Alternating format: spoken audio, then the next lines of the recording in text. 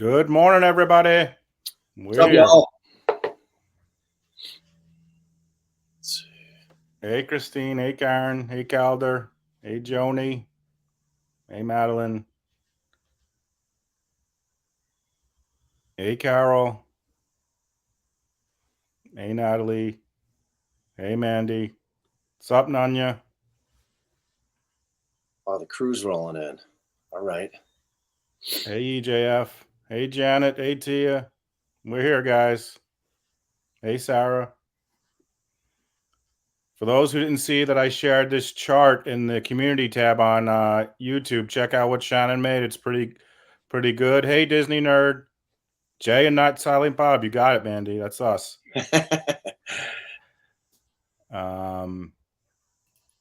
So yeah, one thing I learned from listening, I'm gonna throw Bob's link in here. Oh wait, let me get seconds.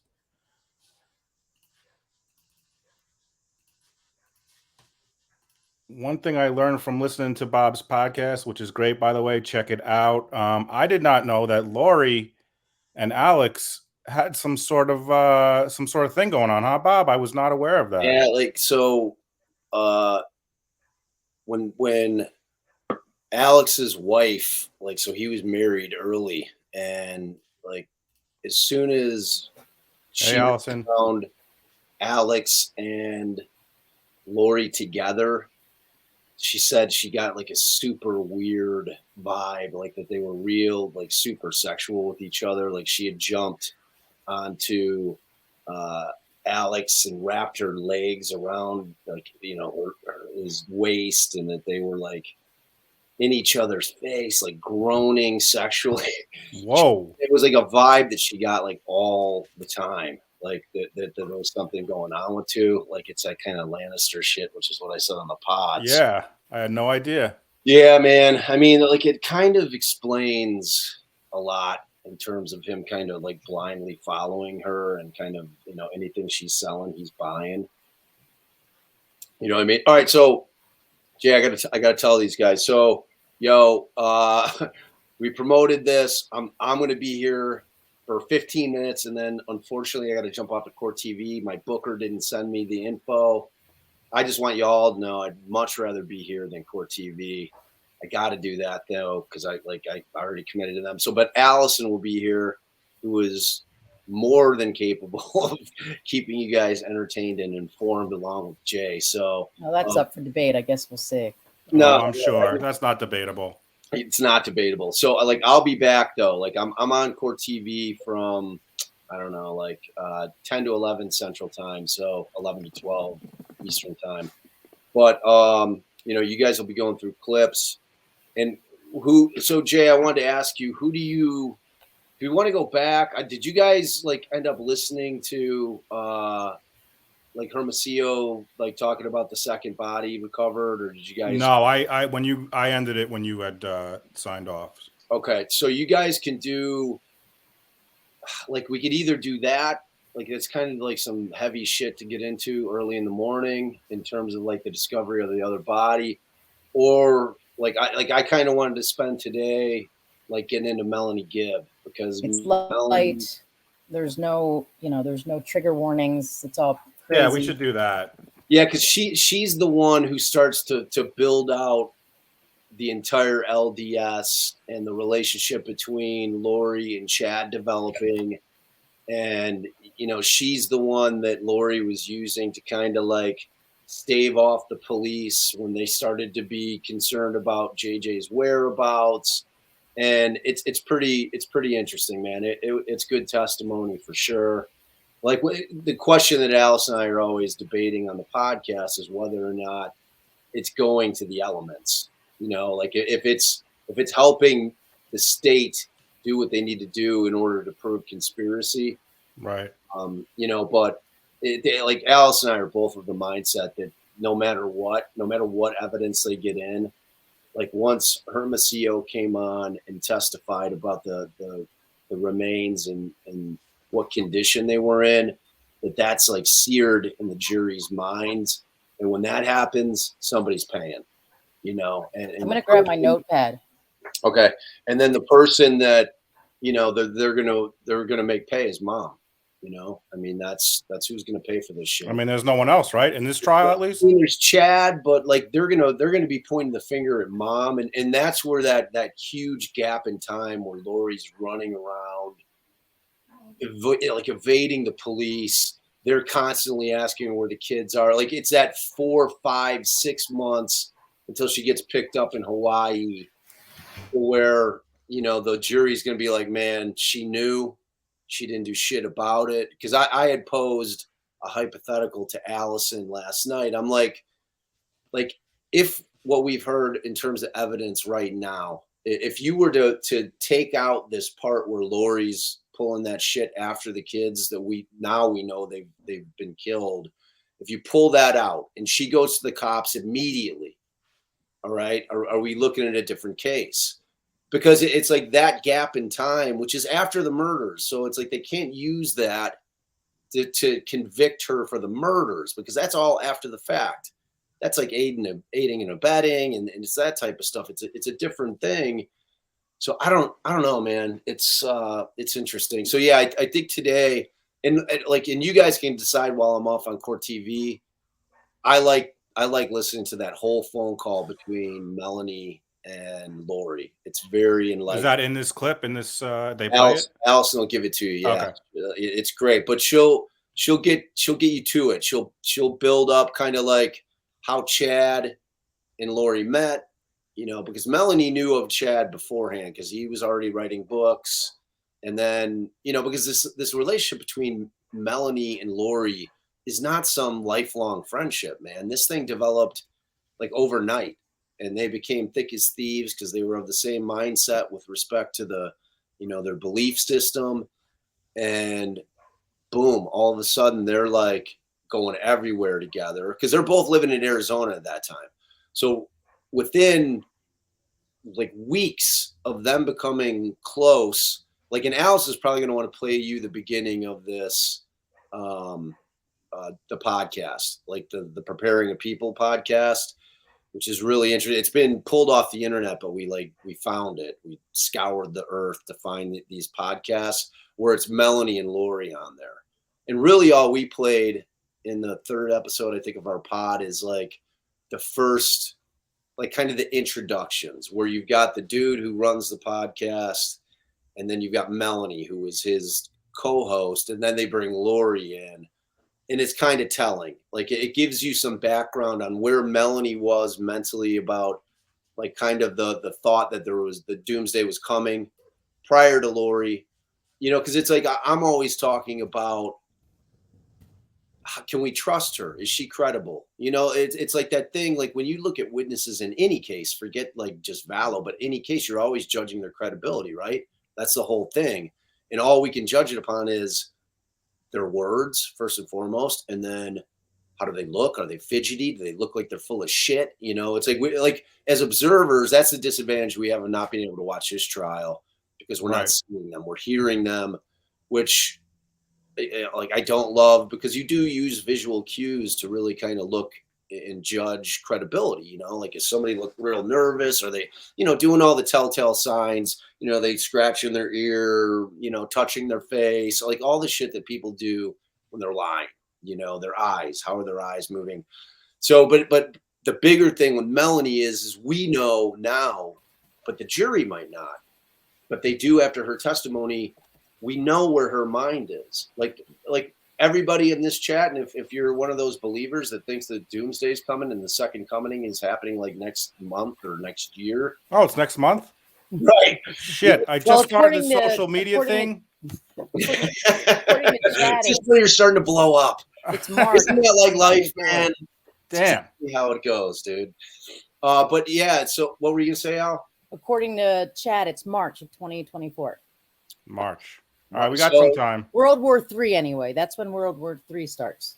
Which is, theoretically nukes are flying and, everything like that. So it's, but my point about Melanie and Saluma, who are the two kind of huge witnesses to try to establish just how much teaching was Lori doing? Like, was she, because that's the thing, like in order to show the conspiracy that she had a part in it, they really need to kind of build her out as the puppet master, right? Like she's got to be the one giving directions along with Chad, like because that's what a conspiracy is. There's like an agreement, like an actual agreement that they're going to kill all of these people, and that's the challenge for the state. Like I said, Alice and I are both 100% that it doesn't matter what the evidence shows. Lori Daybell's going down. Short of them getting in some kind of evidence, and I want to talk about when I come back on about kind of the mental side of this, the one avenue that they have in terms of kind of like her mental state, like because the insanity is off the table there, not a defense, so they couldn't go in with an insanity defense. So, but there is a mental aspect, and I can't remember if we talked about it at all last time, but we're definitely going to talk about it today. And like Melanie is the perfect person to talk about it with. So, Al, do you want to queue up? I think we should queue up the send to Jay the link for the pod, like the intros on the pod. Okay. Is that hard or is that too? No, I think I can. I can send it to the private chat thing, right? Yeah, or I can. I mean, if it's something I can, Google. I think you could. I feel like it was hard to find, but I think if you Google. You see, I sent it in. Wait, you sent it to me, so I should be able to send it to Jay. Sorry, guys. Morning, JD. So, sorry, and what Bob's sending is sort of interesting. So there, and I don't know if you already said this because I had to when I went to get my notepads, I actually had to relocate. So I'm in Bob's recording area here in the basement now. But Lori and Melanie Gibb did a podcast, which have all been taken off the internet. But there's somebody who posted it, and it's just like the beginning part. I mean, I don't think you need to hear the whole podcast, but it's pretty interesting because I think you see a very different Melanie at trial. Yeah, right. Sure. Like for us, it's super instructive is like watching her and like trying to figure out if she's full of shit, because there's obviously when we get to the phone call between Melanie and Lori, which is something else, I mean, she's clearly in self-preservation mode, right? Like she's backed away from shit. She knows that something's going on with the kids, and she's like, I'm not going down with this shit at all. No, you know what is the easiest way to search for it? Put in Jason Mao and Melanie Gibb podcast, because there's so much stuff when you flood with Lori Vallow. That was at the Field of Fire. That's it. That top one. This one right here. Yeah. So in the beginning, it's. Just hope I don't get a copyright claim and it shuts down the stream again. So this is all right. I'll start it all. Just the light that beams out of her. The first little day bit or so, and we will talk. Okay, right. Yeah. All right. So this is where I should play. Yeah, it might be a second after that, but yeah. Talk about it. Have a good day, guys. All right. It is November 26, 2018, and we are our very first podcast. My name is Jason Mao, and to my left is... I'm Melanie Gibb. Melanie is awesome. For those of you that don't know who she is, she has some amazing abilities, amazing gifts. She is what we in the business call a gatherer. She's a gatherer. People are naturally attracted to her because of just the light that beams out of her. The first time I saw her, I knew instantly that she was a gatherer. First of all, I just love the background music. I'm just going to pause a little. I just don't want to, like, if I play straight through, I feel like they might shut down the stream. So I'm going to kind of pause it in parts. But so she's a gatherer and she has the light coming out of her. And she's I don't like, so you guys, just so you know, so like whoever was able to snag this before the feds took, like, because this pod is not out there anymore. It's off. The feds pulled it.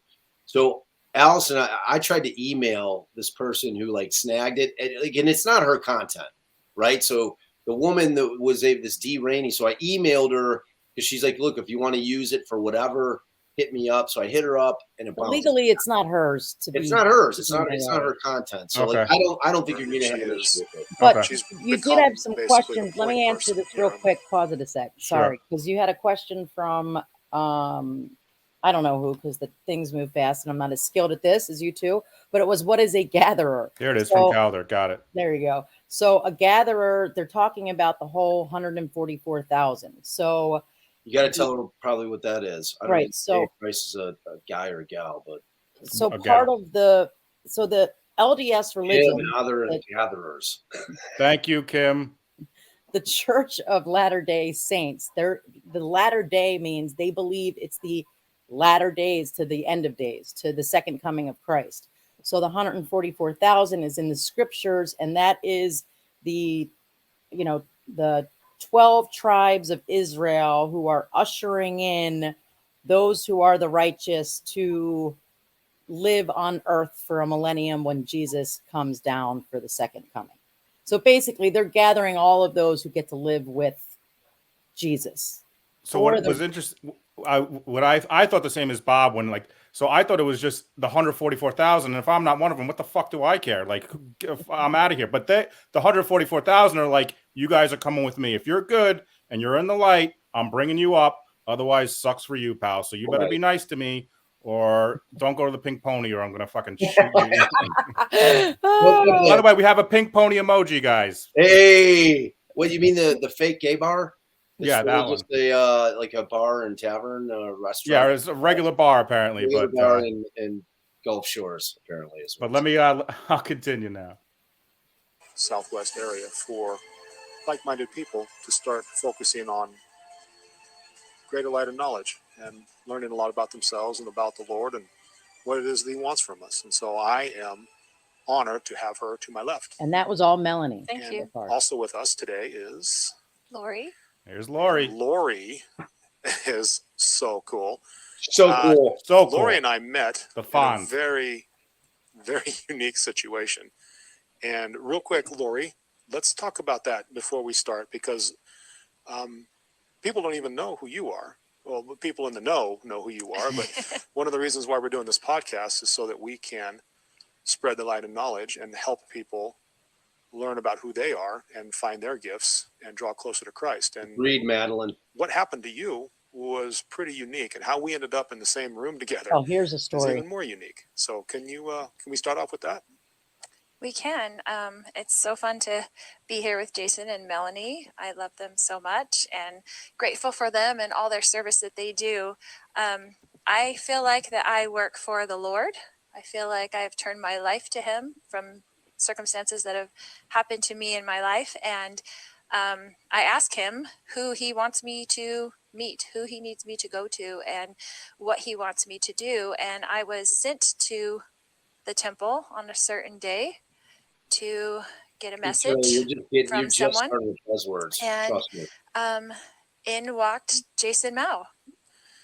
And when I looked at you, when I looked into your eyes for the first time and really saw who you were inside, I instantly knew you're one of us. You're a gatherer. You get it. You understand that there's something bigger going on here than just church on Sunday, that this is the end times, and you are awake, you are prepared, you are moving in that direction. And I saw that in just a half a second of that brother and sister connection that we made. And I just knew right away I had to get you in touch with Melanie, and we needed to connect somehow. And so that's how one thing led to another. And then Melanie, you got the idea to start doing a podcast so that we So I could think that's kind of pretty just good spread the good word. Although What's the up? rest might be interesting for someone to, if they want to listen to later. It doesn't really speak to like their relationships and who they are. It's mostly Jason giving testimony or whatever it's called. But it's going to be interesting, hearing this and Jay say that Melanie is the one with the gifts, and she's, the mover and the shaker of everything about this in the area. But what actually caught me, and because Bob and I are always having this debate over who is really controlling who with these stories, where I'm always like, Chad's the one coming up with all this stuff. He's calling people dark. He's doing, and Bob's got Lori's super puppet master. And after I heard this, how she set up this meeting with Jason, unless of course you believe that she's getting messages from God and they're sending her to the church to meet random people. I've decided, like, okay, so she set herself up to meet this Jason guy. Like maybe he was going to be the one, like making moves. like looking for a guy, a spiritual leader, someone respected, right? Yeah, like Trying to fall in love with somebody. I mean, she buzzed through five husbands. Like Chad's her fifth husband, man. It's like, because like if you watch that in the sins of the mother, like it was real instructive in terms of like Lori was indoctrinated early on, just in straight LDS, right? So like her mom is like, oh, she took to the scripture when she was 8 years old and was all in, you know. So like that was always there, you know. But it was like, and I think it's like born out of her third marriage, where she claims that her third husband Ryan, I think his name's Joseph Ryan, maybe his last name's Ryan, that he is the one who adopted. That's why Tylee's last name is Ryan. LDS and Mormon are the same. Mormonism. Sorry. Yeah. So at some point there's this allegation that her third husband was abusing Tylee, like sexually abusing, and then he was physically abusive. So like this seems to me to be where this chasm in her mind opens up, because if you watch that documentary, which is on Netflix, which is decent, it basically they've got this recording of her saying that, look, once I found out about the sexual abuse that was going on with my third husband and my kids, I was going to murder someone. Like flat out says it. And so she's like, I had two choices. I was either going to like go all in with the church, or I was going to literally murder somebody, you know, like, and she wasn't saying it in a way like, oh, I could just kill somebody. She was like, I was on the verge of murdering somebody, you know? So I think that's kind of like when the fraction happens, and that's in like probably 2014, 2013, before she meets and marries Vallow, Charles. So I don't know. So let me ask you guys this. Is this Jason guy, does he get called, or is he going to get called in this trial? I don't think so, but I did watch his interview with the police. So this Jason guy used to be a police officer. He was a former police officer. He was in the military, you know. I mean, a lot of us don't realize how there are so many people that hold this like very firmly held belief that these scriptures, you know, are true and real and speak to things that happened and are going to happen. And I mean, I guess it's the same way that there are, you know, the same people who believe, you know, Adam and Eve and Noah. You've got these other people who equally believe that about the second coming of Christ and the 144 and how it's all going to work and what they need to do. And a lot of them are very normal, everyday people who you would not believe it until you started to talk to them. So I did see an interview with this Jason. They wanted his DNA. They wanted to know where he was. They wanted to clear him as an alibi. So they definitely thought that he might be involved. And I just wish, if any of you out there find more of these warrior ethos, or Lori and Melanie's podcast was Feel the Fire. And there is a podcast still, there is one out there with Chad. And it actually didn't, we listened to it and I don't remember it being all that, I'm sure it was interesting, but anyway. I'll give you guys a little background on myself. I tweeted this, and I don't know if most people know this, but from my perspective and my background is my dad is Jewish. All right, y'all. I'm gonna jump off. I'll see you guys in a minute. All right, thanks, bye, Bob. All right. Bye. So, thanks for all the dinging there, Bob. Yeah, sorry about that. So, my dad is Jewish. My mom is Catholic. I'm also Jewish. Well, oh, okay. So, all right. So my dad was Jewish. My mom was Catholic. They got married. Their families, it wasn't a thing that was at the time was really approved.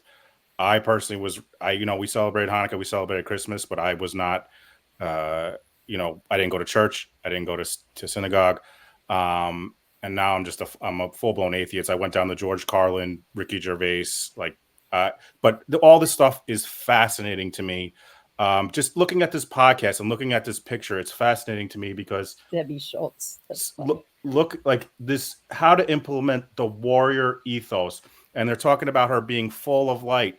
and a gathering, and they got this guy with his helmet and sword, like they're sucking you in that you're in this battle, and if you don't fight this battle, you know, you're gonna die, or the people around you are gonna go to hell, and like they suck you into this because they want to show you that you can do this, you can be a gatherer, you can be full of light, and it's just so fascinating to me. Yeah, and I consider myself religiously agnostic. So I also celebrate the Jewish holidays, and I went to synagogue when I was younger, but the first time I actually read, because in synagogue, everything that I ever read was in Hebrew. I never knew what the hell was even being said. And the first time I read the Old Testament, I was like, that's none of that makes any sense, you know? Right. And I asked my mom, do people think these are like stories to help guide them in life, or they really think all of this is real? And I don't mean to offend anyone who believes it. I really no, don't. I don't. Yeah, I agree. I'm not. But so sometimes I worry when Bob and I like mock it too much that other people, that we're offending other people. I mean, mock this whole belief system that Melanie and Lori had going on, because I guess, you know, there are people out there that believe all this, but they were changing it too. Melanie and Chad were doing was, I think somebody called it like LDS on acid and something, you know. No, I think that's the whole thing. Like, how far can you, like, apparently she's convincing these people, her brother, right, to kill people. I mean, like, how far can it go if you really push? So tell me, in this order, Chad is higher than Lori? Yes, for sure. So Chad is writing books before Lori ever meets him. Right. And he had two near-death experiences, and he's writing books about the end of days and literally saying that God or Jesus gave him this information about how the second coming is going to play out, where it's going to hit first. There's going to be a hurricane, and then there's going to be 3 giant earthquakes, and there's going to be World War III, and then, you know, Rexburg is going to become the epicenter where the new temple is going to be born. So he is saying all that, and he believes in multiple lives, which is not in the LDS religion. They believe you are reincarnated, but in heaven with Jesus in your body, not like you live a second life as a regular everyday person. And that's essentially his pickup line for Lori, right? Like, we were married, we were together in a prior life. Yeah, and he was Jesus in a prior life. And he was Jesus himself. Wait, when he was Jesus, is that when they were married? I think so. Oh shit. Well, look at Lori. She got Jesus in a prior life. Good for her. So now that so there's that prior, so it's him, and then she is realizing he's writing these books, he has this shit out. This is the guy I got to latch on to. That's what I think, that she went there wanting to meet him, especially after that Jason's story there, that she bumps into him at the church. Like, it seemed to me she was looking for a former Jesus Christ himself to latch on to. Right. And that's really the question here, is once that happens, is she the one who's ordering all this shit to happen, or is it Chad? And I think I mean, just how, from what I'm listening about Chad, he seems like a big dummy. So it really, that's what Bob says too. But you know, he's the one that decides who is dark and who is light. He had that thing going on before. He meets with people. He tells them about their former lives. So he told her kids were dark, and Brandon was dark, and Charles was dark. So it just depends if you believe she actually believed him. But to me, at the end of the day, if you believe that you're formerly Jesus and this one's formerly this, and that your kids are demons, then you've got some connections with the Heavenly Father. Use them instead of killing your kids. You know, like, do everything possible to get your demons gone. So to me, she's still, it doesn't give her a pass, even if I do believe she believed it. Right. And so I think Calder asked in here, who actually was the one that killed the kids? Is the thought it was the brother? All signs point to Alex. It was so yeah. All signs point to Alex, guys. That he's the one that actually was the one that killed them. All right. So I have this clip that Bob sent me with Melanie. Is there a place you want me to go on this? Yeah, if you want to start like just jumping in, like with like interesting, like how she you can start at like 1620, and that's going to be when they take this first trip to Utah and Lori meets Chad. And just to give you a little background, Melanie what I thought was actually interesting was Melanie testifies here. Oh, I met Lori at a church event. So she doesn't say I met Lori when this guy Jason Mao introduced her to me, but so they only knew each other like for a year. They meet in October of 2018, just before they go to this trip, and they meet, and Lori meets Chad. But Melanie had already known of Chad.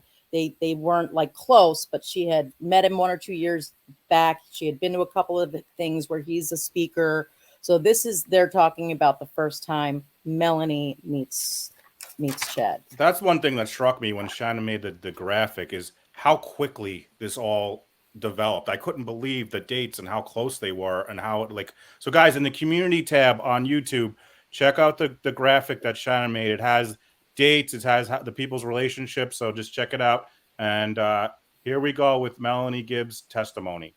How long was the conference that you were at? It was the weekend, so it was like a Friday, Saturday, and then Sunday most people went home. So it was that weekend. And do you recall if Chad Daybell was there for the entirety of the conference? He was there Friday and Saturday. Were you and Lori there Friday and Saturday as well? Friday, Saturday, and Sunday. I mean, we were in the area till Sunday. We stayed at somebody's home, but the conference was Friday and Saturday. And it could have been a Sunday evening, but I can't recall that right now. But he was gone by, if I remember, he was gone by Sunday morning or Saturday night, something like that. Were you able to observe Lori and Chad together throughout the time that they were both there? Yes. And what, if any, observations did you make of their interactions?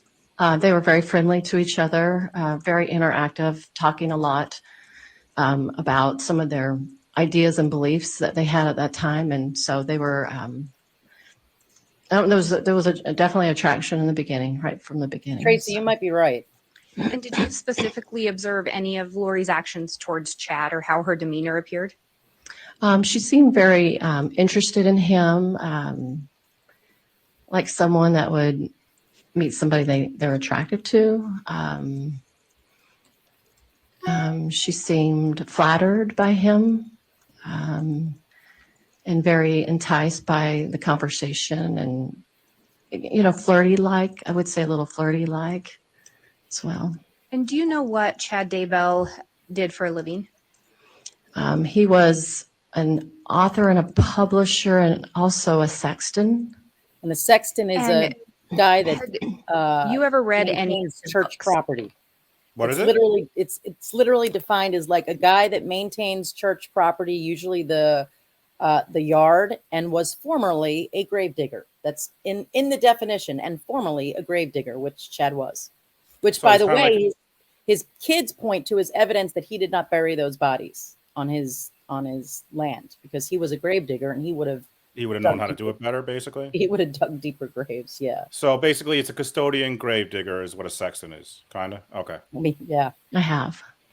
Do you know if Miss Vallow Daybell had read any of his books? She had.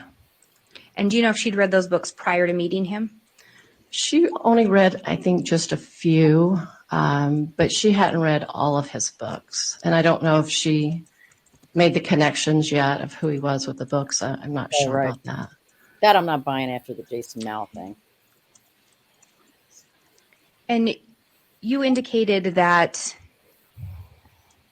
you saw them speaking and they appeared to have some shared interests. Correct. And specifically with some religion, some religious talk. Correct. Do you recall if they told you anything regarding Holy shit. The two of them? Yes. And what was that? He expressed to her that he believed that they had been married in multiple probations on this I'm going to planet. object as to hearsay, Judge. It's the response from the state. So they get into it's how a statement of a party opponent. No, and she's wrong there. The judge corrects her. They talk about he's actually a co-conspirator, so it's a statement of a co-conspirator.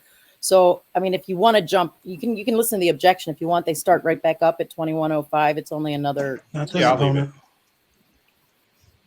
It's a statement of a co-conspirator. All right, I'm going to overrule the objection under Rule 801 D2E that does allow statements of co-conspirators in furtherance of evidence of a conspiracy. That's how that's allowed, Ms. Blake.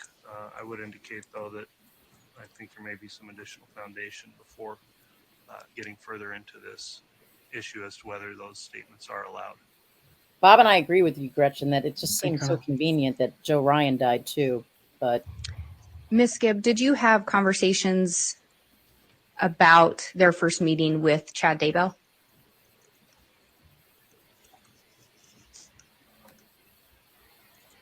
Have conversations with him? I'm sorry, I'm not understanding. Did you ever speak to? Just real quick, I just have to say, if someone came to me and was like, listen, I got this fucking guy and he is the fucking savior. He has past lives as Jesus.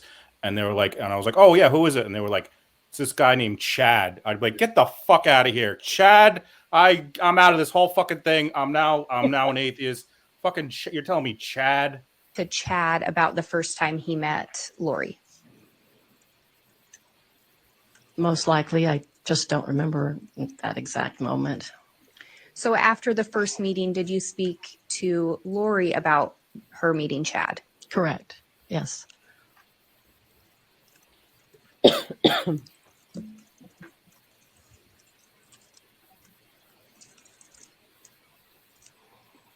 So was the lawyer kind of just. And when you were speaking with Lori, what, if anything, did she indicate to you that she and Chad had talked about with regard to the two of them?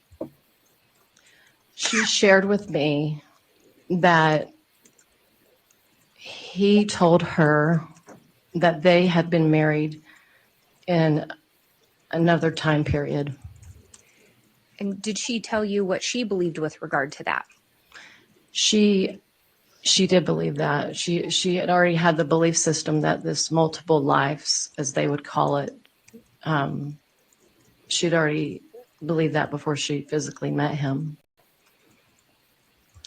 And backing up a little bit to that, how had Miss Vallow Daybell ever told you anything regarding her beliefs about a prior probation or multiple creations?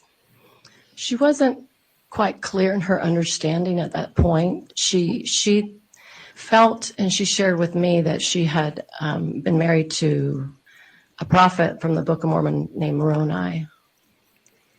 And did she share this information with you before she ever met Chad Daybell? Yes. So she already had herself married to a prophet in a prior life.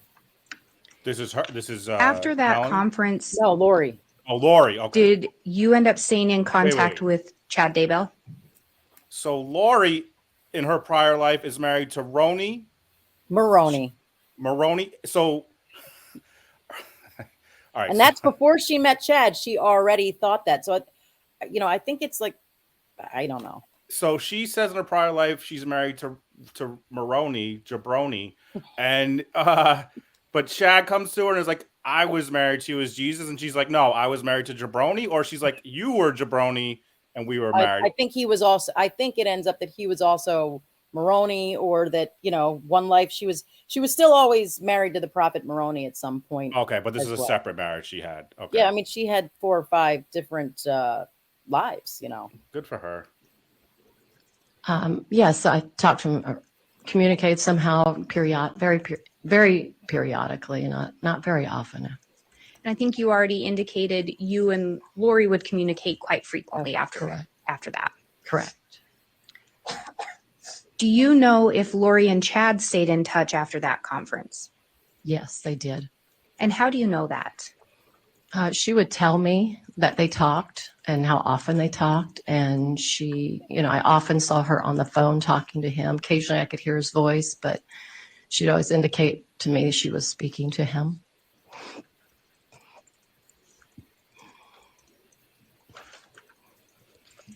When they first met, do you know if Lori was married?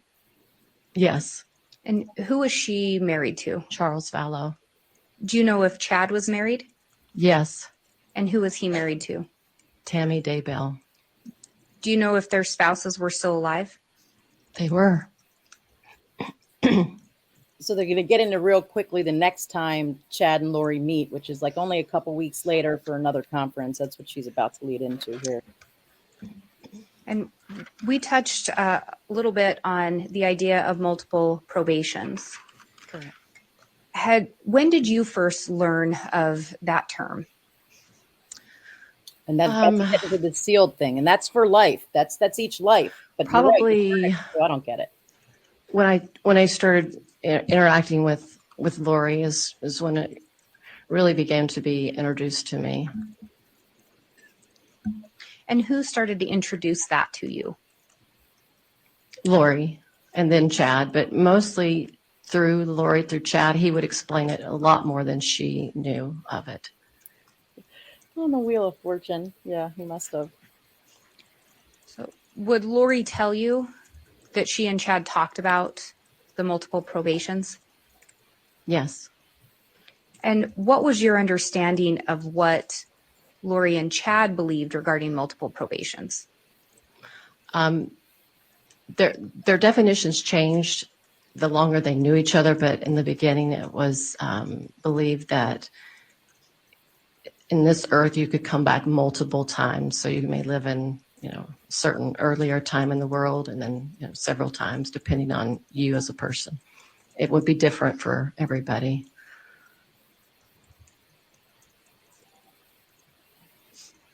After Chad and Lori met in October of 2018, do you know the next time they saw each other in person?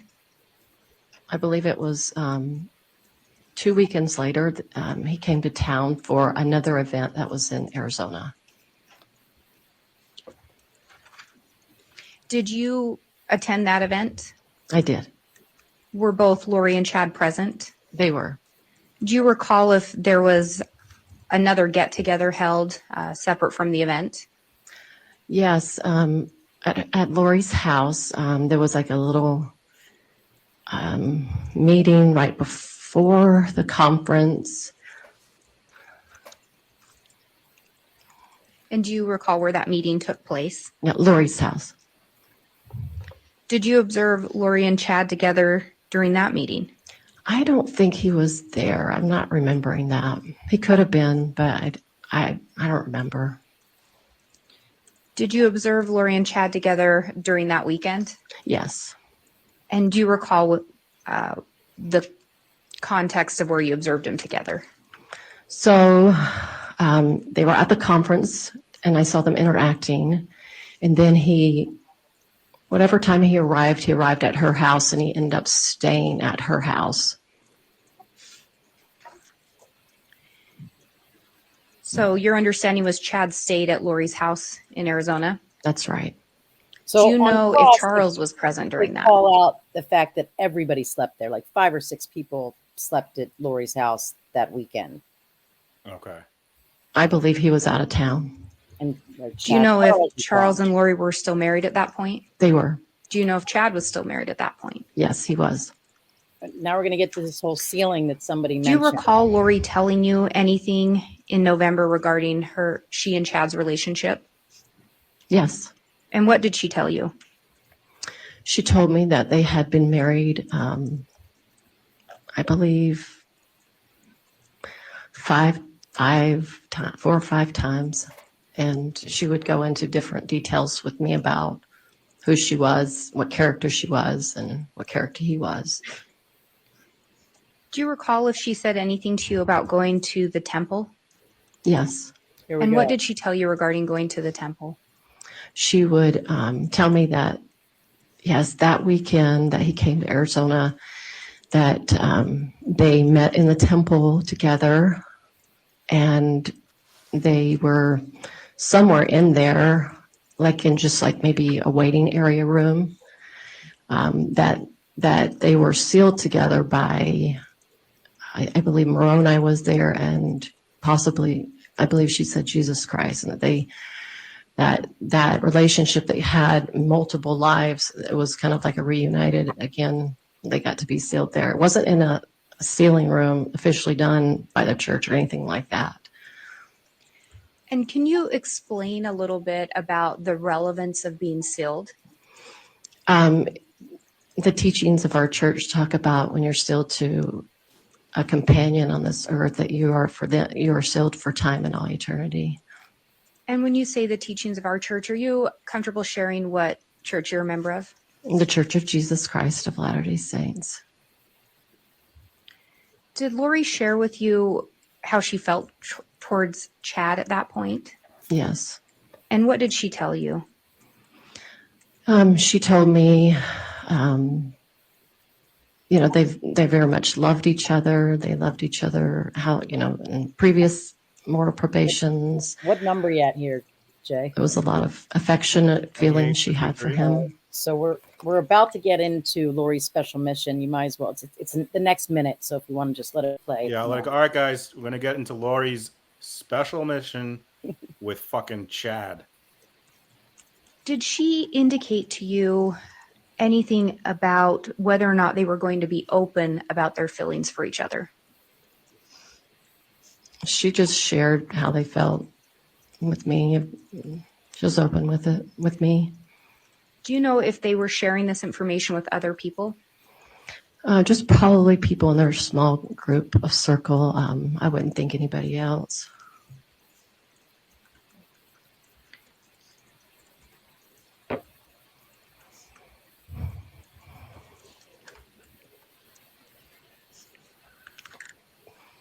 So she's going to give a lot of background about the 144,000 and all that. Outside of multiple probations, did Chad let me back up. Did Lori ever indicate anything about having Lori. A special mission here on Earth? Yes. And what did she tell you about that? She felt that she was part of the 144,000. And then as she developed her relationship with Chad, she felt like they were the head leaders of it. And when you talk about the 144,000, can you explain a little bit about what that would mean? It's reference from Scripture and Bible and in the Doctrine and Covenants about a group of 144,000 that would be here during the return of our Savior, and they would help do a great mission of missionary work throughout the world. They would have, a lot of a spiritual endowment from on high. So if someone were to be the head of that 144,000, would that be a pretty high calling? Absolutely. Would that be a position? Wait, what? I said she doesn't mention that, by the way, she's a gatherer too, and she believes she was a gatherer before all this. Right. Okay. She doesn't want to with that 144,000 of pretty significant power. Yes.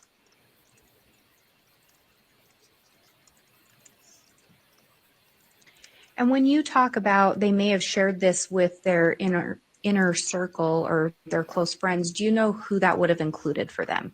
Yes. It would have included Sulema Pastenis, who ended up marrying Alex Cox's brother. Sharp, Christina Atwood, Nicole, forgot her last name, Melanie. Melanie's the niece. Lori's niece. And I believe she told her sister later on, and I don't know how much she shared with her family. Anybody out there hear anything about this sister? I know it's Summer Cox, but I couldn't find anything of her ever being in. I haven't heard anything where she's like involved or what she's doing. I have a question. Does she have immunity? Melanie? I don't know. I don't. Not that came out on. But she's not being implicated, right? Like she's not. It doesn't seem like it, but here's what's strange. She sleeps at Lori's the night before Charles is killed. She sleeps at Lori's the evening, literally the evening into the morning that they believe that JJ was killed. So they just don't have enough evidence, I guess, because otherwise she'd be in this thing, right? I mean, I think they're of the position that like she was convinced this stuff was true. I don't know. I mean, isn't that the same? Couldn't that be the same for Alex and for Lori? Absolutely. So that's weird. That's an interesting point that she's not a person here that should be involved in the case. And Alex, I don't believe. Well, let's see. Those are the main people. And when you say Alex, Alex who? Alex Cox, her brother, Lori's brother.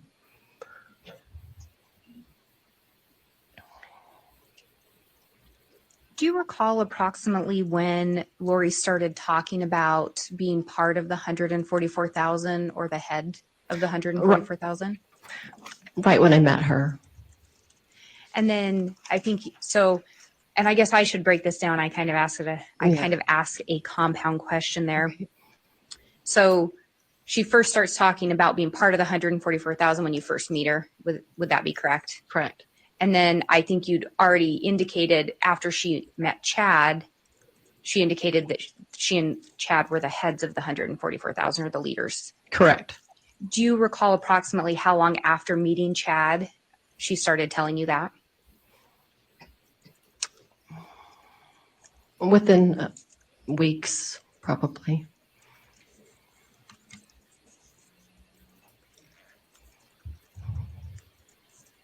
Do you recall Lori ever telling you about a light and dark scale? Ooh, Yes. There we go. Oh, guys, here we Did go. she ever explain to you what the light and dark scale was? She did. And what did she tell you regarding that?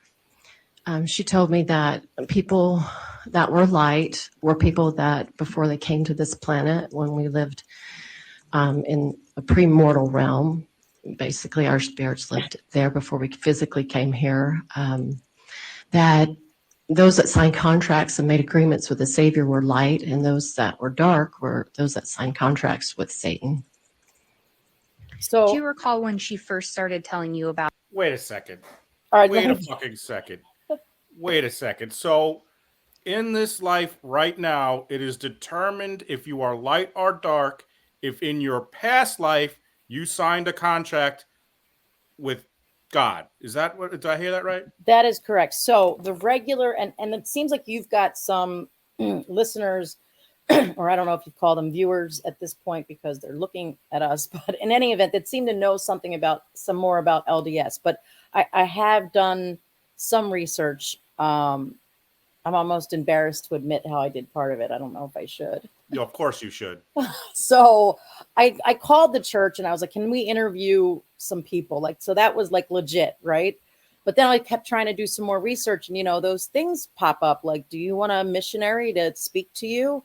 So I put in to have a missionary. Yeah, that's speak what to better me. way. So they called me. They actually were supposed to like call me back today. They're actually supposed to call me at noon with more information about certain passages and scriptures I asked about. But in any event, so I had this discussion with the missionaries. So, you know, the LDS believe that we as a human race, you know, lived in a pre-mortal world before here. And then there was a war waged in the pre-mortal world with Jesus, I'm sorry, with God and with Satan. And then people got like sent here to earth sort of like as a punishment. So this is sort of carrying on from that belief and then saying that in that war in the premortal world, exactly what you said, that some people sided with Satan and they're dark, and some people sided with God and they're light. And that's why they have that fucking guy in his helmet and sword on their podcast. Like that's a warrior from the or now. Like, yeah, and there's still a war going on now between Satan and God for sure. You know, so and basically it all comes down to is they're the ones who can tell you what contract you signed. No one else can know. They know because they were with Jabroni that you signed the contract for good or bad, and it's their I guess I'll play it, but it's their job to kind of let people know who it is. And if you sign the bad contract, you're right, you know right. there's no fixing you, right? That's up for debate too, because you'll hear Lori says some people can change from dark to light, and they don't really know. But as I think it fleshes out all this info about the dark and the light scale, all coming from Chad. Although the state wants to keep it on Lori, it'll sneak through where you know what Melanie is saying, that it was Chad saying this stuff to Lori. And guys, just like we've talked about before on Twitter, and never talk to the police without a defense attorney. Never sign a contract with God unless you have a defense attorney, or you're going to be on the wrong fucking side when you wake up in your new world and you sign the wrong fucking contract. get your defense attorney before you sign your contract with God. With okay? Satan. With Before you or sign with Satan. Yeah, if Satan wants you to sit down in a room and sign a contract, you get a defense attorney first, okay? Out light and dark, the light and dark scale. It was sometime after she met Chad, that few weeks when she met him. I would say probably pretty immediate. It feels like it was like it could have been possibly that weekend or just days after that, after she met him. And when she would tell you these things, would she also essentially be teaching you about this? Correct. Did you observe her teaching any other people these things? Yes. And do you recall who else you observed her teach these things to? I saw her teach them to the girls that I mentioned earlier, her brother, and just a few other friends that I did podcast with. Did the teachings about light and dark evolve over time? They did. What else did Lori end up telling you regarding someone that was dark? I'm sorry, repeat that again. What else did Lori tell you regarding someone that was dark? At first it was, they were working under the contract of Satan, and so they were more on that dark side, and then it would change, often more and more, but could someone switch from being light to dark or dark to light? I believe so. I believe that's my memory, yes. And when, just backing up a little bit, when we talk about that inner circle, do you recall if Brandon Boudreaux was part of that circle? So Brandon Boudreaux. Do you mean like sharing the beliefs with? That eventually gets shot at, and he is on Chad's list. So Chad does a family list for Lori, a family history, and tells her everybody's dark and light levels. Brandon is one who is dark, and he is the husband of Melanie. This witness, right? No, the other Melanie. There are two Melanies. Sorry. There's Melanie Gibb, her friend that she meets through Jason Boudreaux. Jason Mao, and does so they're like a year, and then it's the niece is Melanie Boudreaux, and Brandon Boudreaux is her husband. Okay, and this is where Chad is letting him know that he is. Chad's saying he's on the dark scale. He signed the wrong contract. That fucking right, Brandon. and the state's just getting the point. Like so, but this stuff wasn't being shared with Charles. It wasn't being shared with Brandon. This was like your guys' inside information. And then we're going to go into possession. No. What? This follows up with possession. Okay. We didn't share.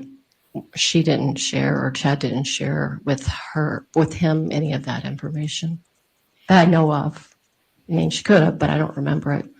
Do you recall Brandon ever being at any? No one knows the answer to that. Meetings or gatherings where you were there? I don't recall that. Did you ever talk to Brandon about anything Lori was telling Mags, you? For sure. He was powerful. No, not during my friendship with Lori, no. What about Charles Vallow? Was he present for any of the teachings or the gatherings or the meetings? No. Possession's going to start in like 10 seconds. Do you believe that Lori would have considered him part of an inner circle? No. So basically, just real quick, Lori is with Jabroni, and she's like, Charles, while we're married in this life, it's over, buddy. We're done. No, she doesn't say anything to him. No, well, I mean, I'm sorry. She doesn't say in her mind, to him, yes. She's going to these meetings in her head thinking, I'm not dealing with this guy. We're done with this guy. I'm not telling anyone, because obviously I can't say that shit, because when it goes down, that's a problem. But she's going to these meetings, and she's not bringing Charles. Charles is out. Charles is out. And in very short order, she starts gaslighting the hell out of him, saying he's been cheating on her, tries to get everyone to alienate him from his friends and family, her family. Did Lori ever tell you anything with regard to an individual being possessed? Yes. And what did she tell you regarding that? So my first experience with her sharing that with me was She was, I recall she was in, I believe it was the second house that I met her in. So it was probably, that January time of 2019. And she first started telling me she was in the backyard of her house. She came in and she started sharing all the information she just heard from Chad. Chad let her know that Charles Vallow was taken over by an evil spirit. And that was the first time she had heard of it. And then, that made him dark, according to them. And that was in January of 2019? I believe that is correct. So remind me, when does Charles die? That's So Jan. they meet. So Lori meets basically Chad and Melanie October of 2018, and then Charles dies in July of 2019, July 11th. And this is, she's saying January 19 is when he says he's on the dark side. Yep. So it takes her about 7 months, and that's. Well, they try to cast out the demon. There's a lot of casting out of the demon that's going to go on. Okay. It's like a spiritual Lori exorcism. talk to you about a dream she had? Oh, a dream? Yes. And what did she tell you regarding a dream she had around that time? So she shared with me that Charles was getting ready to go to Texas, and I don't know if he was there already, but that she had saw him in a car accident. I believe JJ might have been with him in the car accident, but that he died in it. And so he would not be coming back home by January 1st. And do you know if JJ was with Charles during that time? He was. And do you know if JJ would have been traveling back with Charles? Yes, he was. Do you know if Charles was in an accident at that time? He was not. I think Did you ever talk to Lori about the fact Charles was not in an accident? Yes, I did. What did she tell you regarding that? I asked her what happened. You shared that you thought he was going to pass away. And she said he didn't because Satan interfered with the plan. Ah, Satan. And when she talked about the plan, did she tell you whose plan it was?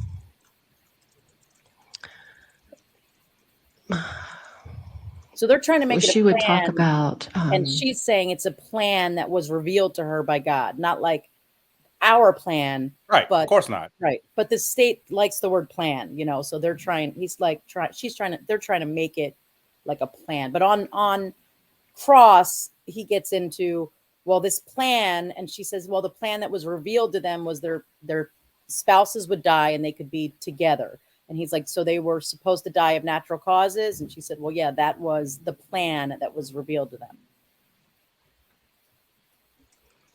Just from her own experiences, often she would either have what she would call revelation about different experiences with Charles, or maybe she would also talk about her experiences with Chad and how they envisioned getting together, that their spouses would pass away. So that was the plan that was revealed to them. They believed that their spouses would pass away.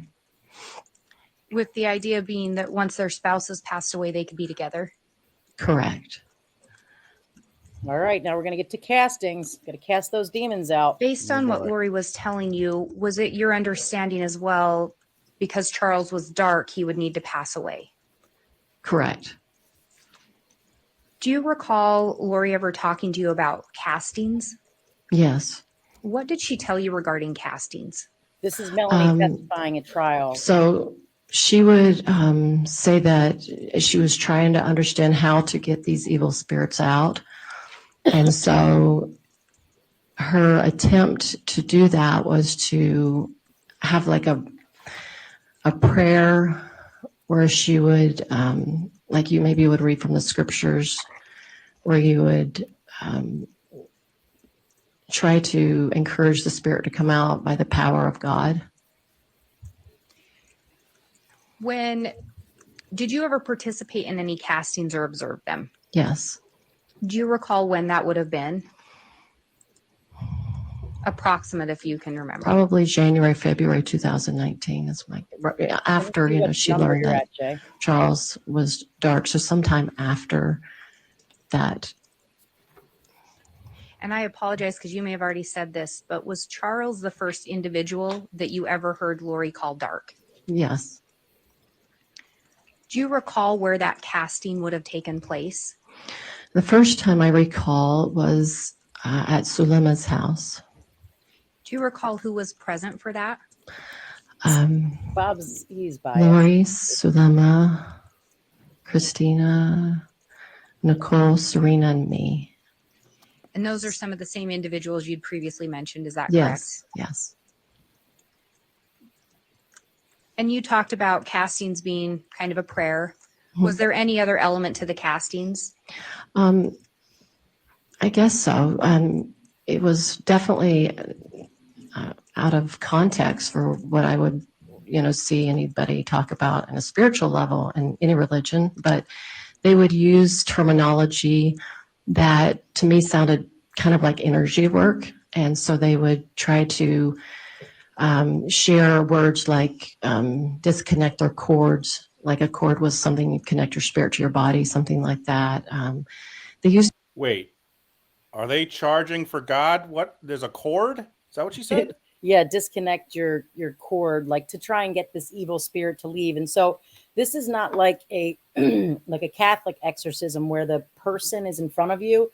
This is just them in a room telling the spirit to leave Charles, but not with Charles personally there or involved. Why? Why isn't fucking Chad strong enough to do that? I mean, he's the fucking jabroni. It's a good question. Chad couldn't just do that? Come on, Chad. What the fuck? Different elements and words. I didn't use those type of words. I just talked about, my relationship with Christ. And so I don't recall exactly how everybody spoke those words, but it was their attempt to help convince the spirit to leave the body. And so to back up a little bit, when we talk about to convince the spirit to leave the body, would that be the evil spirit or the presence that had come in, or would that be the actual individual spirit? It would be the spirit that took over that particular person's body. Do you recall what Lori told you regarding where the original spirit from that body was? In the beginning, it was, they would be, I believe it was they were either in the spirit world or spirit prison. I can't remember in the beginning. That's where they would be stuck sometimes between this world and that world. It kind of changed a lot, so I'm sorry if I'm not. What's that? Sometimes you get stuck, between the two worlds. And are they chanting in this room? Like, there's so much I want to know here. Yeah, they're definitely chanting. Yeah. So they're chanting, like scripture, but scripture, not like scripture to get the demon out. Scripture that where Charles didn't have this demon for 14 years or however long, but then Chad comes along and is like, Lori, you dummy. I know you were with Jabroni, but you missed this part that your fucking husband has a demon in him. So now we got to. What I want to know is why would God or whomever or Maroney allow Lori, such a high goddess, to marry a demon? Right. She signed the good contract already. Right. Why is she getting with the guy who signed the bad contract? This God, come on, man. Get your shit together. You and Chad need to work this shit out. Real accurate, but it was either they were on the other side, that they had moved on in the spirit world, or either somehow they were stuck or something like that. And you're just fine. I'm just asking for what you recall. Okay. And I recognize it's been some time. Yeah. With regard, so what she told you, though, is the original spirit is out of the body. Correct. The physical body is still alive. Let's correct. Get some names of these and demons. another entity or spirit is in that body. Correct. Do you recall what she told you regarding if the other spirit, the evil spirit, the entity is cast out of the body, what would happen to the body? So the first time they thought they were able to cast out this first spirit that took over Charles's body, whose name was Ned. Crazy. Ned! When that spirit left, Wait. so they weren't sure how it worked. Ned Schneider. He had a last name. It was Oh. Schneider. It would only be better if it was Ned Flanders, but your spirit is Ned Flanders, and I would be like, all right, I'm driving into the ocean. Fucking Ned Flanders is in me. I'm out of here. And so after Ned! they believed Ned left, Fucking Ned. then That they silly would bastard. see that Charles was still alive. And then they would come up with another idea that maybe another I'm sorry, guys. Fucking Ned. They told them that Ned was in Charles. Ned. Fucking Ned Schneider was in Charles. Ned Schneider is the accountant in Jersey. Ned. What the fuck? spirit, and then they come up with another name that spirit was the one that took over his body. They're like two normal And when you names, say and they then we would get a come up good with demon name. this wasn't something that you were told all at once then. Oh no, So as time went on, teachings evolved. absolutely.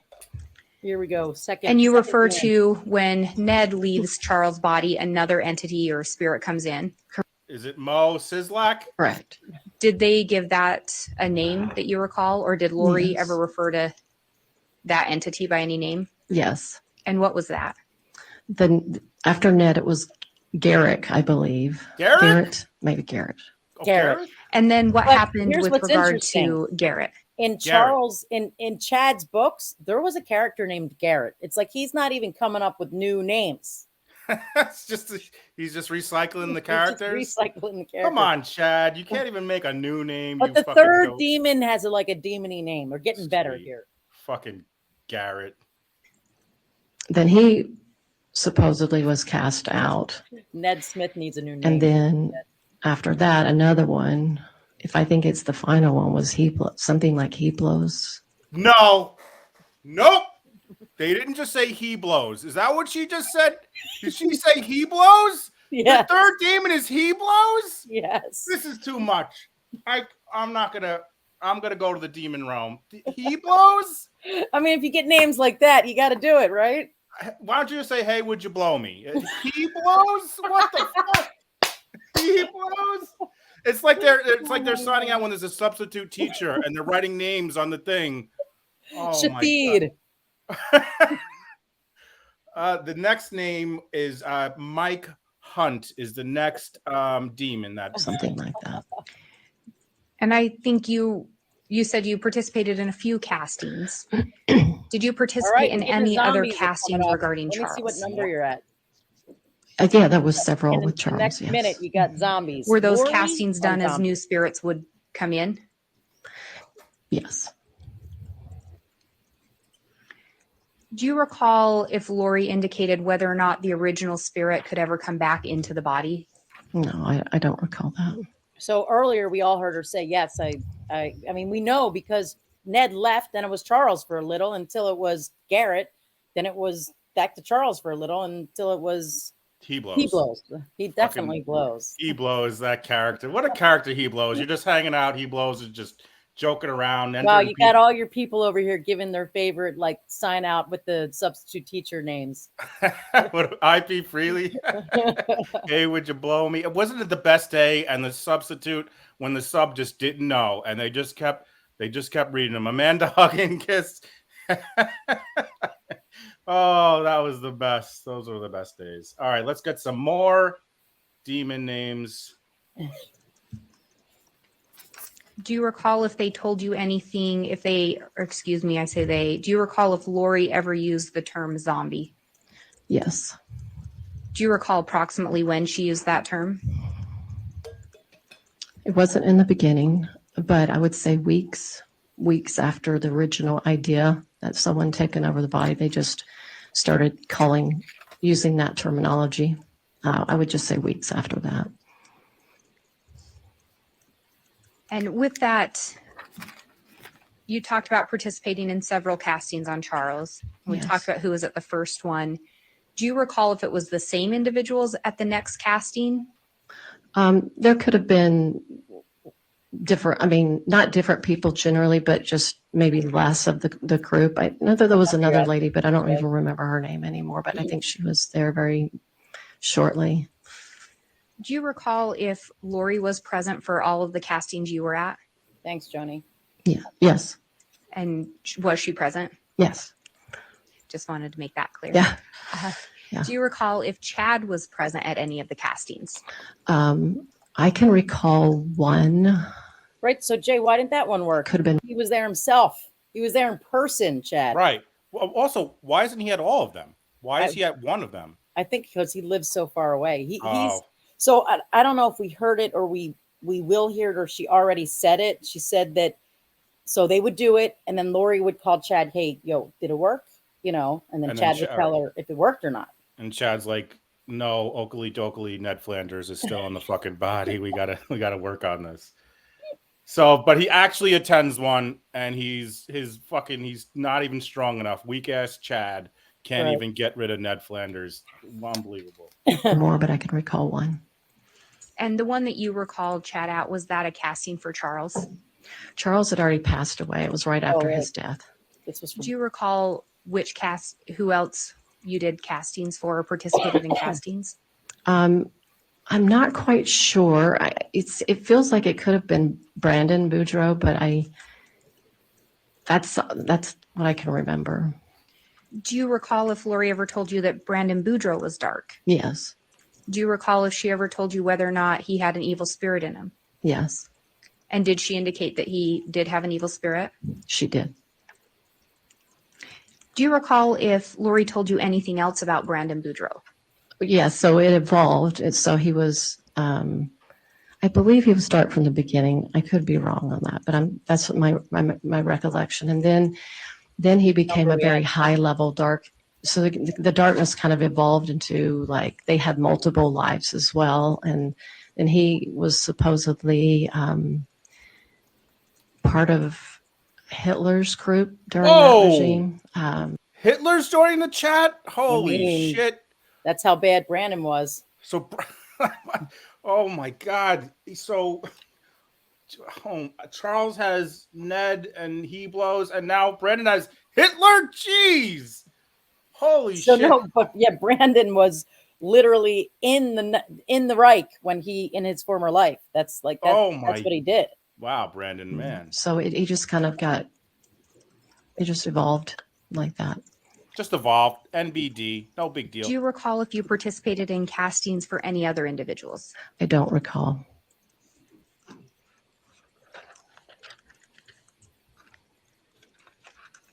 And I think you indicated the casting that Chad participated at would have been after Charles' passing. Yes. So to the best of your recollection, would that have been the one for Brandon? So not joking, just having a second to think about this. It's got to. So when they go from Ned to Hitler, they must have really fucking had it out for Brandon to start throwing the Hitler name. Like once you start, they're really revving people up at that point if they're starting to say that Hitler is involved. It's just Boudreaux. That's what my recollection is. And outside of the castings, were you ever told that anyone else was dark?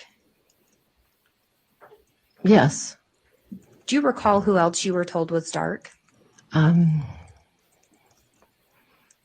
So it was Charles.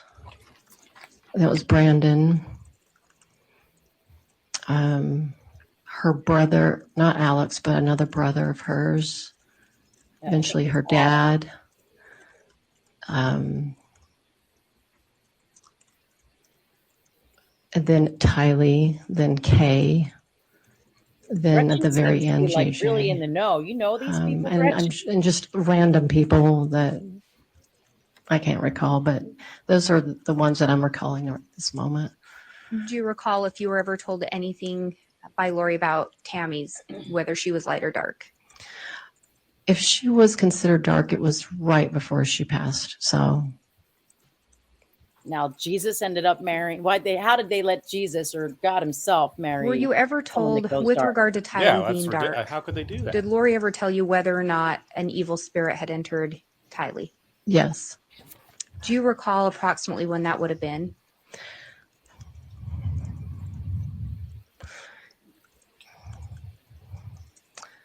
It was sometime between probably February or March to June, somewhere. I believe when she was in Texas, maybe she shared with me when she was in Texas, which you probably can recall better when she was in Texas than I can, but it's probably like in May or April whenever she was there. So they're That's about what to get into it after feels like. this, That's what it was. you know, Charles's death, and you'll hear about how Melanie was, you know, right there the night before it happened. That's crazy that she's not implicated in this. Do you recall approximately when, well, actually, let me back up. Did she ever tell you if JJ was taken over or possessed by an evil spirit?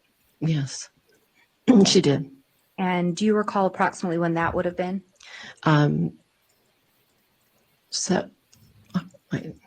Sorry, I'm getting my September. Was it September 2019? Is that when I was? Yeah, September. September In 2019? Yeah. And was that the first time you'd heard of JJ being possessed? Yes.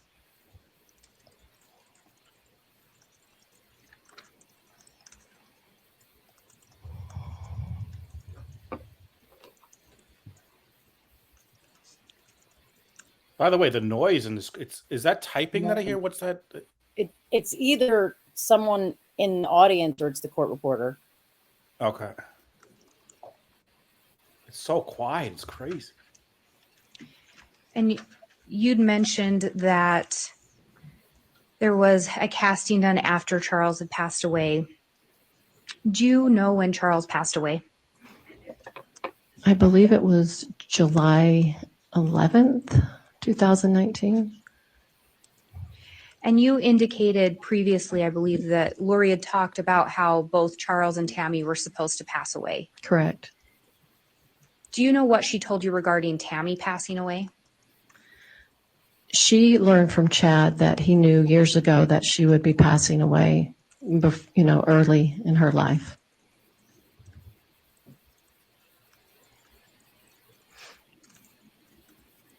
So that's a little more evidence to say that Chad is the ringleader here. He's the one saying that a while ago was saying that she's going down. I believe you already testified that Lori had moved back to Arizona before Charles passed away. Correct. Were you in contact with Lori when she came back to Arizona? Yes.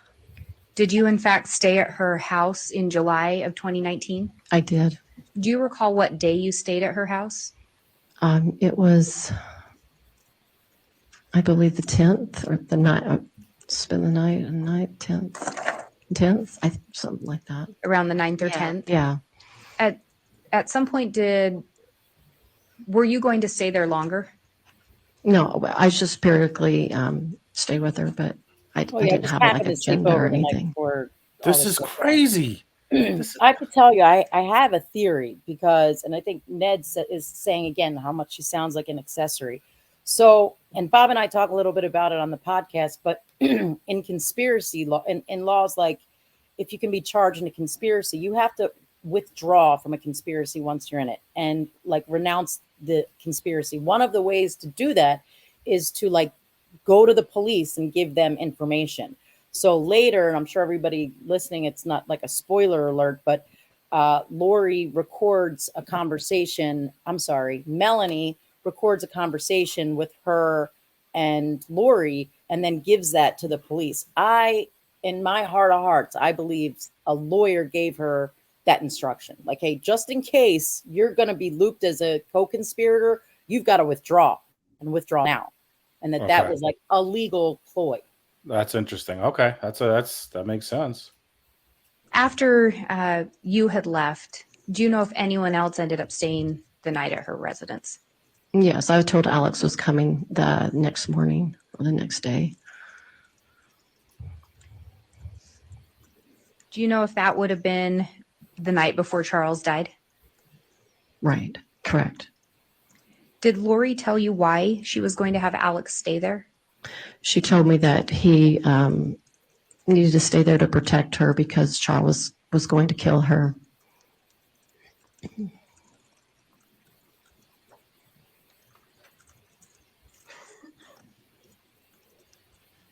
Did Lori ever tell you how Charles died? She did. What did she tell you? She told me that when he came into the house, he was argumentative with her. She had JJ in the car. She had his cell phone. She told me his cell phone was in the car that JJ was in, and that she said that the spirit told her to pick up the phone and grab it. She ran into the house, and he was really angry that he took her phone, and they were yelling and screaming. He was threatening her, she told me. And Tylee came out with a baseball bat. She told me to protect herself or her mom, or felt the need to protect them, and that it got heated, the conversation. No, and Lori Alex thought- Yes, Charles was gonna interacted with him, and it. Do we know what demon is this? Hey, would you blow me? Who's the demon that's making him do this? Do we know? This would be, I became think, very argumentative. Hey, would you blow me was the last one, so it would So have to be Giblos. He said that he went to get his gun to protect them, and then he shot him. And you know what's the worst about And this? when you and say he maybe shot him- Nags or someone else knows, because I'm not certain on the time, but I feel like it's days before or very shortly before he's killed. Charles is telling the police, like, begging them, like, my wife needs to be taken in for an evaluation. She's going to kill me. She thinks that I'm this guy, and he said she thinks that I'm Nick Schneider, and she thinks I'm a demon, and she doesn't know who I am. And he's like begging. And then Bob can, now that he's back on here, can tell you how Lori and her I'd say feminine wiles schmoozes the cops, and how they give her little tips there, because he loves that. What I love Lori and her feminine wiles, and how she wraps every dude around her finger. Yeah. Well, if you want, after I play this clip, I could probably pull up the body cam, or we can keep going, whatever we want to. Go ahead. Whatever Bob, you guys, whatever you think. Yeah, I mean, it sounds good. It's not. I don't know if it's the body cam, but it's the interview. interview in the jail about whether she needs to go in for a psych eval. Yeah. All right, I'll keep playing this, guys. So here we go. Who shot Charles? Alex. Did Lori tell you whether or not she witnessed the shooting? I don't think so. Did she indicate that she was present for the altercation? Yes.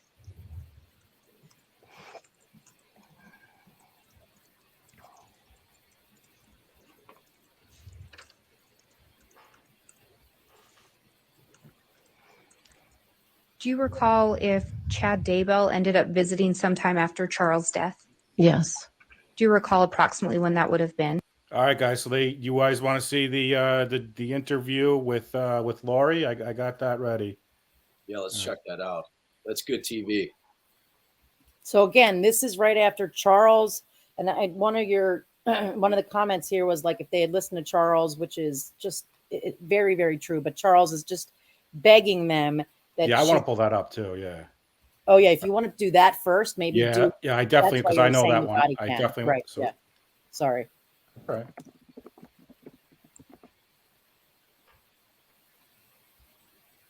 This isn't it. No, this is the one, right? Locked out of house. Yep. All right, guys, check it out. Here we go. She went there and took the truck. He doesn't know a lot of it. All right.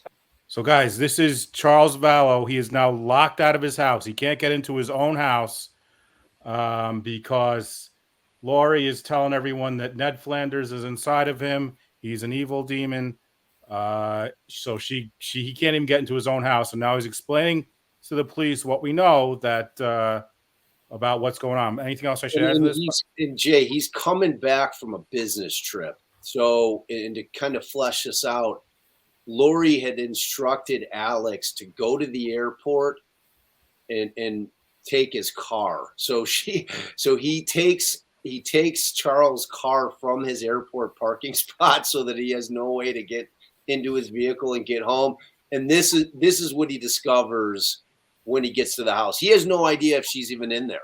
Is he on a bit? Like, where was he coming from? Where is I Charles? think he was on a business trip. I want to say to either New York, or he was down in Texas. One of the two. I can't remember where, but but it was for his business. He was like a financial advisor type. So to put yourself in his shoes, he's probably been dealing with like delays, luggage shit. He finally gets home to the airport and his fucking car isn't there and he has no idea why, Dude, right? and on top of it, like this is after he's already starting to try to email the family, like telling them fucking Lori has lost her fucking mind.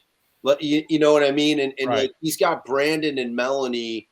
And Melanie, as we know, is, and I'm not talking about Melanie Gibb. I'm talking about Melanie Boudreau at that time, Kowalski. Now, she's telling Brandon, "Fuck Charles." Okay, we have chosen a side, and it's Lori. And if you want to stay married to me, fuck that guy. So they're not even reading the emails at this point at all. Because Right. Brandon's one of the guys who's like normal, you know. Right. So like. Charles loses that aspect of being able to make a connection with somebody. It ultimately ends up being Lori's brother that is like the only one who says, all right, man, I'm with you on this shit. I think my sister's lost her mind, which leads into Charles getting shot and killed by Alex. But yeah, so this is when Charles gets back from this business trip. And Joanne just said his plane ticket was canceled too. She canceled his plane ticket too. Oh, dude, No, yeah. Alex shot Charles. So he just must be exasperated at this point. He's got to call the police.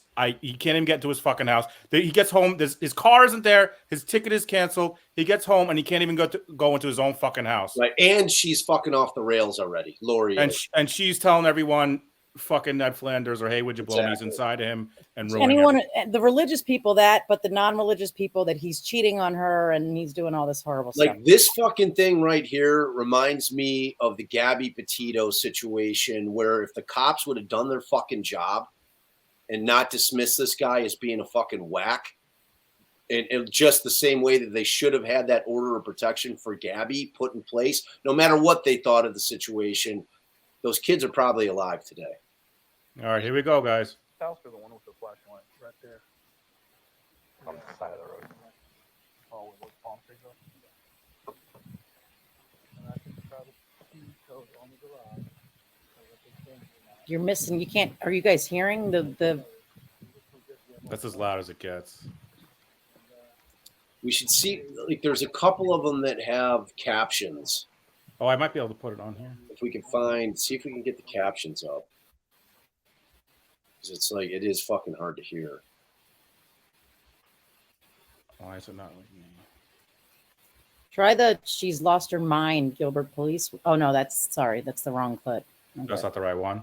Is it? I can't. Maybe it is. I can't. I think that's the right one. Yeah, that's Oh. it. He's like, I don't know how else to put it other than she's lost her mind.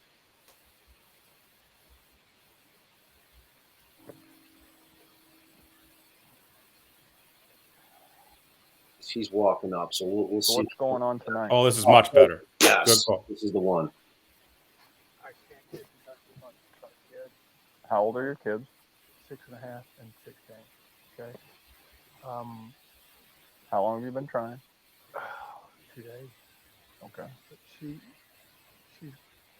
lost her mind. I don't know how to say it. We're LDS. She thinks she's a resurrected being and a God, and remember the 144,000. Jesus is coming next year. She took all the money out of her bank account today. My truck has gone from the airport. She went to the airport and got it. I just flew in from Houston, from Dallas. Exactly, Panther-Filet. So, where's your truck? I don't know. I mean, pause it for a sec, Jay. I mean, does this guy seem fucking crazy to you? I mean, No. this guy is calm, cool, and collected. Like, look, Allison and I deal with spouses that have gone off the rails, like in mid-divorce. People lose their shit, right? They're fighting over the kids. This guy is not that guy. Like, this cop fucked this up beyond all recognition. Like, And he's just clearly at his wit's end, and he's just asking for help. Like, you know, all I'm saying, dude, like literally, I need help. So yeah, all right, continue playing. Community bridges or something. File a report. So you did the petition? Yeah, they ordered pickup. Okay. What time did you do that? Hour and a half ago. Okay. So what makes her a danger to herself and to others? Threatened me, murder me, kill me. She threatened to murder you? Yeah. And she How did she do that? My bishop right there is in the car. She was on the phone with me today when she said, "I will have you destroyed." Is what she said there. Okay, that's not a threat to kill you. Oh no, that's literally what he's not hearing him. What did she say? What does destroyed mean? You're not Right. Charles. I don't know who you are, what you did with Charles, but I can murder you now with my powers. Okay. Okay. With my powers. Well, see, it's that question because, like, look, like Allison and I have been in an argument, like, we're saying, I could kill you type of shit, you know, just like, you don't mean it, but you're just saying that. But like, she's saying, I will murder you. Right. I mean, he made it pretty clear. She said, "I'm not Charles, and I'm going to destroy whatever you are inside of Charles."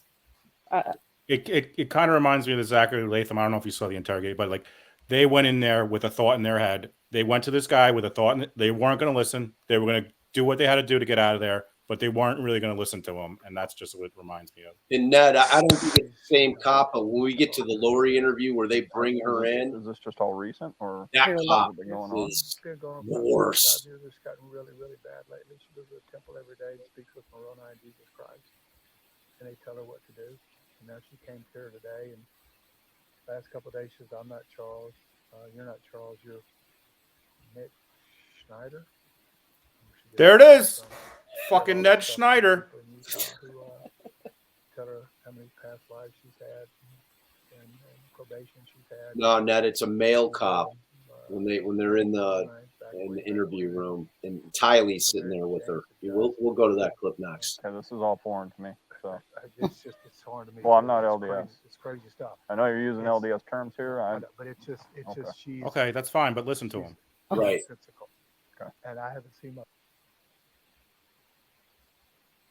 He wants to see his the kids. older one or the younger Come one? on, man. Pantuflay, that those phone calls with him with Colby are just crushing. We do. Okay. If she doesn't answer, what do we do? If she doesn't answer, we can't enforce the order. Can I break into my house? Do you live here? Yes, I do. Okay. My lease. I paid the lease. Do you guys have any orders of protections against you? No, we do not. Yes, ma'am. Big no police time. reports? No, nothing. Okay. So how does she pose a threat to your children? I don't know what she's going to do with them. I don't know if she's going to flee with Wow. them. She's going to hurt them. You don't even know if In retrospect, how devastating is that question right there? The garage is closed. I don't know. She locked the garage door. I know. Been up there yet. I know. But what I'm hold on. Sorry. What I'm saying is, do you normally park two vehicles in the garage, inside the garage? Correct. Okay. So it's a possibility that her car and your truck are inside there? I don't think she could fit my truck in her car at the same time, so they put them somewhere else. She said to me, "All your stuff is gone. Charles' stuff is gone. You're not Charles. Your stuff is gone." I don't know what that means. And how long have you been trying to get in touch with the kids? Since yesterday. Since yesterday. Like last night or yesterday morning? Or? I landed in Houston Tuesday about 10. Okay. Why did you leave? I had a business trip in Houston. Okay. And when did you leave? Tuesday morning about 5 a.m. Okay. Tuesday. All right. Wow. Do we know if this is the same cop that she's talking to later? I don't think. I don't know. I would hope not. I mean, that would just be insane.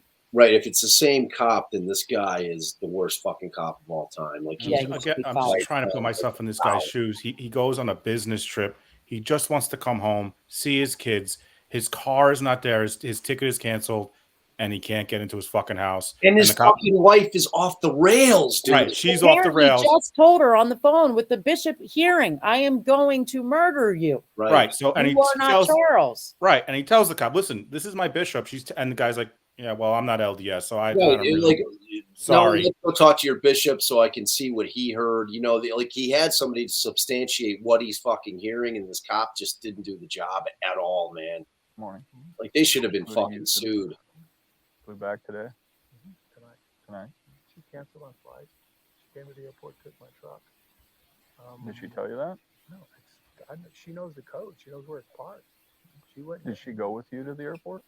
No, but she's been. I go to the airport. I fly 45 round trips. This is infuriating. She did know the precise spot where he parked. Like exactly. She knew exactly. She gave Alex the whatever aisle and parking spot number. The spot, like knew exactly where it was. I don't know how she did that. Without concrete evidence, we can't say. Message from God, I guess. And she has the keys, the code. So it's a Ford, the code door code. Without concrete evidence, does that mean Charles is dead? Is that concrete evidence? Is that what they're talking about? Joanne's saying that the bishop was wishy-washy, so maybe Joanne, did they talk to the bishop in the same little clip right here? No, they go into the house. I remember that, yeah. So it's Alex who moved the car, guys? Is Alex the one who She sends Alex to move Yes, the car. Alex Calder. Yep. I'm just kind of pausing and playing a little bit just because I'm worried if I play the whole thing through, I'll just fucking get a copyright claim. And That's when you came stream. back. Why didn't you just go to the home? She told me not to go near it. All my stuff is gone. I'm not stupid. She could have done anything. Okay. I thought this would be the best way to do it. With what she's gone through and what Gabe witnessed with me on the phone today, I thought it was best to have her. She's psychologically, she's gone. Something's happened to her. How old is she? 30, 45. 45. So if we talk to her, is she going to be able to have a rational conversation with her? Oh, she will. I'm sure she will. Okay. Yeah, she's just. She'll probably tell me I'm crazy, huh? Is that what you suspect? Okay. You're a dark spirit. Jay, just type in the chat that we're using footage from Fox 10. From Fox 10, like sometimes if you acknowledge where we're using footage from, well, it's to an back extent, the but it's fuck gotten off. bad the last several months. Well, how come the audio is not the same issue when we play the audio? It's posted by someone else. Well, because it's not their audio. I know, but how does YouTube know that? I don't know. I don't know. Like, what are you getting those claims on, dude? Like, what types of clips? So yesterday I was doing the Dan Markle case, and I'm streaming another YouTube video, and it's just like not a big, a thing that I'm aware. Big. Charles was LDS, by the way, Mitch. Sorry. It's all right. And so I'm just playing. It's like a clip where it's giving the background of Dan Markle. It's playing some of the interrogation footage. It's playing some stuff, and all of a sudden I get people are like, "It's gone, it's gone," and I'm like, "What?" And it's shut down. And apparently, and I get the email, and it's like, it was, I think, CBS, or I think they have some sort of AI that reads as you're going, and if you play a clip for too long, it nails you. So far, we're good. So hopefully, I'll just keep kind of, just another thing I'm thinking about as far as this clip goes. Also, he's married to her for 14 years, right? And all of a sudden, this is all just happening like so quickly that he's now like, how fast did it go from they were okay to he's Ned Flanders? From November 18th to January. It was like October to January. Yeah, October to January. We're talking months. So everything is normal, and then from October to January, this shit is happening. Like, he just must be, his head must. And finally, he's like, I'm going to call the police. They're going to understand. I'm locked out of my house. She's canceled my plane tickets. She took my car. And they're like, listen, man, I'm not LDS. I don't know what to tell you. I don't even know what you're talking about, dude. This all sounds crazy to me. And he's like, yeah, no shit. That's what I'm saying. Okay. And she's been telling you. Thanks, Calder. Okay. He heard this, not just me. This isn't coming. I love her to death. This is killing the officer. Oh, I can understand. Oh, man. Our 13th anniversary next month. We've been having a great marriage. All of a sudden, the last month it just blew up. Mm-hmm. She just lost connection. Okay. So has she made any statements about wanting to hurt the children or anything? Today she said, "Ooh, A Price coming through in the clutch." Wait, today she said, "Come take them." Okay, but she didn't make a direct threat towards the kids. No, not a direct. And then she said that she would murder you through a spiritual. No, she said, "I can murder you." I can murder you. And she's talking in a spirit. I will kill you. Spiritual. No, she's talking physically. I will kill you because you're not Charles, and nobody will care. Okay. So she at this point doesn't think you are her husband? She thinks I'm Nick Schneider. Who's Nick Schneider? I have no idea. Okay. It's the name she used. I don't know where it came from. Okay. I just We get it, officer. It's fucking crazy. That's why I'm calling you. So Right. to me, Exactly. normal people, as far as I'm concerned, but this happens. It just drives me. I don't know what to do. I need help, and she needs help. She needs help. All right, Jody, I'll look into that. Thank you. I'll go to bed. I got a lot of stuff to do tomorrow. I got to take my son. And you just didn't want to go inside because of the statements that she made? She took my car and I suspect she took my car and my keys. I had no keys to get in. Oh, okay. No garage door opener. Okay. She knows what she's doing. She took $35,000 out of our bank account today. Holy shit. Friday. It's my company. Took all the 35. cash, changed the fucking credit card.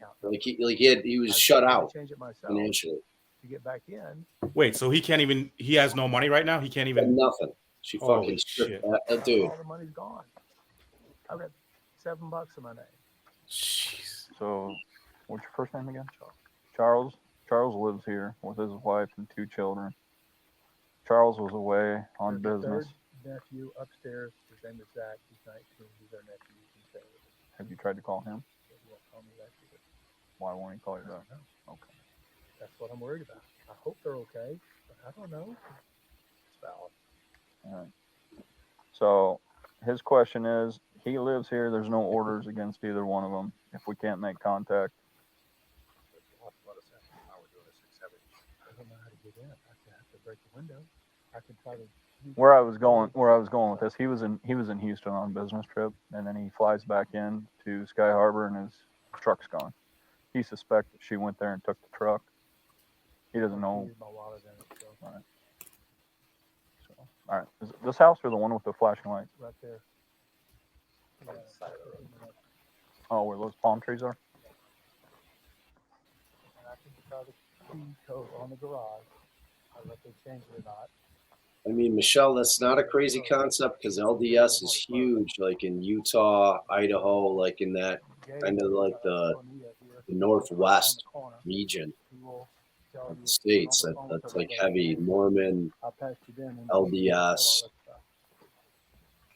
I wish we could figure out if this is the same cop that had an interview room with her. She does.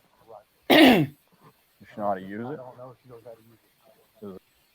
All right, well, like, so I think it's the cop who ends up kicking the door in here. Like, we'll get a view of kind of what his body type looks like because I think we see him in the interview room a little bit, not much. I thought Charles might have kicked it in. I couldn't tell. I think it's the cop. Oh, there's his face. Oh, there's his face. Already had that like a little mole on the side. Yeah. And he looks a little portly. I'm just thinking about this. Like, he can't even he gets back from his trip and he wants to like get something to eat. He's got no fucking. He has $7 to his name. Like, if he didn't like, how did he even get a ride? He probably had to call his pastor, right? Is that how he got a ride? Ned, is that true? Ned, is that true? What? The trial judge is LDS. I don't know if that's a joke or if that's true. No, I think that's true. Wow. Holy shit. Wow. Cars are all gone. Well, then maybe if there are juror members that are LDS, babe, maybe it's going to go, they're going to be more contemplative of these things than we think. And it's not going to be so quick to find her guilty. Well, it's going to be, that's what I'm saying. Like up in that area, like everyone's LDS. It's like when you go to like Salt Lake City, Utah, everyone's a Mormon. Everyone. It's the same shit like in Idaho, except LDS.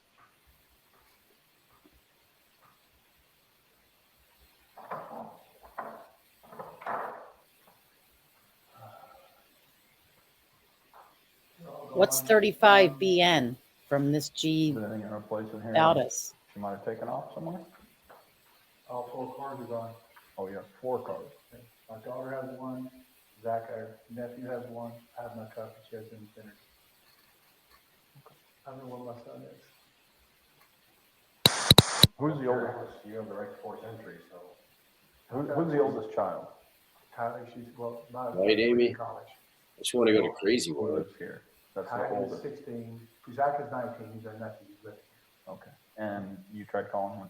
Yeah. Why won't he I answer? don't know. He won't answer. She's got him buffaloed too. I don't know what she told him. Buffalo? Sorry, guys. There's back doors, but they're locked up. How's the You door? already checked it. Yeah. Well, I'm done.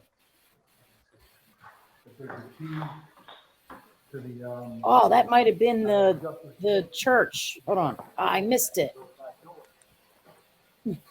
Get him on. Let's talk to him. The missionaries. No, I think they're supposed to call me at noon. Who? LDS? Yeah, but they did you'll have send to me. call, it was at Sky Harbor, right? You'll have to call Phoenix Police and they'll get all your information.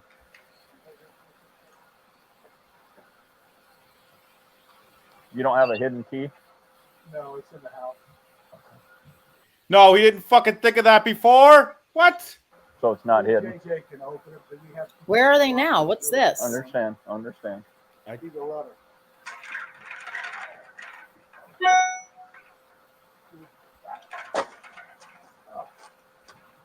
What's he doing now? Why are they doing all this? Honestly, he doesn't bark much. He's a service dog. Very well trained, but he would be barking. Were they able to gain access when he kicked the door in? Did he kick the Yeah, door? they were inside. Back door. How they break the window? I thought they were just standing in the house, I weren't guess they? not, because they're talking about breaking a window. If you want to break the window, if I was going to break something, I'd What? break your garage door. You can still secure your garage if your window's broken. Did Just they? check the windows, and if it's not locked, come back. Or if it's locked, come back. Is this a different body cam? See, I think the garage door might have been deadbolted. Like I don't know if he got it. Yeah, I don't think they could get in from the garage. Oh, because he kicks the door. I don't know if that was happening now or that happened. Did that happen yet when he kicks the door? Like I thought he got in. yeah. I thought so Wow. too.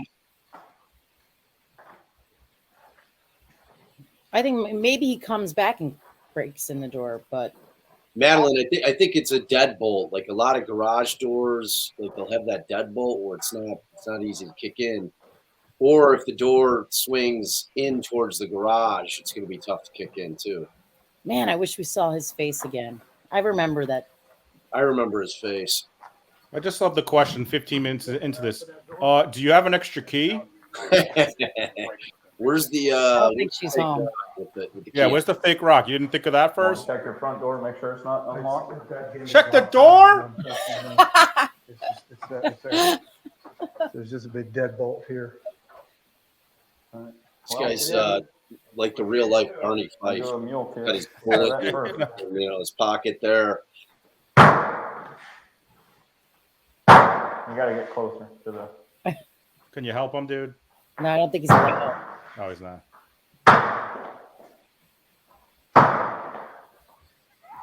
Come on, use your demon powers for God's sakes. That's Ned Flanders. What's going Any on? demon would be able to get in that house. Oh, at least the deadbolt worked. Oh, so nice, officer. At least the deadbolt works. What a dick.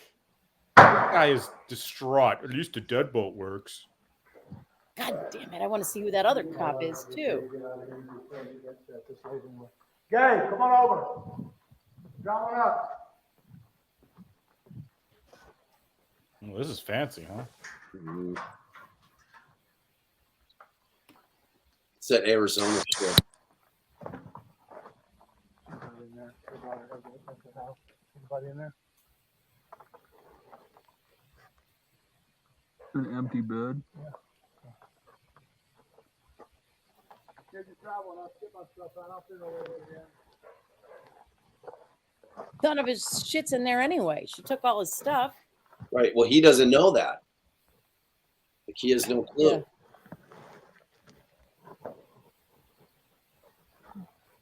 Yeah, right, Amy. I don't know that this Ned should be allowed in. It's Charles's place. Exactly.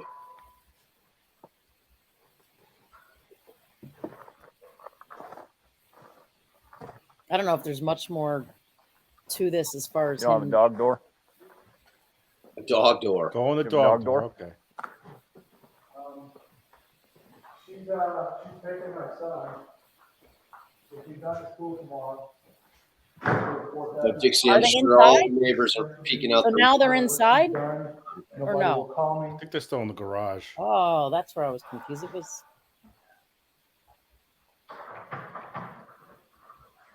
You have any tools?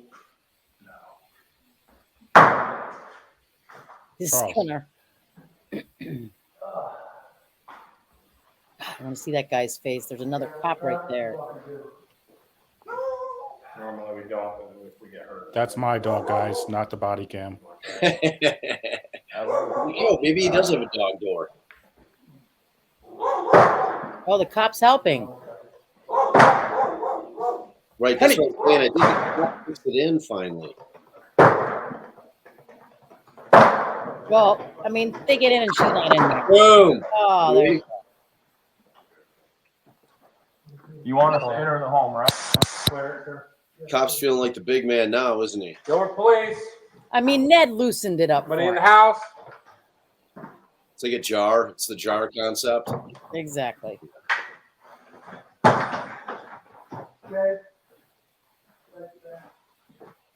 Police department?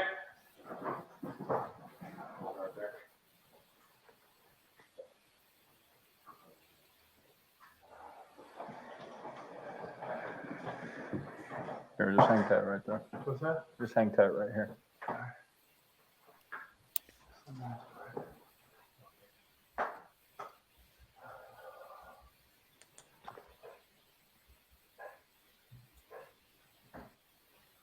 I don't think anything else of substance happens on this. Does it? Anyone know? No. All right, so I'll get out of here. So yeah, now let's see how Lori talks her way out of this one. Yeah, this is the one. So essentially this gets to the point where they think that based on Charles' statement that she needs to go in for an eval. Like he's given them enough that she needs to go in for a psych eval. So this is when they get her. Oh, no, this is the wrong one. This is the interview the day of her death. You need to go to the. Yeah, that's the Charles, the day Charles got shot. So maybe they call it. Try that one there. Lori Vallow, you're interviewed. Didn't know it had some bad memories. That's Jason. That's Jason Mao. No, the one right above that. Yeah, try that one. I think that's the same one. No, is that different? I don't know. This is the No, same it's one. the same. So maybe about psych evaluation.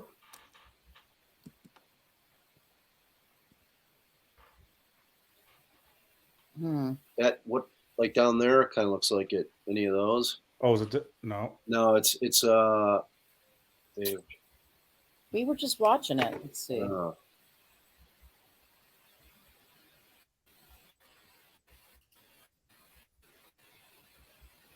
Is it this one or this is? No, because she's in the room. That's again when after look that. So that what you just saw with her in her yoga pants, where she meditates the whole time, is right after Charles got murdered. Is it this one right here, where they're like No, at a desk? it's not body cam. Go to one of these up here, like where and like one of those. Because This is all the same. Oh, it is. They're in an interview room. Tylee is there. No, Tylee's there. You just went backwards to when Lori Charles is dead. We're talking about when the cop tells her about this. No, the interview where they're talking about the psych thing. Tylee is sitting right next to her. Oh, she is. Oh, is this it right here? Yes, this is it.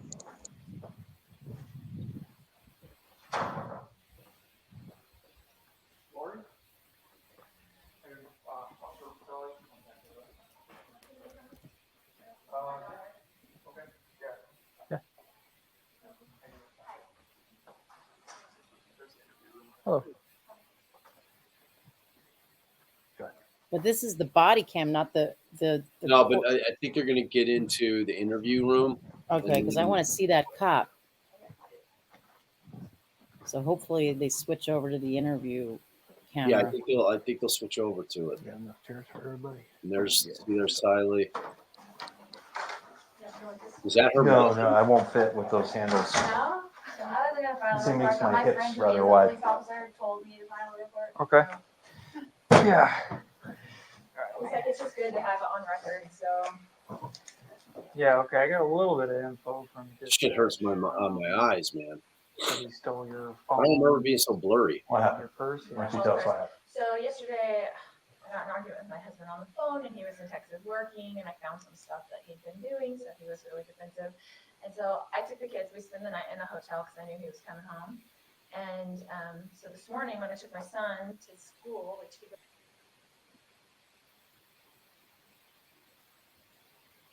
when I went into the school to take him into school, he was waiting somewhere and like stole my purse out of the car, my whole purse. So my phone, my wallet, my money, my everything was in there. So I had the door locked, but the sunroof was open because we have a service dog and he was in the car and I didn't want to, my son was kind of throwing a fit. I didn't want to get them both out of the car. Possible, Janet, for certain. And we didn't have any of our stuff because this was the night in the Well, you hotel. can hear like immediately she throws I found out that I Charles. didn't lock the door for like the first time ever, and he like, whatever, either got it out. I don't remember if the door was locked. Changed the whole narrative, like with that one thing. But then he started texting all of my family and all my friends and impersonating me and got my friend lured over to the house to meet him, where he had like kicked in the door to get into the house and stuff. So You did that this morning. last night. Last night. Okay. Which I'm glad we did. Right. Okay. So I got there, I'm like, Lori? Where's Lori? But he Oh, texted she's her not from here. my phone because he was pretending to be me, saying, "Oh, come meet me at the house," and whatever. Okay. So, How did he? What did he say to you? He said, can you come to the house now? And then when you I get. said, sure. Yeah, I did. Okay. I proceeded to unlock his himself. he has the text messages on your phone. So when I got there, I said, you've been using Lori's phone to connect with me. He goes, sorry, I deceived you.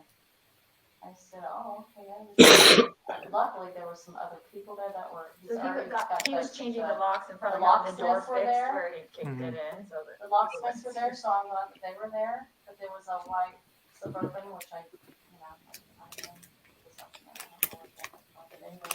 was a few vehicles, so I didn't know, I suspected it would be her. I should have noticed that your car wasn't there. I didn't notice that. Okay. What kind of car do you drive? An Infinity QS80.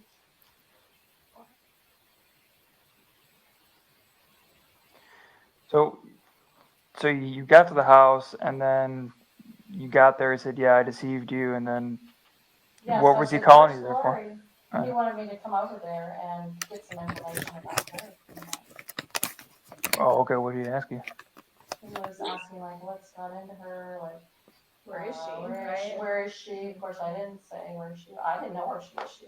I didn't tell anybody. She But didn't tell me tell she her was- because I just thought it was safer for everybody. To Yeah, know. he just basically wanted me to take his side. I think he was saying.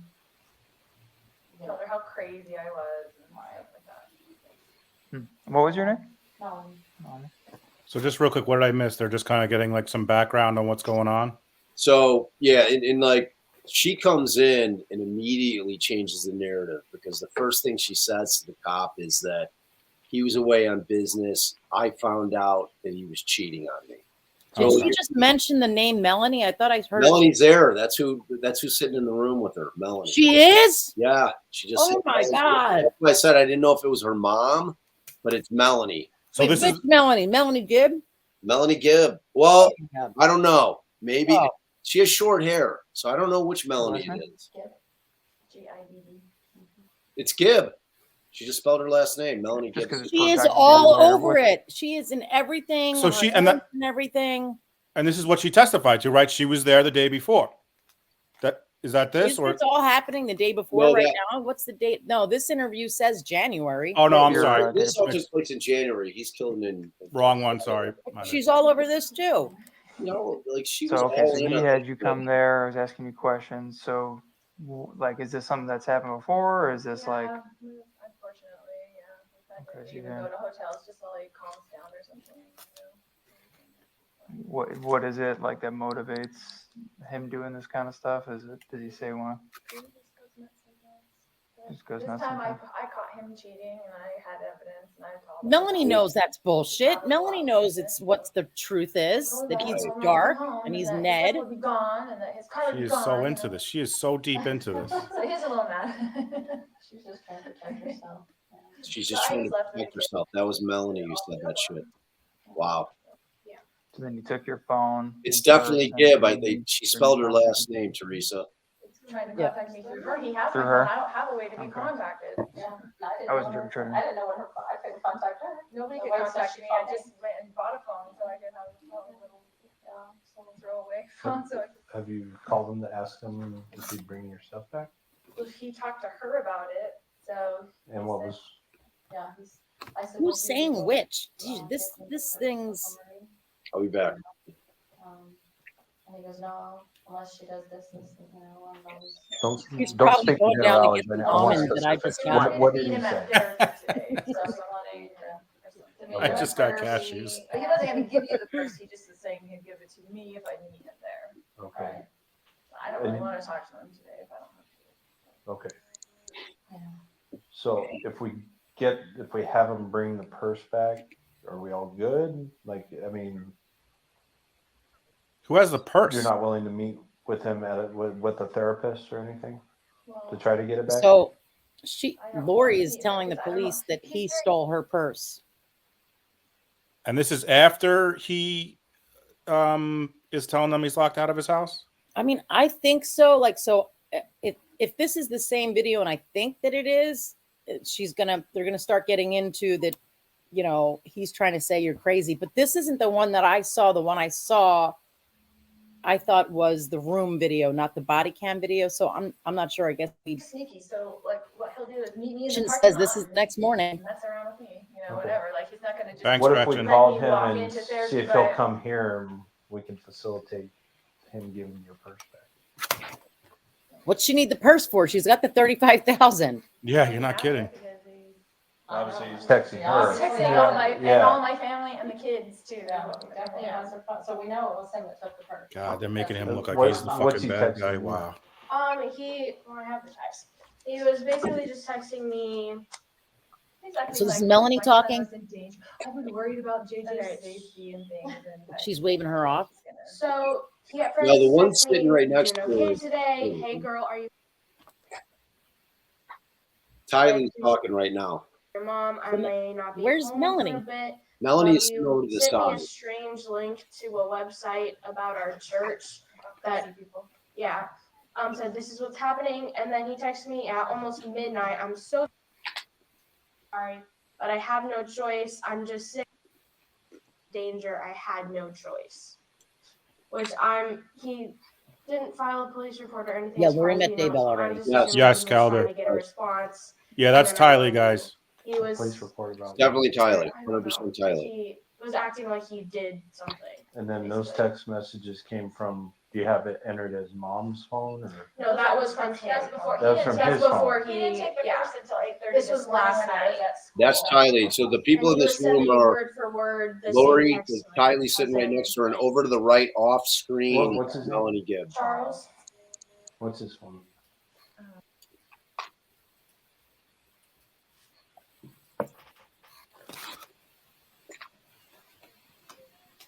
He's the same last name as you.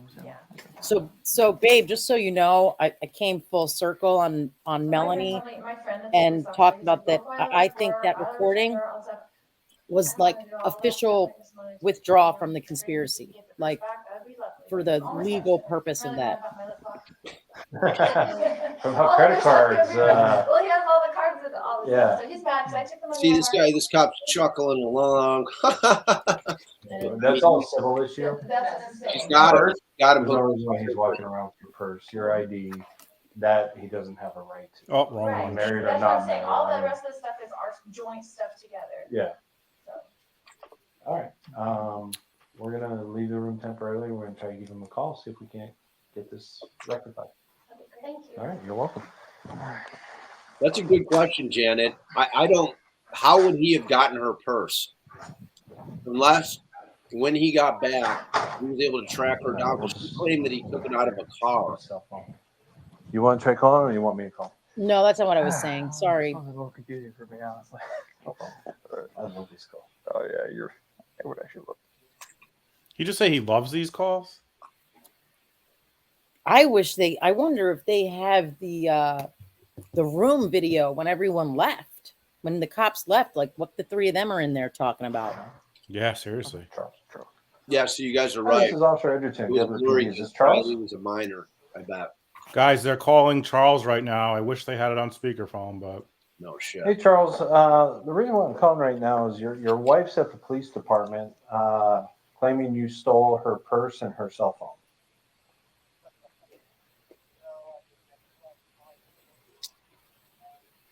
Okay, you realize they don't belong to you, correct? Okay, so that's a civil issue, and she's responsible for every penny. When if you guys end up going through divorce proceeding.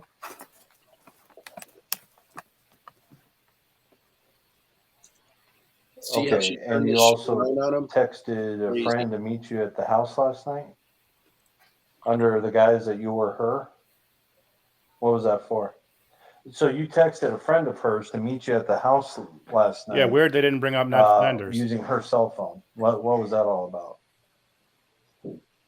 Oh, this morning. I don't get it. Okay. Crazy. Yeah, we read the report from earlier today regarding you not being able to get into the house and everything. So Oh, so they read that report and they still. I do not have I'm not taking him the seriously. order in front of me, so I cannot do that. It's got to be approved, and I know I cannot I cannot get her. Well, it's got to go to our sergeant, who's got to call, verify that it's good, and then we get dispatched. So. Yes, Madeline. So that's just how the process works. I mean, he's terrified. Yeah, I can't keep what she's somebody gonna do against their is will legitimately, without a warrant Charles or did. the valid. Like these fucking idiot cops, man. Oh my god. Well, I'm telling you right now, we have a process. You come here, you turn it in, it goes to a sergeant. Sergeant calls the doctor. Okay, well, I don't have that, and for all we know, it's not valid anymore. I do not know. Exactly, Gretchen. Well, why don't you I'm figure it concerned out, about, Officer Jackass? Charles should have gone to the courthouse and filed the OP. That's He did. He said he did. That's not what I'm discussing a whole separate issue right now, and that's her getting her belongings. This should be on back. fucking speakerphone. See, this fucking guy, all he cares about Okay, is you're her saying getting it's at the house? Oh my god, dude. Which you changed the locks on, correct? So she doesn't have access to. No, she changed what? Yes. So unless you want to be charged with theft, we need to get that purse back to her. If you want to come here with the purse and that order, we can get this all try to figure out. Sure. And the purse and her cell phone. Okay. I'm gonna bring the purse. So how I'm gonna soon bring the can you be order. here? I'm gonna bring the order. Don't forget her purse and her cell phone, sir. Like you got to figure from his perspective, that's the only way he could fucking get to her, get her phone, get her because no other way. The police aren't listening to him. It's the only way he could get like some way to get to her. And get fucking money. Right. He has no money. He has no money. He's got no money. You heard him say that she took all the money of our bank account. That's when the cop says that's a civil issue. Right. And, that'll be accounted for in the divorce type shit. Like, don't tell me about that shit. I don't care. Right. Apartment 75 East Civic Center Drive, Gilbert Warner. Civil issue. Thank you. All right, how long? That's code for we're lazy as fuck and we don't want to do the job. With the order. So that should get interesting. We're gonna get real interesting. Gilbert, Teresa, Gilbert. You hear these guys? This should get interesting. This is gonna get real interesting. They're loving it. They're just having a good old time right here. I hope they ask her some kind of religious question. Like, ask her anything. This is good. Yeah. This is good. Yeah, they're just having a great time. So, Al, I don't think that this cop is privy to the same cop. Not the same cop, because he doesn't ask jack shit about. So, we talked to Charles last night. He says that you think Who's he's Ned human. Schneider? I'd like to know. Can you please tell me who Ned Schneider is? Yeah, Who tell is us Ned more about Flanders? Ned.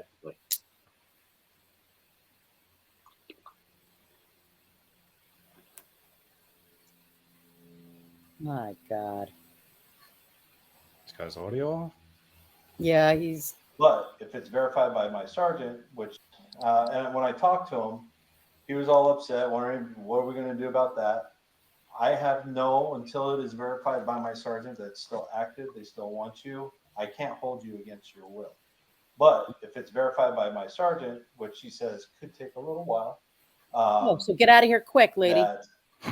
Then if it is verified, then I have to take you to Community Bridges. It's a mental health behavior place. Listen to this shit right here. But while it's being verified, I have no right to keep you. See, he's telling her to fucking leave. Totally. Whoa, what the fuck? With your purse, Good, it gets better. your phone, Wait. And then and the order also, which needs to be verified by my sergeant. So we will facilitate the transfer of the person and the phone.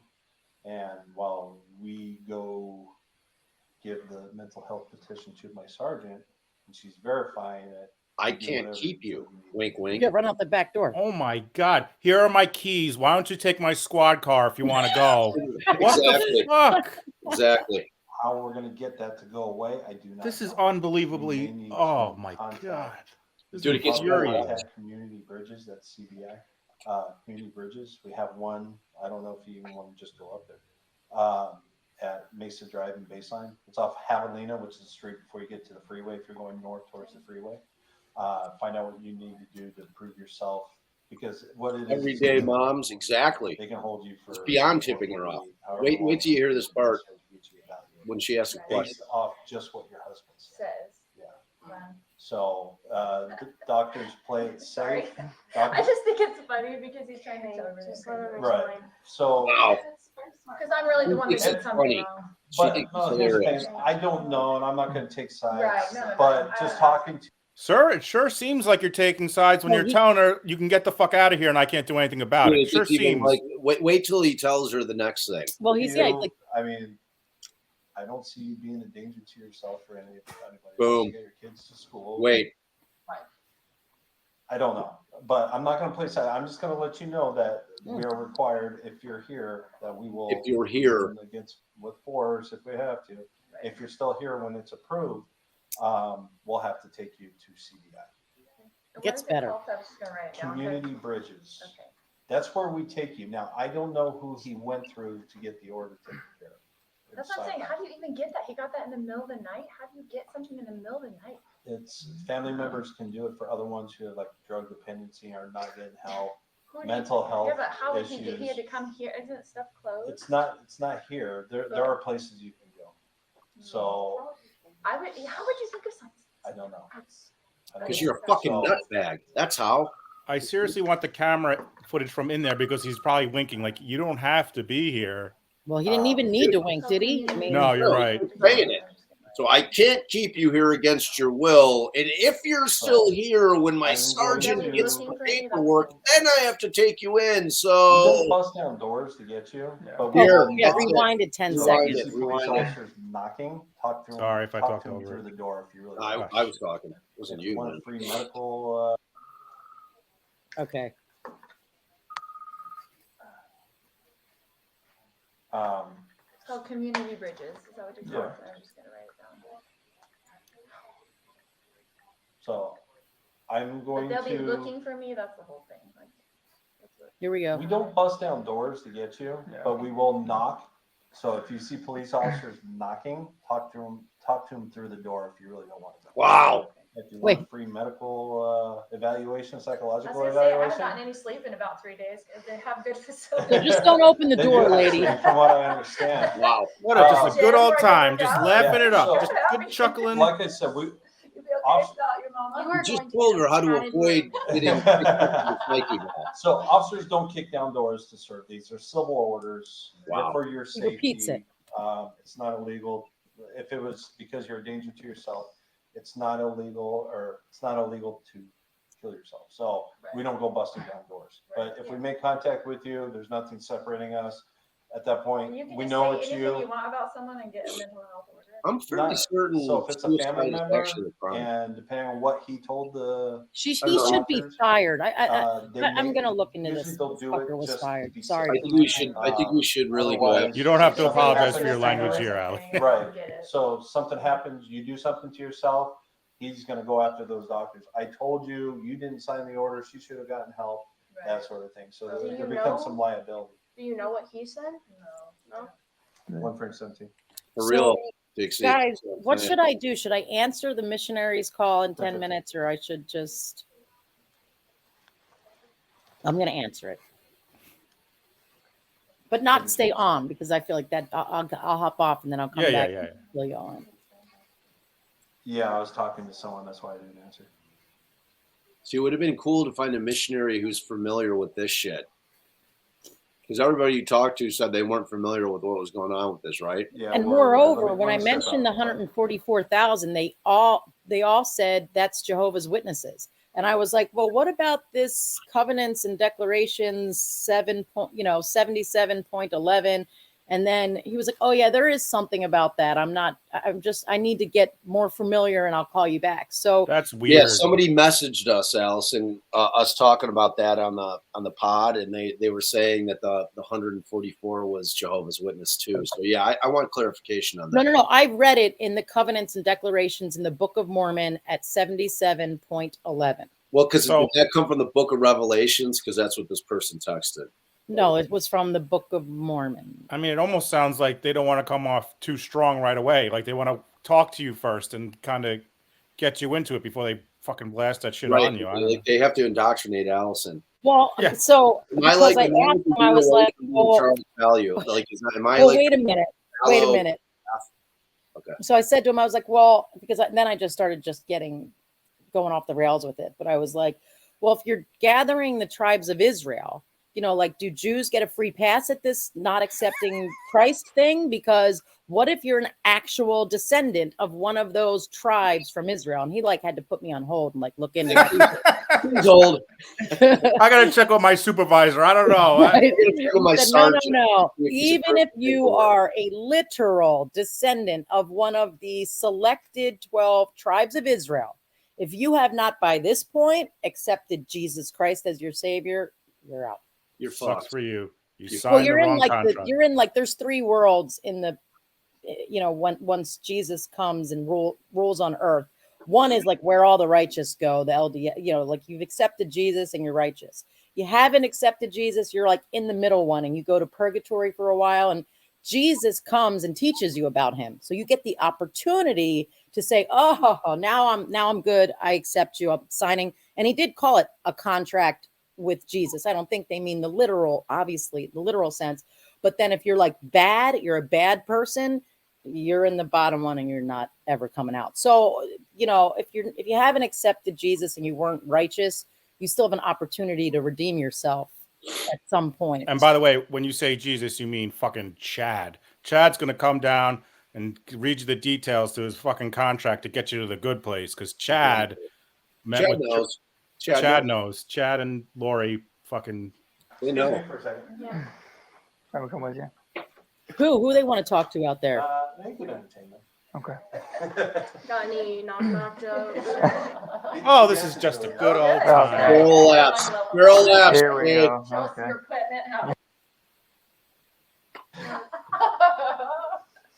Oh, Melanie over there too. If you're this fucking cop, and like when that story breaks, that like this dude Vallow got killed, You really want to be a police officer? like what are you thinking? You got to be. Wait, who's saying that? Tylee or Melanie saying she wants to be a cop? Is that what's going on Probably. here?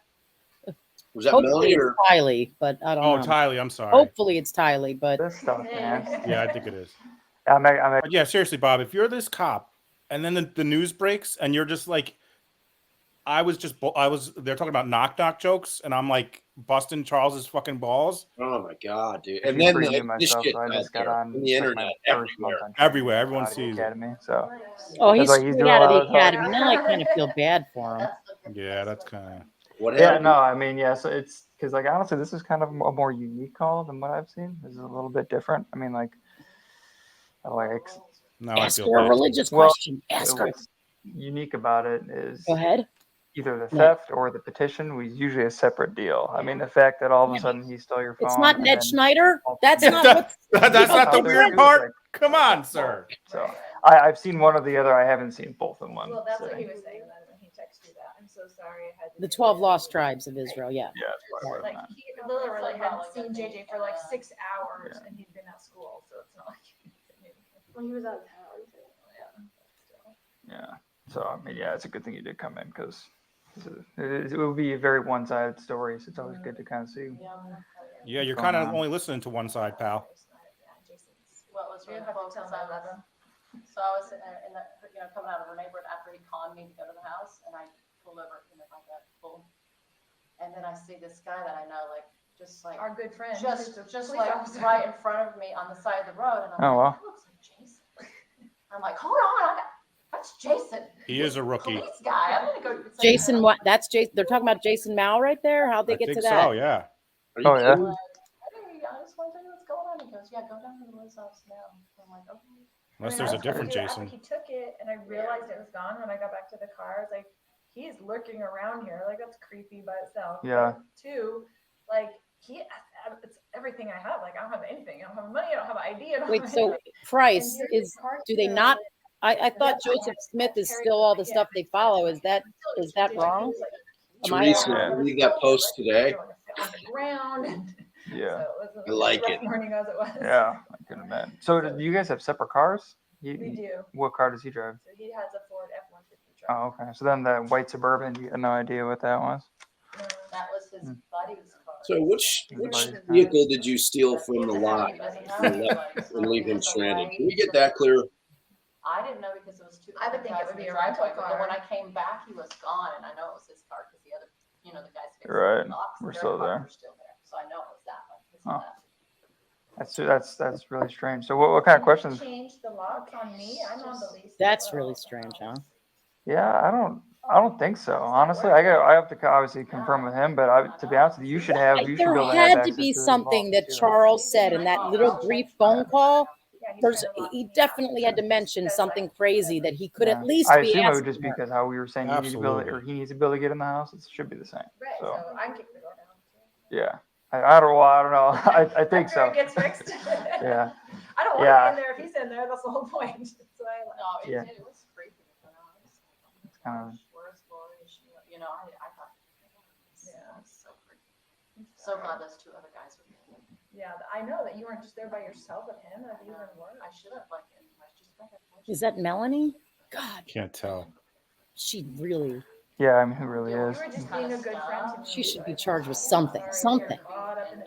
And he's catching up everybody in it. He calls everybody on my phone. So now he has phone access to all my friends, and he's calling them all to tell them how crazy I am and whatever. Yeah, because Allison, you're fucking when hard. Allie, This when is you were just a listening recent to thing? Has he us done and this Melanie, before, or- did they ask if she had been offered anything by the state's attorney in terms of immunity? They did not, and some people were asking about that. Like if she had been offered immunity or given some kind of deal, that would have been brought out on cross-examination. But Bob, before you got here, I went back to our whole conspiracy discussion we had on the pod and said that I have now decided that whole Melanie recording the phone call was legal direction to officially, under the letter of the law, withdraw from the conspiracy. That was marked in time. Now I have officially withdrawn from this conspiracy by cooperating with the police.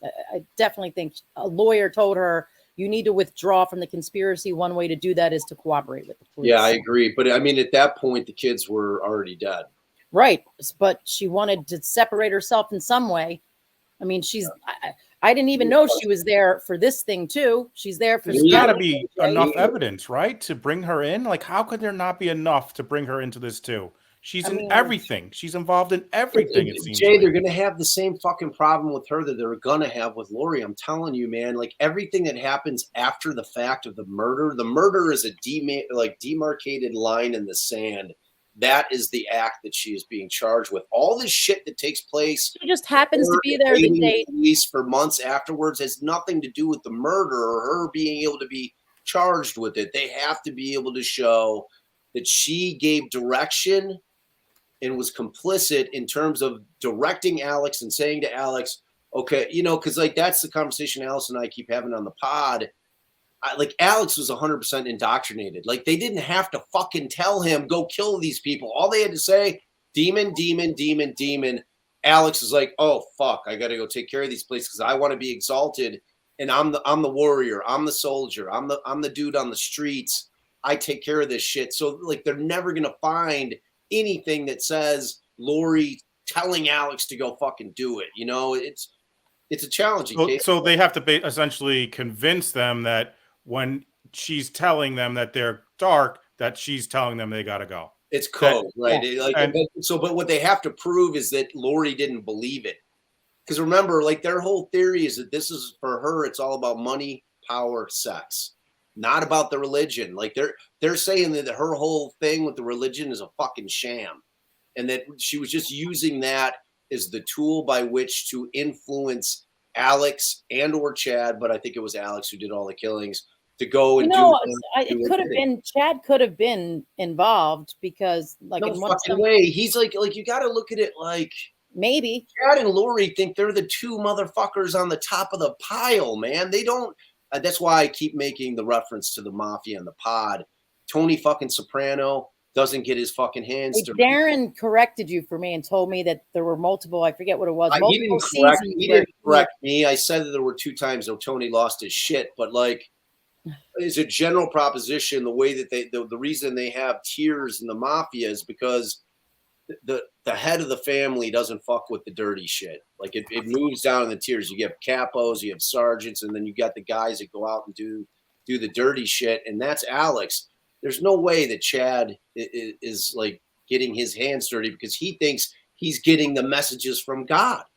Like if we're to believe this shit, that they believe it, and I think that they believe it. I do. I think they're just that wacky. Yeah, but Lori, I mean, Melanie is the one that's trying to make herself not sound wacky and suspicious here and there, and suspicious, like this was suspicious, that was suspicious. That's why in the fuck didn't you her do secret anything? power. That's her secret power. Until if this cop would have delved into on her face, she looks normal as shit.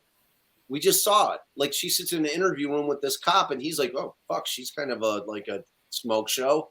And Oh right, if somebody killed Tstmy, it had to be Chad. If somebody killed Tstmy, it had to be Chad. No, it didn't. It was Alex. We just no. pinged his phone there. Alex, no, that's the night that they shot at her, not the night she died in her bed. They're still gonna like. There's no way. Fucking Alex came in. He gave her access. All the kids are grown. Alex came in and fucking snuffed her out. The kids were there. The kids were there when the mom died that night. The kids were there. So there is an interview of the kids, and they're saying their father was framed. Again, like I told you, that they said that if our father was a grave digger, he would have. But that's the disposal of the bodies. It's a different issue. So right, you're was telling me 100% that because all his kids are grown. They've been married a long, long fucking time. You're telling me that there were adult children in the house the night that Tstmy died. It's my understanding, yes, that I heard them say that they heard their father cry out, and then they went and saw their mother. All right. So I don't know. There's a lot of people on this thread who know all the deets. So maybe someone can correct us. I'm going to Google chat it. if you know. Also, do you guys want me to finish this video, or do you want me to go back to Melanie's testimony? Let me know what you want to do. He said she died. Yeah, well, we know he said she died in her sleep, and they ruled it initially as natural causes.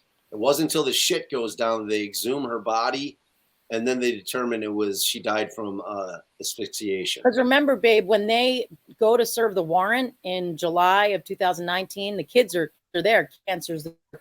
It's the Church of Latter Saints, guys. Bye. Good luck. By the way, I'm just thinking, I feel like in Alex's head when he's getting all these orders, he's not going with a gun. I mean, he's using a gun, but in his head, he's got like the fiery sword, and he's on a fucking horse, and he's on a job for fucking God when he's doing this shit. It's crazy. Dude, it's crazy. What do you guys think? Keep playing this video to the end, or go back to the testimony? Go back to the testimony. I mean, at this point, nothing comes of this. We know that there's no end result that happens for Charles in a positive way. You know what I mean? It's right. Like,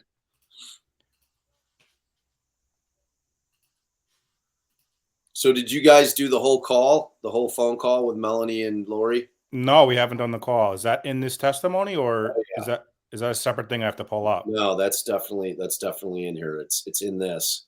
Let me text Allie to give us the mark. Thanks, Calder. All right, Bob, I was saying, like, if they were trying to get me into this fucking cult, and they were like, listen, here's the deal. We fucking know a guy, and this guy was fucking Jesus in a past life, and he knows people who have the good contract and the bad contract. And I'd be like, oh yeah, who is this guy? Yeah. And if they said Chad, I'd be like, Chad, his name is fucking Chad. I'm out of here. Right, exactly. And he's telling me it's going to happen in the rebirth is going to happen in Rexburg, Idaho. I'd be like, get the fuck out. Not that there's anything wrong. I'm sure it's shit, right? And then you find out he's a grave digger. You know, like literally, like the Sexton in LDS they're the grave diggers. They mined the cemetery. Right. He's like a custodian grave digger. And this is the guy who in past lives was Jesus, and his name is Chad, and he's a custodian grave digger. I'd be like, no, I'm gonna pass on this. Hard pass. All right, I'll keep playing where we're at right now. Okay, and then when I get the mark, we'll sit to it. I would say within a week or two. I don't recall the time or day. Did you observe Chad and Lori together when he visited after Charles' death? Yes. Were you able to make any observations as to how Chad seemed? They both seemed very happy. And when you say they both, was that Chad and Lori? Correct.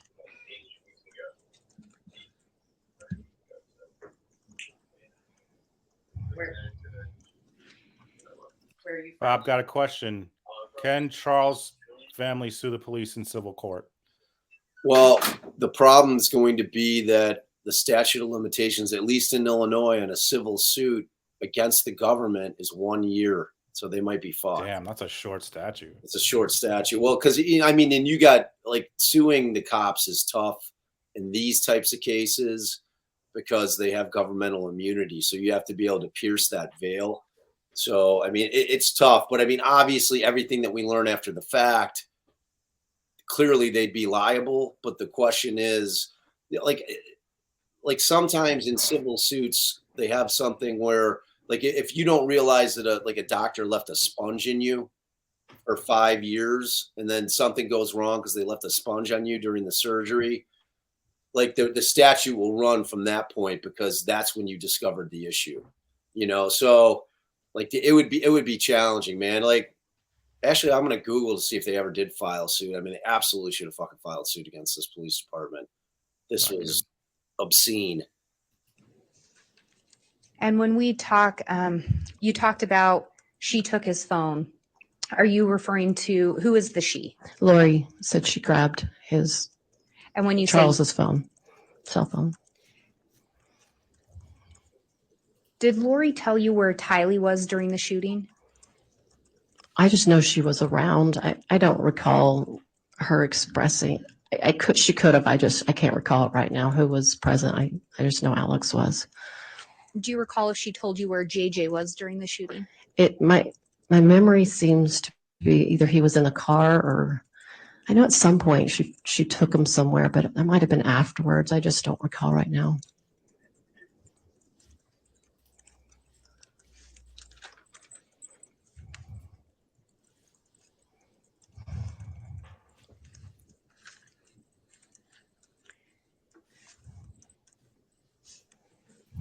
Did anyone make any indication to you regarding feelings of Charles being dead?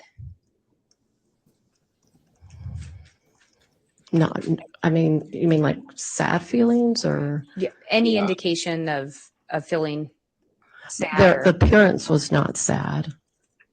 Did anyone indicate being happy or relieved that Charles was deceased? If there was a portray of happiness and excitement, yeah. She's just throwing her down the river, huh?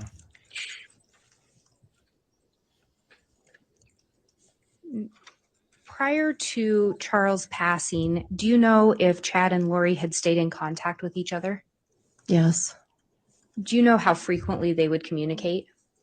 Multiple times a day. That is my understanding. See, did you ever observe Lori with more than one? That's the thing about Melanie shit. Like at this point, Lori's moved to Rexburg. Like, so like they're like, and Melanie's still in Arizona. So like everything that she's saying is speculation.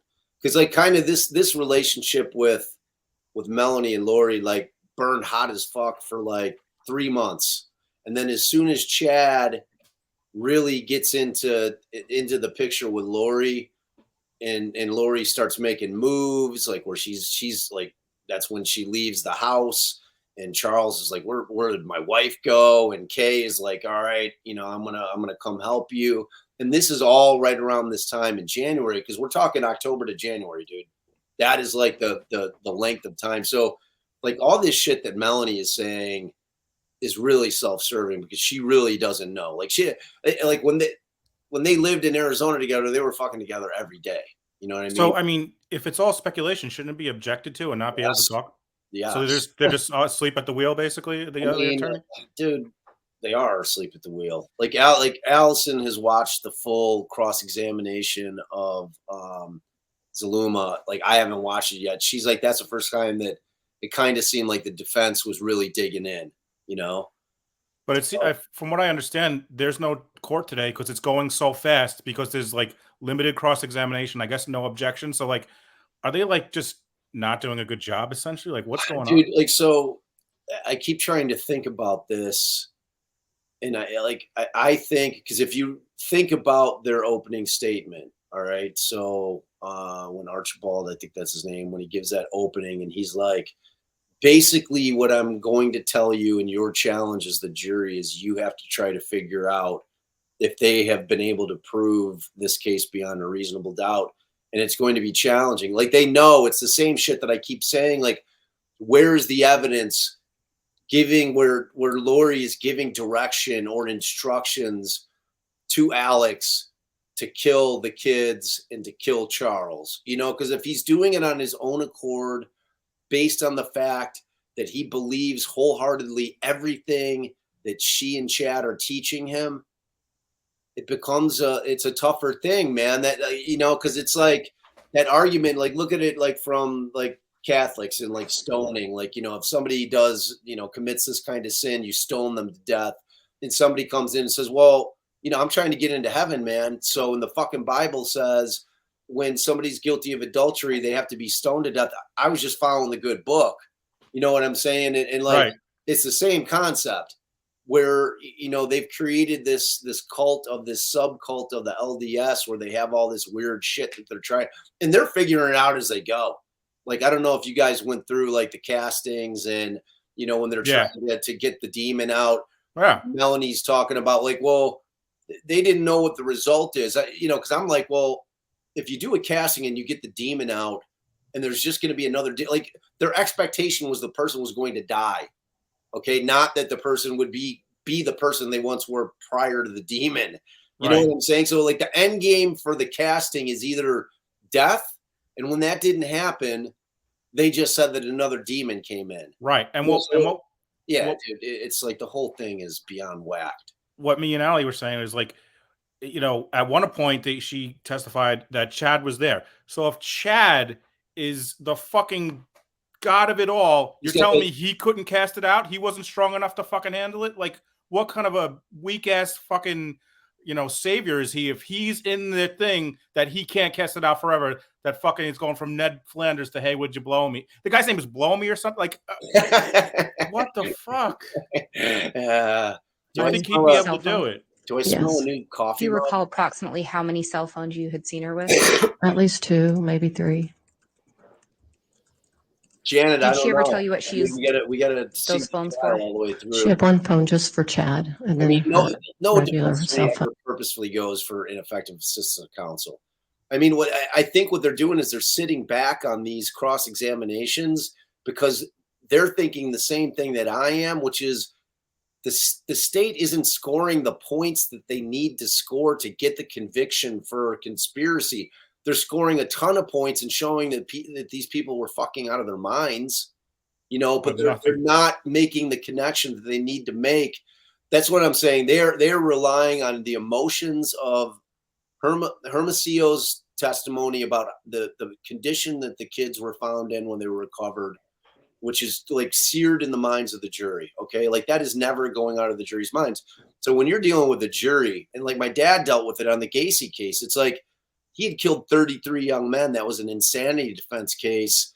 My dad gave the most brilliant opening argument trying to explain to the jury what insanity defense is and what it means. And, you know, like back in Illinois at that time, if you could not comport your behavior to the law, to the requirements of the law, meaning that it was a compulsion, like, you know, like that he couldn't, like, because Gacy was the same way. Like out in public, the guy was normal as fuck. Like he'd walk into a bar, he was like Norm from Cheers, John, you know, that type of shit, man. The guy was like a precinct captain for the Democratic Party. And, you know, he had huge parties where he had all the muckety mucks coming at his house.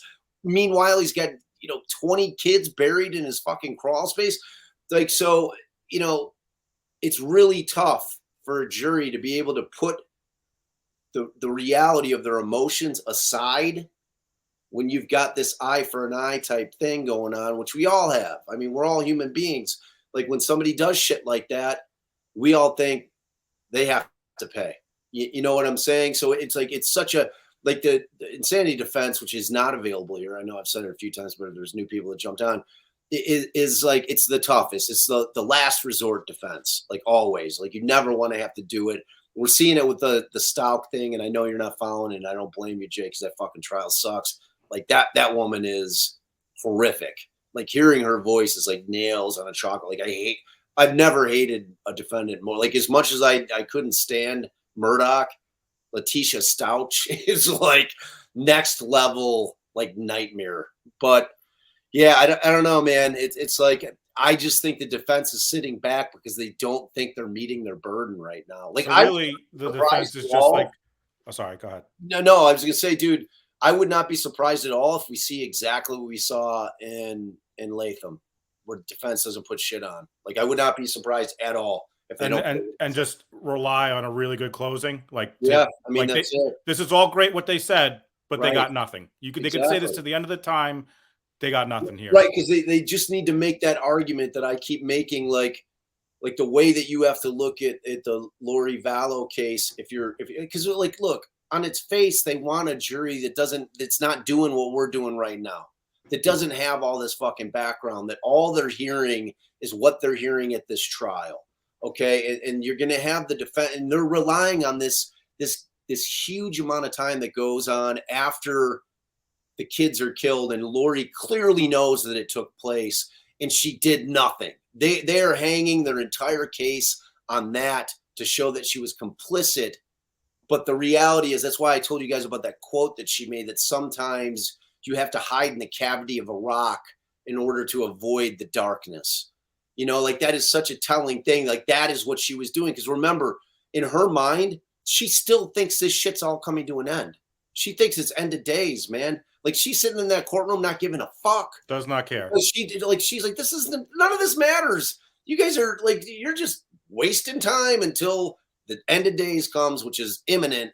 And then I'm good. Like I did all the shit that I had to do to know that I'm good when that happens. And I think that she honestly believes that, man. Like, she's probably just in her head, like looking at each person in the courtroom, signed a bad contract. Absolutely. Like 100%. Like she's definitely doing that. Like you can see it in her face, man. Like she gives zero fucks about anything that's going on. Like that whole sham with her saying, you know, I'm waiving my presence for, you know, the CEO's testimony about my kids and the bodies being discovered. Like that was a defense ploy. Like she didn't give a shit. She doesn't care. Turns her chair. You know, they're like, hey, you know what? We know you don't care, but just turn your chair so it looks like you care. You know what I mean? It's like, yeah, it's crazy. We had a question here.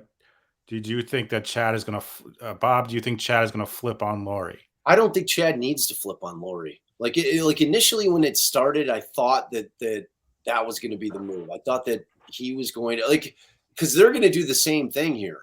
Like Chad Daybell's trial is going to be a mirror image. Remember, it's all the same witnesses. It's going to be like identical trial. Same people saying the same shit, except they'll be plugging in some stuff about Chad. They'll have some different witnesses that were privy to Chad in terms of the shit he was saying and doing that weren't related to, you know, his life with Lori at that point. Because obviously he had a lot of people that he knew that Lori didn't know from everything that went on in his life for the, 15, 20 years he was publishing books, doing these conferences. You know, they're going to be putting all those folks on to be like, yeah, this dude absolutely believed it. Because his whole thing is he had two near-death experiences where, this is where he believes that God started talking to him. It's like, so when he almost dies, jumping out, he was doing a cliff diving thing. He hit the side of the cliff because he's a fucking idiot. And then it's like, boom, oh, well, while I was down there dying, I heard the voice of God speaking to me. So from that point forward, that's when he starts writing the books. And so that's how everything goes. But at the end of the day, I don't think, because the problem is that they would need Chad to say, yes, Lori told Alex to kill the kids.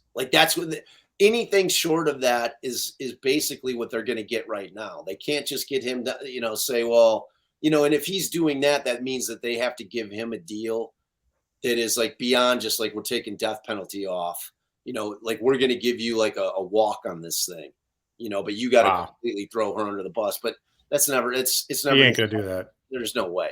Chad ain't going to do that. Yeah. Dude, these two still are it's like that thing with when Brandon, when they had the hearing, when they got Lori in custody, not for the murders. When they first got her, went to Hawaii, snatched her because she was not turning. There was a court order for her to turn the kids over and just say, where are the kids? We need to see the kids. It was like a writ of habeas corpus, produce the kids. And she wouldn't do it. So that's what they got her in on. And then they had a pretty big hearing on it. And the judge set $1 million bail. So she was stuck in. And that was like in like, there were months before they ended up finding the kids. That's when that jail call takes place between Lori and Chad, where he's like, they're searching, they're searching. I'm actually kind of calm right now. Like, are they in the house? He's like, no, they're on the property. I mean, like, he's such a weird dude. They're at the place that I kind of looked at when they told me they were gonna. Yeah, like this. By the way, I drove away really quick because I thought that would be okay. Yeah, they're searching. Such a weird guy, man. And I can't remember. Seemed like she got another one. Did you ever? Did Lori ever tell you whether or not she and Chad would meet up? Would ever meet while Charles was still alive? Yes. Did she tell you where they would meet? One time she said they, after visiting her, or right after I visited her in Texas, she was to meet with him. And I believe they were in a hotel, according to my memory, and they were to go to temples together. That's what she said. There was another time she left town, but she indicated she went to Salt Lake, but my guess is she didn't. I don't know. She indicated she went to Salt Lake, so I don't know if they met up there or what happened there. She didn't tell me if they got together there, but.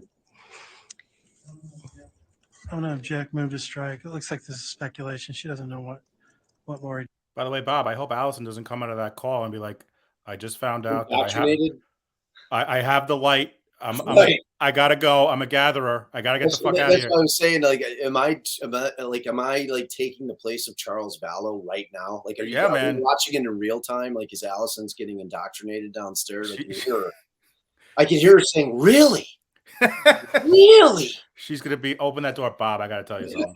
I got the light. Hey. Yeah. I will sustain that objection. So I'll instruct the jurors to please just don't consider that previous response as to the Russian, right? Did Lori ever tell you directly that she and Chad would meet at hotels or motels? Yes. And did they actually meet did she tell you that they met at hotels? Yes. Did she tell you that they would meet at motels? I don't remember the wording exactly. One of the two? Yeah, right. Did Lori ever indicate to you whether or not she and Chad were engaged in an affair? She would just share that they were intimate. Was this while Charles was still alive? Yes. Was this while Tstmy was still alive? Yes. Did Lori indicate whether or not she thought it was okay that they were engaging in intimate relations? She did. She felt it was according to God's will. Of course it was. And did she tell you ever expand on why she believed it was according to God's will? Yes. Chad is God. She explained that because they had been married in multiple lives and they had a mission together, that it was okay. Yeah. And when we talk about her having a mission, did she ever talk to you about her mission to lead the 144,000 in relation to her children? She indicated that she was a part of that group, the 144,000. And at some point, everybody in her family would pass on just because of tribulations. At some point, she shared that with me, probably in the very beginning. Oh, Carol, you didn't watch the Casey Anthony thing on? Did Lori ever indicate any concerns to you about her ability to continue to care for JJ?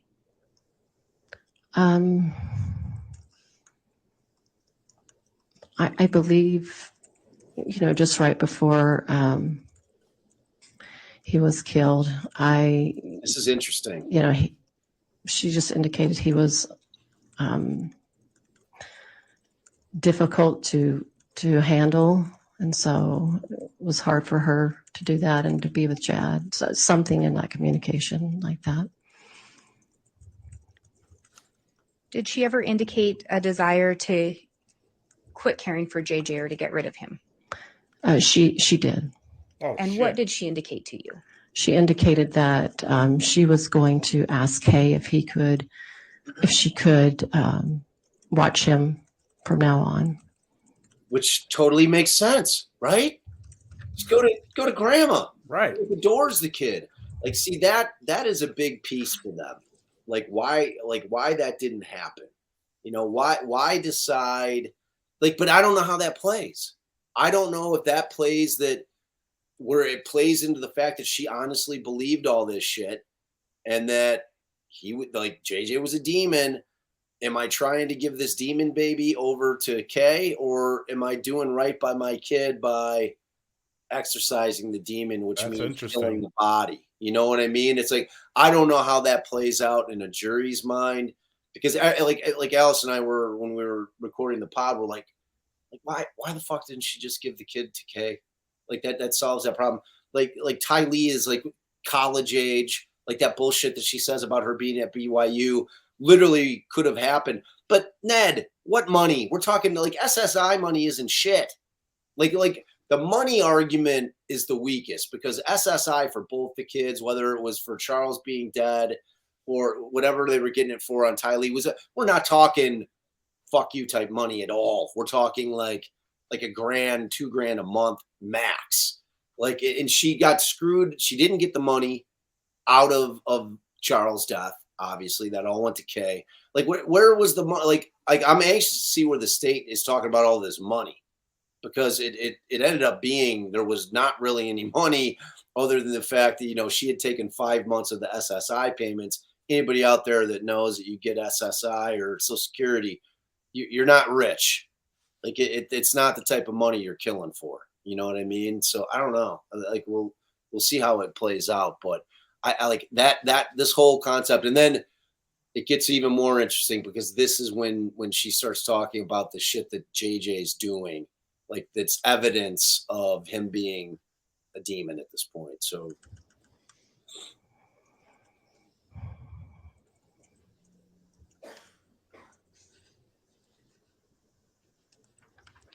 And going back a little bit, when was the last time that you saw Tylee? every day. Is that for both kids? Between July, whenever is that one kid? Before they left to Idaho. So she left, I think, in October, September, August. I don't know, July or August, whenever, right before probably they left to go up to Idaho. And do you recall approximately when they left to go to Idaho?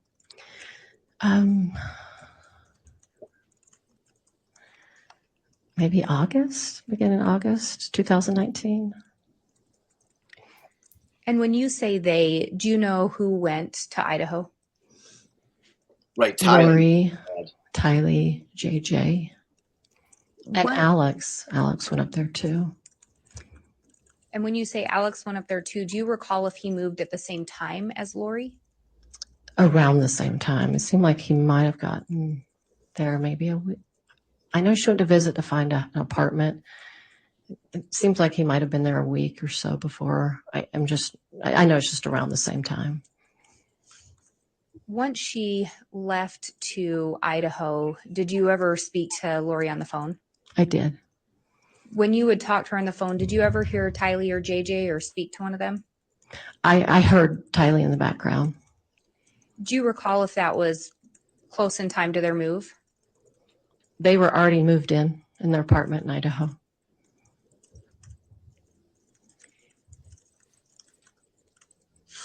After seeing Tylee before they moved, did you ever see Tylee again? No. Did you ever travel to Idaho to where Lori was living? I did. Do you recall approximately when that was? In September, middle of the month. And why did you travel up there? A few reasons. She asked me to come up. Another reason is there was a seminar that I was interested in going to around not too far from her home. And also me and my boyfriend at the time were going to see his son as well when we were passing through. When you came to Idaho, did you end up staying at Lori's residence? I did. Did David also stay at Lori's residence? He did.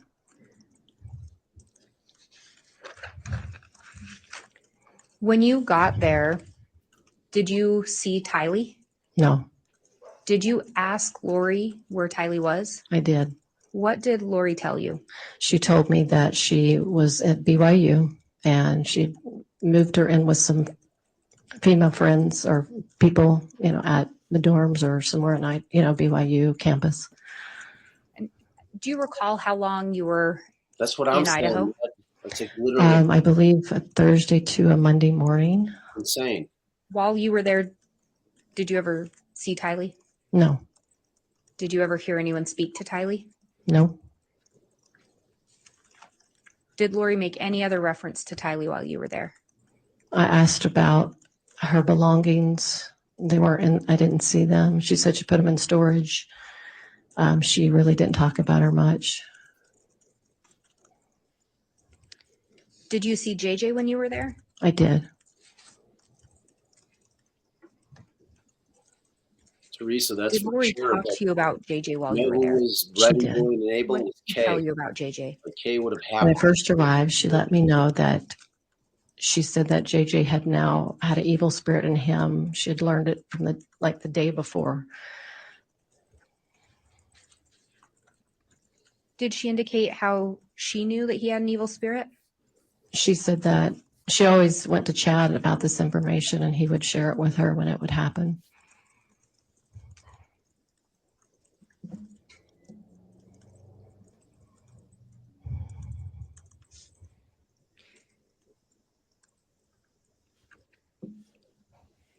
Did she indicate whether or not she'd made any observations regarding the behaviors of JJ? She did. And what did she tell you? She would tell me his behavior was more difficult, and she would tell me his speech was more intelligent, and she would tell me he would say things like, I love Satan. She told me he would, climb up on the refrigerator and go top of the cabinets, and he was acting just more aggressive, more. She just tried to explain how she believed he was changing and more of a negative type of demon. A demeanor, I guess. Was this the first time that Lori had talked to you about someone changing once they were dark or possessed? No. And who else had she indicated had behavior or physical changes? I remember Charles. She indicated he looked different. I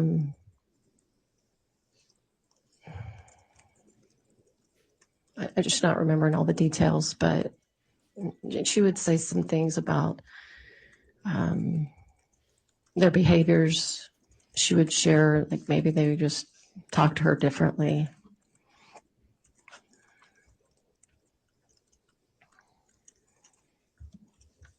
Do you recall approximately how many times before that interaction or that visit that you would have seen JJ?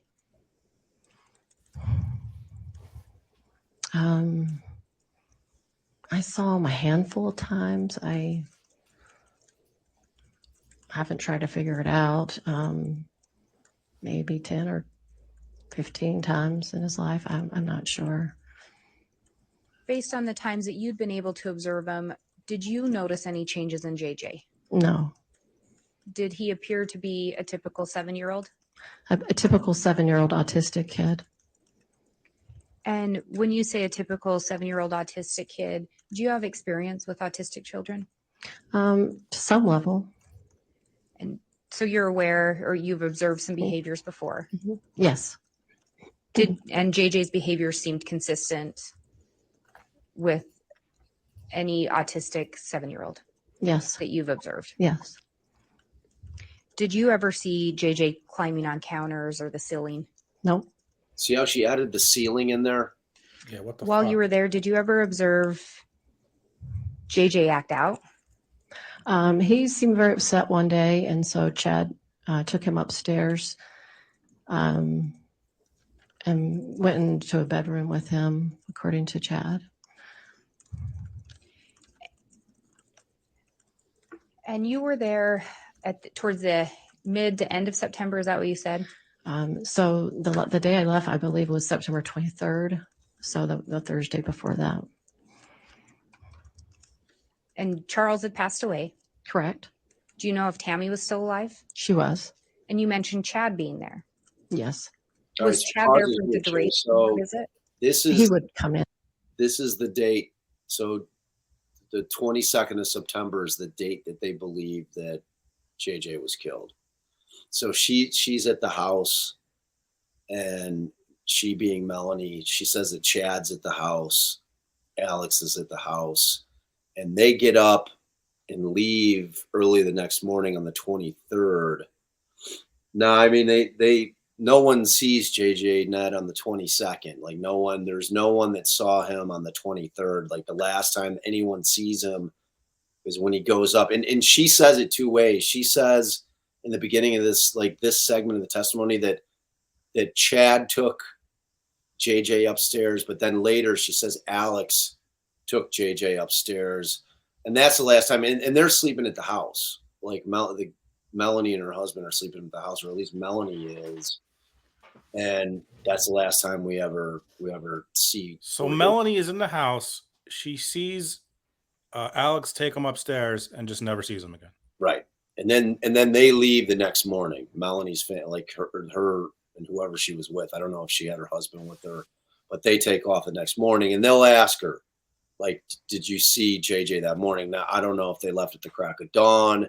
So that's kind of where they're at in this testimony. But I just want people to understand that this is the day that the state believes that the 22nd is the date that they believe that's the last proof of life that we've seen, that he was alive. In and out. Do you know if he stayed the night while you were there? No. And I'll clarify that. No, you don't know, or no, he did not. He did not. So when JJ acted out, it was Chad, not Lori, that took him upstairs. Correct. See, this changes. And when Chad came, did Chad come back down from taking him upstairs? He did. Was JJ with him? I think so. What did Chad say regarding that? He just quietly came down, and I asked him why his neck was so red, and he said that JJ had scratched his neck. Shit.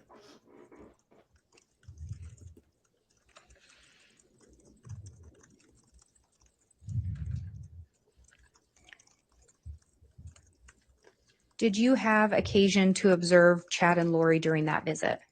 I did. Did you observe their interactions with each other? I did. What did you observe? They're affectionate. He consoled her. He would kiss her on the cheek, hug her. And they had, fun together, singing and dancing too. Did they appear fairly affectionate? Yes. Do you recall going to walk a track with them? I do. And what, if anything, did you observe when you went to do that? Walked around the track with them, and then we went downstairs, and they showed me some beautiful pictures in one of the hallways at the campus. And then at the end, as we got in the car, Lori and I got in her car, and then he got in his car. They were affectionate. He hugged her and gave her a kiss. Do you recall if you were told anything regarding the secrecy of Chad and Lori's relationship? Yes. And what were you told? Chad had indicated to David that weekend that, he'd appreciate if he didn't share it with anybody about the relationship. But But didn't she say that when Chad came He back, probably talked about it like that, but did she What? say that? Did she say when Chad came back down that JJ came back down too? No. He said, if I'm listening right, he's acting up. Chad takes him up. Chad comes down without him and has a scratch on his neck. Yeah, I heard that. I thought I don't think JJ comes down. I mean, it sounds like that was Chad doing the thing, right? Isn't that what they're intimating here? That I mean, that seems like that's what they're intimating, but yeah, I can't remember. I've listened to this thing so many times. All right. I can recall that moment. And were you present for that conversation? Yes. During that conversation, did you indicate that was a conversation mainly between Chad and David? Yes. Did you overhear it? Yeah, Chad say anything else regarding Tammy? JJ came back down, right? He said that he was still married to her, and I wasn't paying attention to the whole conversation, and I don't recall the whole conversation. He could have talked about how she was a good wife. I can't remember if David told me that or she did, but anyway, that's what it feels like. He said.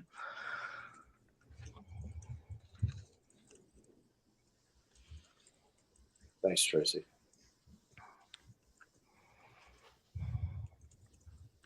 Do you know, has Lori ever indicated to you if the date September 22nd has any kind of special meaning? Yes. And what has she indicated to you? She indicated to me that that was the date that Moroni appeared to her in a temple. Jabroni. Wow. Do you recall the last time you saw JJ? I recall seeing him the Sunday night when he was being taken upstairs by Alex in his bedroom. That's the last time I recall seeing him. Okay. See, that's what I'm talking about. That's do you know what date that was? Here, pause it. I believe. So, like, this is one of the problems. Like, when a state puts a case like this on, it's like you got to lay a foundation. Like, she is not asking this witness what time. You know, like, is this a separate occasion? So let me clarify. You earlier said that Chad had taken JJ upstairs. Now, now when you're saying Alex, is this a different time? You know what I'm saying? Like, is yeah. The same way that I'm confused about if she's just screwing the two people up and it was Alex that takes them up, or if this is later, because if it's later, then it substantiates that Chad didn't kill him because he's down there, scratches on neck or whatever, that the kid, JJ's still alive, and then it's Alex that brings him back up. And as far as I remember, and I've listened to this multiple times, she never ever clarifies this. Let's see. That was the 22nd. Exactly. Were you still there you left on that next month or the following day, the Monday? Correct. Nothing. Did you see JJ that next day? I did not. I don't recall seeing him. What time did you leave, Melanie? Did Lori say anything to you about JJ? I don't remember her talking to me about him, other than she was talking about some of his behaviors and things like that.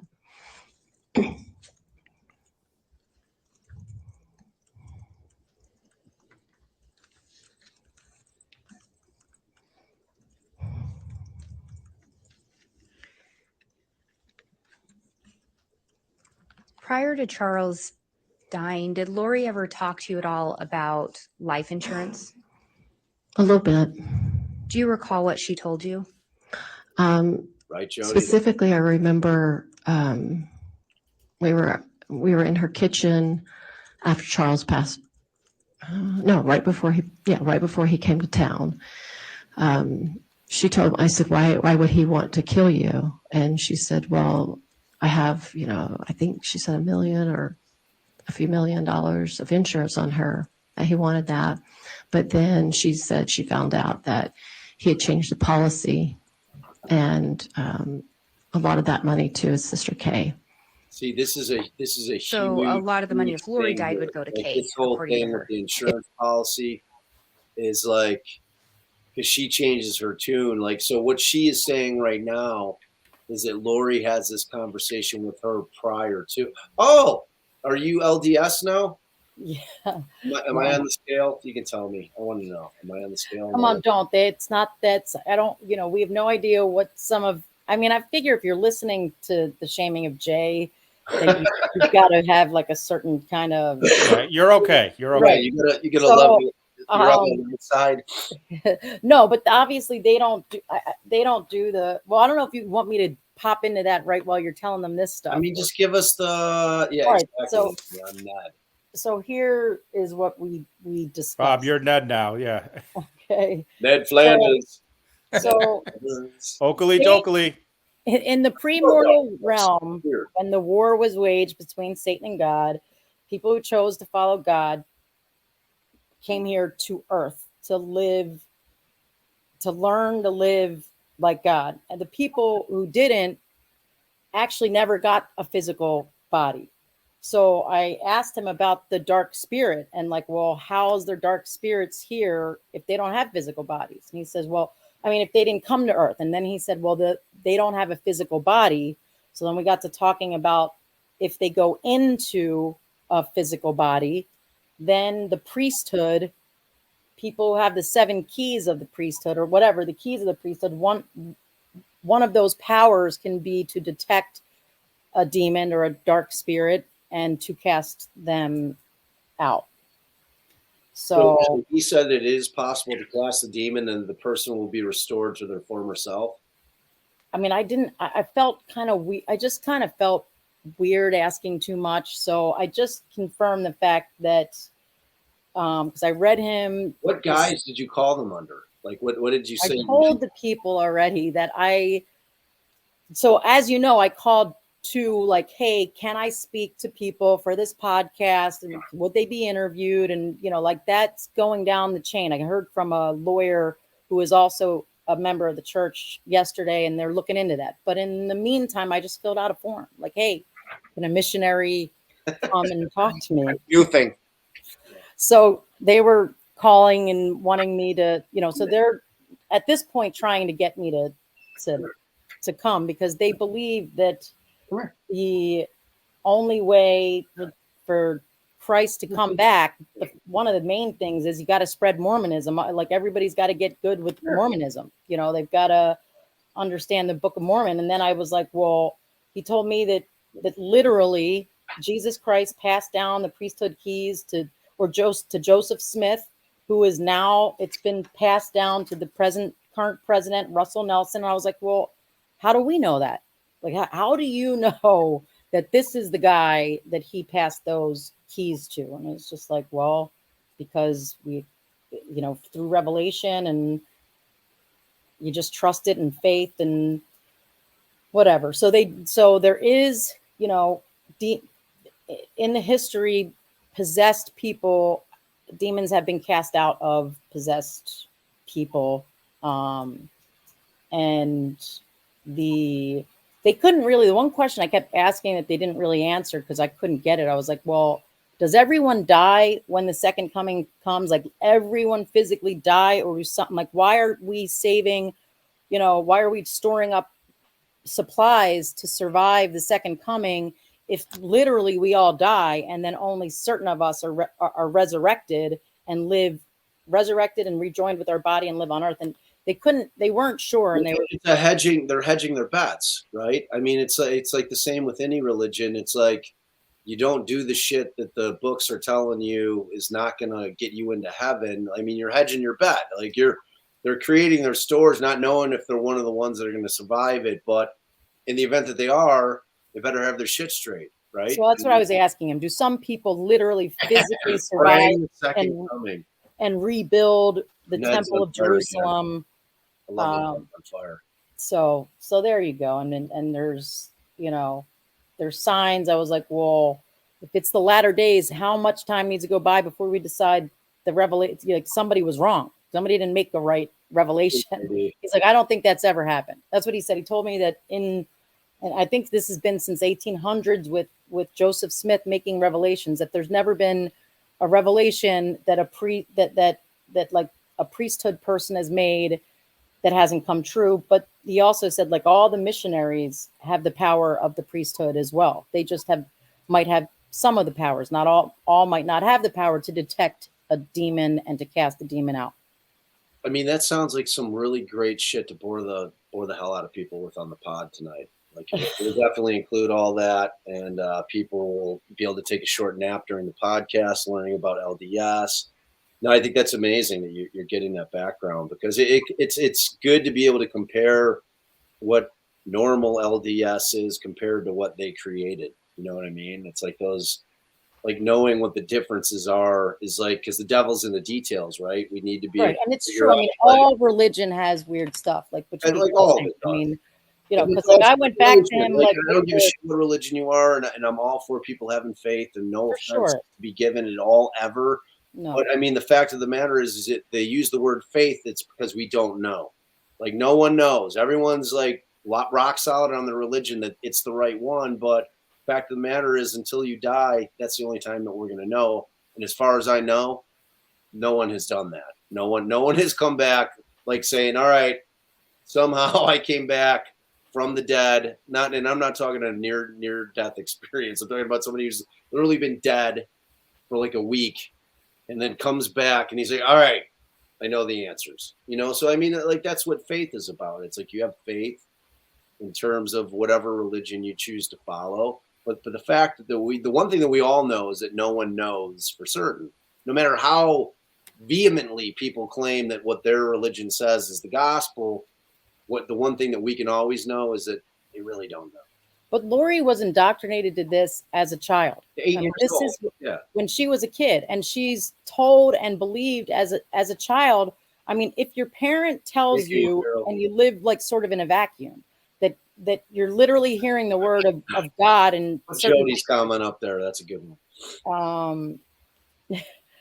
But it's like, so she thinks, she really did think that like you can have these revelations and angels can communicate through you and God can communicate to you. And, you know, I don't know if Madeline, I'm here for it.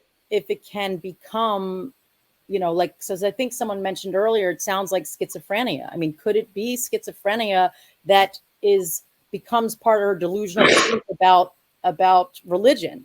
So she's thinking is she Does that really become like a like finds like thing then? Like, so all these people that are all buying and drinking this Kool-Aid, they all have some form of schizophrenia? Because that's my whole thing about, like, how much weight do we give these witnesses in terms of Melanie Gibb and Zaluma? every priest believes that God spoke to them. You have to. We looked into this for that a criminal case that we were doing where Bob challenged the competency of a client because he said God spoke to him, but he was a priest, you know. So, and then I talked to another one. They're like, well, every priest believes that God has spoken to them. It's like part of the whole thing. They have to have heard the voice of God. At least I think so. Hopefully I'm not offending anyone out there. I mean, that's why you have to preface it by, like, you know, we're never besmirching somebody's faith. Like, these right. are So that's why I'm saying it's hard to say, well, oh my Lord, she thought God was talking to her, because there are millions and millions. He wasn't that guy. No, Anthony Garcia was not the one who thought he was talking to God. Oh God, no. No. All right. I got to bounce to Law and Crime. If you guys are still hanging, I'll jump back on when I'm off there. I'm on there for an hour. All right, sounds good. Thanks, I love Bob. you guys. I'd rather be hanging with y'all. Guys, don't forget, check out the podcast where it's all laid out with more detail. Hey, Legal Mama, do we know that Chad wasn't given any competency tests one way or the other, or you're just asking?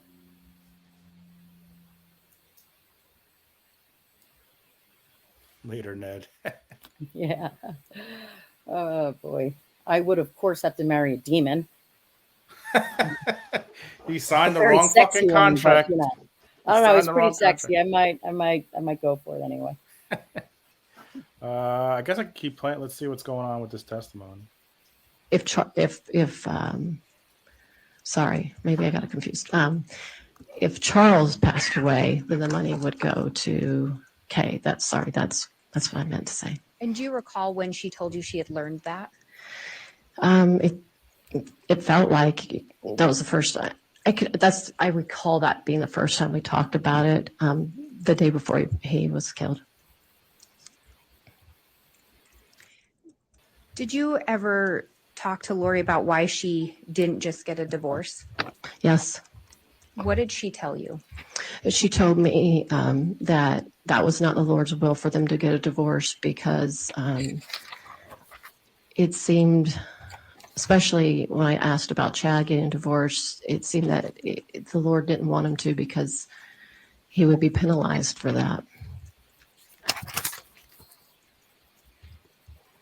And do you know what they meant, or did they ever explain to you what they would be penalized meant? I recall her saying that he would lose his exaltations or his something to that effect as his exaltations or his standing with God. What time you at, Jay?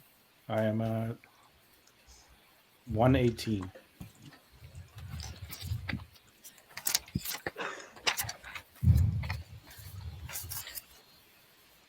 Did you ever see JJ again after the night of September 22nd? I don't recall seeing him. But she's right there. Same night he gets killed. Did you ever return to visit Lori in Idaho after that visit? No. Oh, she's cunning every day, Moms. Right, exactly. Did you stay in contact with Lori? Yes. Did you speak to her frequently, occasionally? Do you remember? Occasionally. What about Chad? Did you stay in contact with him? So did you guys play the call already? Because this is getting into that. I mean, well, No, he we haven't played the contacted me, but I didn't contact him. So that I this, can they're recall. about to talk about when when the police go looking, they do a welfare check on JJ at the apartment complex in, I think when they're living in Rexburg, and it's where you've got Alex in one apartment, Lori in one apartment, and Melanie, the cousin, in one apartment. They had all moved out there. So police go out to do a welfare check on JJ, and this is a call that she gets. She's going to go into a call she got from Chad. It's going to be followed by a call she gets from Lori. Call any specific times that Chad contacted you? Yes. It seemed like it was a few days in November before Thanksgiving, and he called me when I was in Utah, and he told me that the Rexburg police would be calling to not answer the phone. Did he expand on that as to why he didn't want you to answer the phone? Well, I had to ask him a few questions. And what did he tell you? He said that that the police were questioning at Lori's apartment where JJ was. And then I asked him, I said, he's not with Kay? And he said, no, he's not. And he had a nervous voice, and I asked him if he was, and he said yes. And he told me that Lori will be contacting me shortly after that. And you say you asked Chad if JJ was with Kay. Mm-hmm. Why did you ask him that? Because that's what I was told. That's where he went. So why would Kay be looking for him if Kay had JJ? Do you recall who told you that he was with Kay? Lori did. Did Lori tell you how she got JJ into Kay's custody? She said they met at the airport, and they met together, and she asked her to. Yeah, so even though I was there the day he might have been killed, do you here's all the recall information approximately why when I really Lori thought he told was you with Kay. I would say within a few weeks after I left. I don't recall. And when you say after you left, are you referring to that September visit? Correct. Did Lori, in fact, reach out to you? I believe it's possible I reached out to her and asked her. What did Lori say to you? She told me that she met up with Kay in the airport, and that she told her that she had cancer and that she needed for JJ to be watched. Viv. And she said, okay. Thanks so much, Viv. That's the gist of it. And to the best of your understanding, Lori's indication was Kay had agreed to take JJ. Correct. And going forward to the date that Chad called and asked you not to speak with law enforcement, Did Lori, in fact, reach out to you? She did. What did she say? She said that the police had come by and she told the police that I had JJ. She told me to go to she told the police that I took JJ to a movie called Frozen, I believe, and just take random pictures of kids running around at the movie theater. Was JJ with you? No, Did law enforcement try to reach out to you? they did. Did you pick up or respond to them initially? Not initially. And why did you not respond to them initially? I wasn't sure what in the Chad world told me to not do. to. Because I was doing Have what my Lori guy told told you me to. anything previously regarding law enforcement? She, I'm not sure at this point when she shared with me, but she told me that they were dark and that they were, after her, like Satan was after her with the other dark entities that they talked about. So they had become, they call them dark translated beings, I believe. But I don't know exactly when she shared that with me, but at some point she did. Did she tell you anything about other people being after her? Kay and her brother, her father, and okay. And her brother, would that have been Her Alex brother. Cox? No, her other brother. I forgot his name.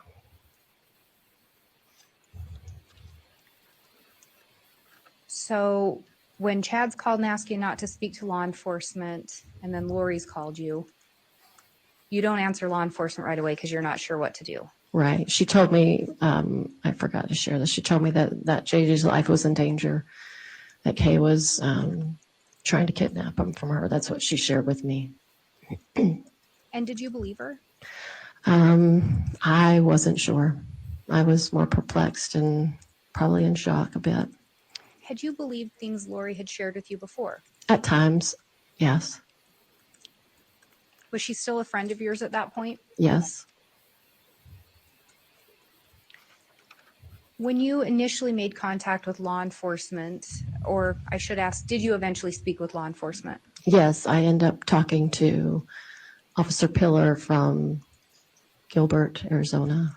And the first time you had contact with law enforcement, did you in fact indicate JJ was with you?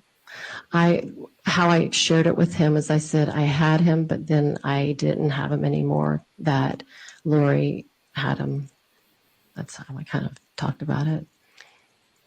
And had you ever had JJ with you? No. And why at that time did you relay that to law enforcement? I wasn't 100% sure she was telling truth or not, and I felt in a very weird and uncomfortable position, and I really did not know what to do. Regrettably, I And I wanted didn't to share prove my exactly how I innocence wanted to to. police. At some point, did you end up making contact with law enforcement at a later date? Yes. Do you recall approximately when that was? I feel like it was just the very beginning of December, probably, or the very end of November, somewhere in that time. At that time, did you tell law enforcement that JJ had never been with you? Oh, yeah. Did you share with them what you knew? Yes.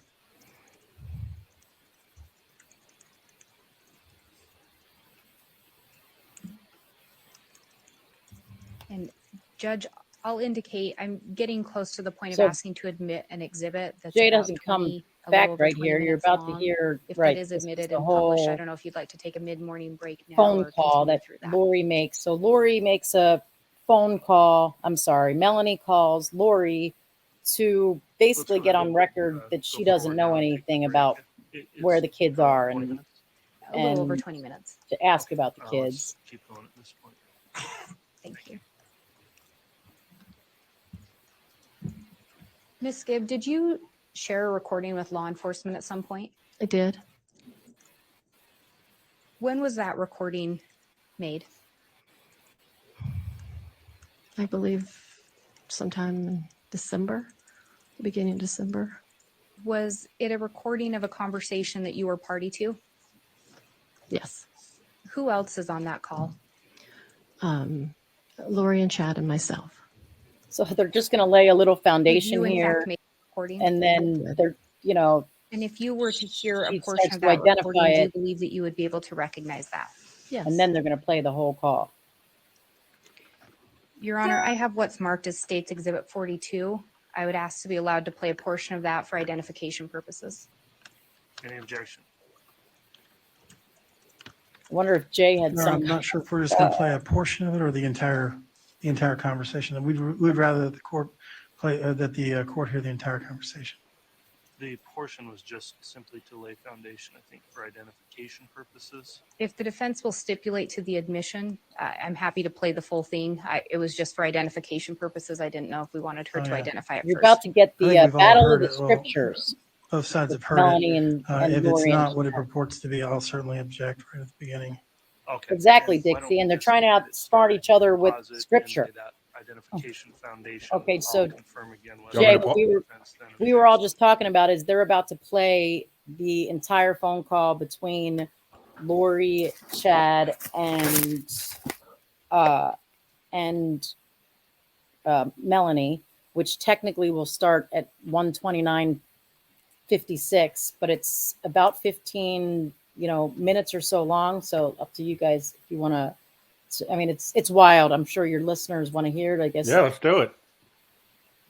So All right. 1:29:56. Here we go, guys. Wild phone call. You can just start there. All right, it can be published at this time, and it is admitted.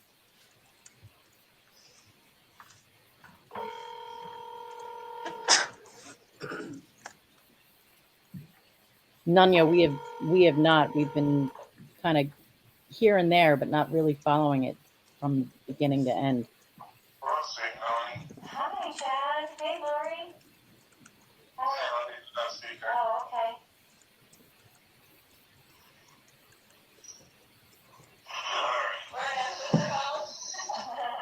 How are you guys?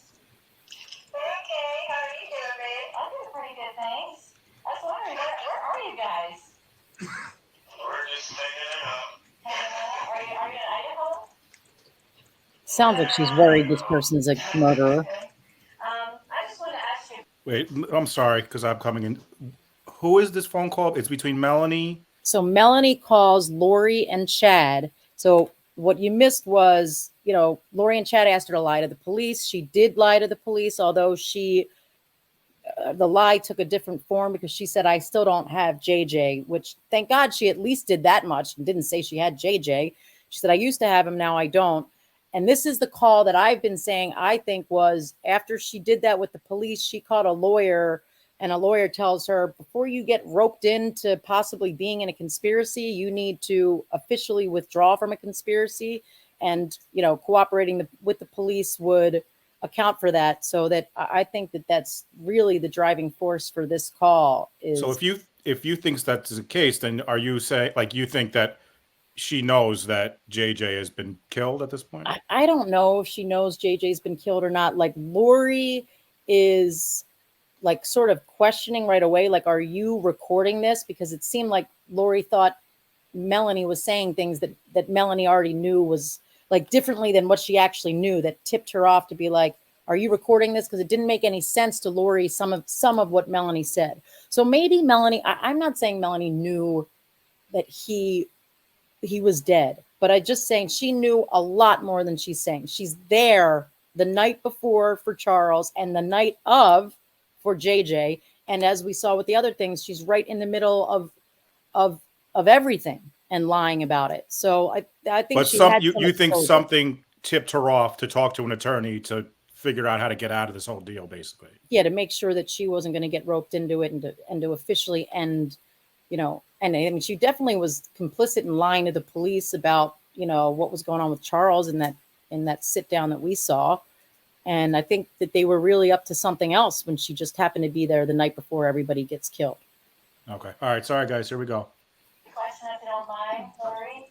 I wanted to know, remember we talked about JJ going to Kay's house and he told me he went there and now he's not there? I was wondering what happened. Oh yeah, I mean, what's that question? Well, I had to move in somewhere else because of her actions. So Was she doing something? Like, was she trying to come get him or something, or like trying to kidnap him? well, she said that a few times before, but Okay. Well, you know, I asked Chad the other day. I was like, "Hey, you know, where is JJ?" And he said, "For my security, he didn't want me to know. So, is there a reason I should be in danger to know where he is?" no, it's nobody. It's his I'm going to danger. check It's that the date danger so I that can they're give them an seeing. answer. Okay. So if you knew, that puts you in a danger. Well, just in a bad position. Yeah, bad position. Everybody, if they don't know anything, then they don't have to say they know. Right. So you're just worried. Okay. I'm just to keep him protected and keep you protected. And keep everybody else. Yeah. I appreciate that. I was wondering why you told the police why he was with me.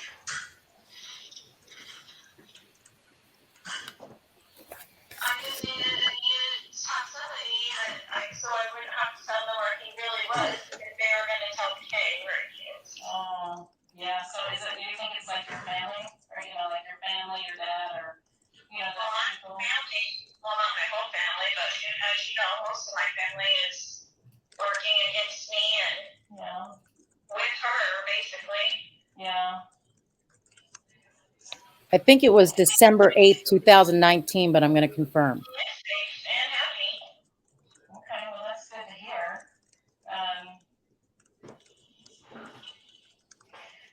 Are you afraid of anything? Like, are you afraid to tell me that you're just afraid that that I could be in danger? Like like I don't, like if I knew, like how could that hurt me? I don't understand how that could hurt me if I knew where he was. Well, I'm just not telling anybody so that nobody has to say where he is or get questioned where he is, so I can keep him as safe as possible. Yeah. Okay, I hope that he's okay. I hope you guys are okay. I did have a question I asked Al at one point. This is Melanie Gibb. If I They're wanted to about to get in know, a big old scripture battle. like where he was, and he said I did not want to know, and that he could not be found. So what does that mean?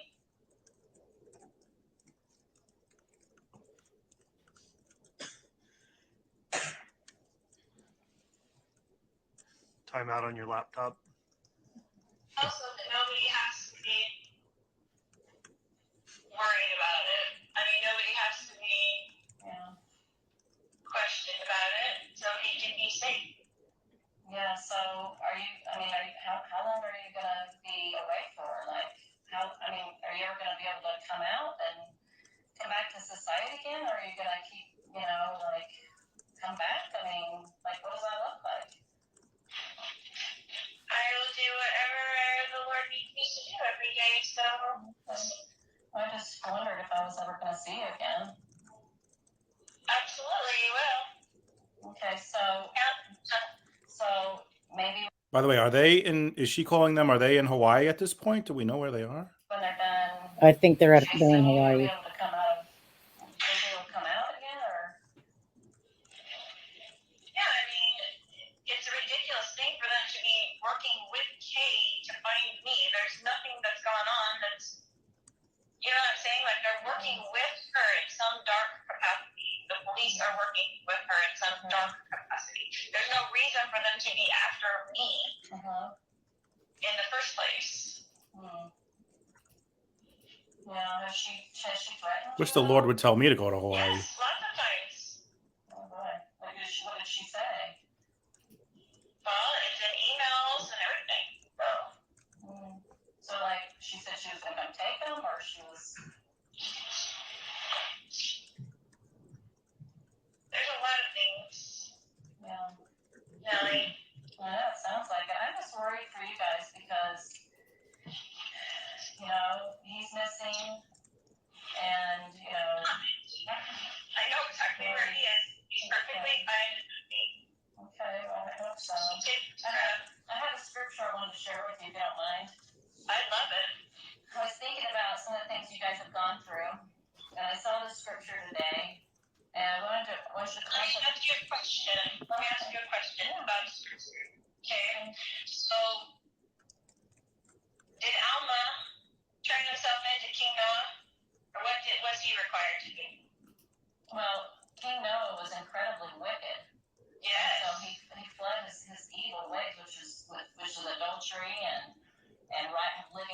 to flee and breaking all the commandments. Right. So what was he required to do, Alma? He had to go and flee so that he would be safe and then help other people realize how, jacked up the system was and the government was. What about Moroni? What was he required to do at the end? To carry on those plates and bury them. That was his responsibility. What did he have to do to do that? Did he hide? He had to hide. He had to hide because they were so. Everybody's killing everybody in the society. Everybody was dying. They were killing all the Ninevites. In the scriptures said to hide in the cavity of a rock by day and go out by night. The prophets did. They did. Yeah. Okay. So thank you for sharing that with me. Okay, this scripture is just something that may be thoughtful for you. For behold, this is Dr. Kevin. When I talk to my friends, I'm like, remember that scene in The Office? And these people are like, remember when fucking Noah and Jabroni were digging plates and shit? What the fuck? And this call is December 8th, 2019 at 4:30 p.m. Although man set not the counsels of God and despise his words, yet you should have been faithful, and he would have extended his arm and supported you against all the fiery darts of the adversary. He would have been with you in every trouble. So when we work with the Lord and are obedient, He's going to protect us from adversarial darts and all kinds of negativity. But when we open the door to Satan, he comes in and then he attacks, and then he takes away to make it look like somebody else took it away. But that's not how God works. He doesn't work in darkness. Now you're figuring that out. 100%. That's what the Lord is doing for me. Exactly what He's doing for me. This is wild. Passive aggressive God Bible talk. Darkness is knocking on the door all the time because that's the way dark works with the light. And I promise you that I have done nothing wrong in this case, but sometimes you have to hide in a cavity of a rock for your own life safety. And that's what the Lord requires of you sometimes. And that's how it is. And I'm sorry that's how it is, because there is a lot of darkness on the earth. Yeah. It's been after me for zero reason, besides the darkness of Kay, which you already know she's dark. I haven't met her enough to know if she's dark or not. I've just met her slightly, and she seemed like a normal kind of person, but then I haven't engaged with her that much, so I don't know that personally. So you don't know about her changing the thing for herself to be the beneficiary of the policy and all that stuff. None of that's dark, right? Well, I haven't seen those documents, so I have no way of knowing. You've seen them on my computer. No, I have not. I haven't looked in on your computer before. Yeah, show me. You're being controversial to me, or if you're recording this conversation. All right, so right there, Melanie saw the documents on her computer. Because as soon as she said, I never saw those documents on your computer, Lori's like, wait a minute, are you recording this? Because I know that you saw those documents on my computer. Right. So although I don't think that she necessarily knew the children were dead, I still think, like, because conspirators can have different roles and they don't have to know, like, the final outcome. So for a portion of the law, she conspired with Lori for, whatever it is, various things that Lori conspired with if they conspired. And this I don't know why this piece is something that she wants to keep lying about, but I guess it's because she knew Charles was going to be killed. I mean, that's all I can assume. I don't know why it took her this long to figure out that she's recording this. I mean, she's clearly talking in a way where she's trying to get information out of her. Like, and if they were friendly before, I'm assuming the prior calls that they had, they weren't fucking battling it out with scripture and like asking these questions about what's going on. Like, she's digging, like, I don't know. Well, now the whole world is looking for Lori and the kids, and they did call Melanie and ask her to lie. So she's got a little bit of a reason to be like, all right, now I'm finally going to ask you about why you lied to me and where everybody really is. But don't you think that Lori should have figured that out real quick? That's why, like, why did it take her so long to figure that out? Well, because they think she knows so much. She knows so much that is true. She'd never think anything wrong of them. Plus, I think they know whatever parts, like, she may have been more openly involved in, like maybe Charles. Right. Okay, that makes sense. Well, I love with all my heart, and I have forever, and I will always. I appreciate those words, but if you really loved me, you wouldn't have told the police that I had Juju with me. That's not what a friend does. Melanie's now Ned for sure. As of Yeah. now, for sure. It's not safe for me. That doesn't look good. You know, you had to think of my welfare if you love me. I do, and I did exactly what I felt the Lord was instructing me to do. I mean, what else are you gonna do? What except I what the mean, Lord instructs you to do? What happens when the Lord, two different lords are giving two different instructions? We gotta defer to fucking Chad and get his lordly view. And I've never done anything to harm you, and you can have all of this confirmed to you by the Lord. I have. My Lord saying something different. My conscience is clear. I feel very understanding what's really going on, Lori. She's gonna tell it to her now. She's gonna give her all the truth. I believe that you have been very deceived by Satan. I believe Oh that he shit! tricked you, and I don't believe that That's her calling her Ned Flanders. what you're doing is correct. I just don't. I mean, Tstmy dies, and then your husband died, and then he's missing. It just doesn't sound like God's plan to me. It just sounds. It gives me a gut feeling. Like in my gut, it feels weird. It doesn't feel right. I don't have peace about it. I never have felt 100% peace about it. I always felt like a little weird in my stomach about all these things. And also, I don't want to go to jail about it. So if you could tell me. You know me. This does not sound like you. This sounds like you've been influenced by somebody dark who What? wants you. She is Ned. It's just you're like you're Ned. No, you're Ned. No, you're Ned. Celestial world. I don't have fear. You obviously do. No, I have a peace of conscience, and I can see clearly. You're the Antichrist. Well, I'm sorry that you feel that way. I love you so much. Well, I'm sorry you think I'm the Antichrist, but I love you. I love you. See you later, Ned. Bye, Ned. I don't know what else to say. Stand Christ when he comes again, and he's coming soon, and we will all stand there, and you will know at that point that he has supported me and has supported you the whole time, and I have not been deceived.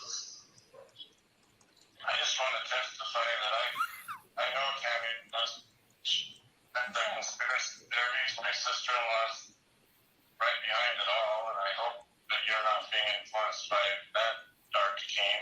I don't know. Dark King. I'm sorry. Dark King. I don't even know her.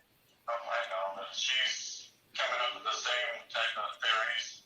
And it's just Where are people getting these crazy theories? Weird.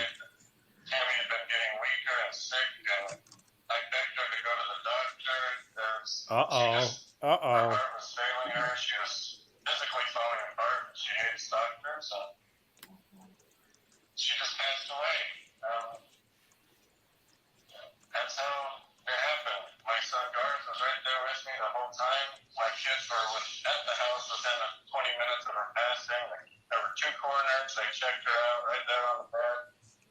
All these conspiracy theories just make me sick to my stomach. Just absolutely sick. I know it's been told 3 years that Tammy would pass away at a young age. And I had no idea Blessed be that the Lori fruit. would even be a part of my life. I just knew that my life had 2 segments. Who was that? And MJ Lynn. I know Tammy's on a special Hey, mission, Sarah. and she's with my kids. She's visited them. There's so much, Melanie, that you just have to have faith, and this is not some sort of master plan. There's no way, Lori, and I should never come up with this. It's just... You can understand my concern, correct? I can, from an outside perspective, but from someone who knows as much as you know, no, not really. But we can feel Dave's influence on you. I can feel that, for sure. He's a very good man, and he has a very strong foundation. That I know. I know, but he seems to be the one that's putting the doubts in your mind. No. You know what? I have come to understand that my gut feeling, I was not listening to it, and I always felt uncomfortable with many things. Do you know who they're claiming is influencing her? Who are I they think talking? it's David Warwick, who was also there. He's also a religious head, a speaker, did all this prepared pairing of the people, network stuff with them. And she ultimately, I think she is now married to him. Okay, so he's the bad influence. David Warlock. Well, I'm sorry that I included you in those teachings then for your own sake, because I wish that you didn't have as much knowledge as you have, because you will be accountable for the knowledge that you do have now. Oh shit. So are you.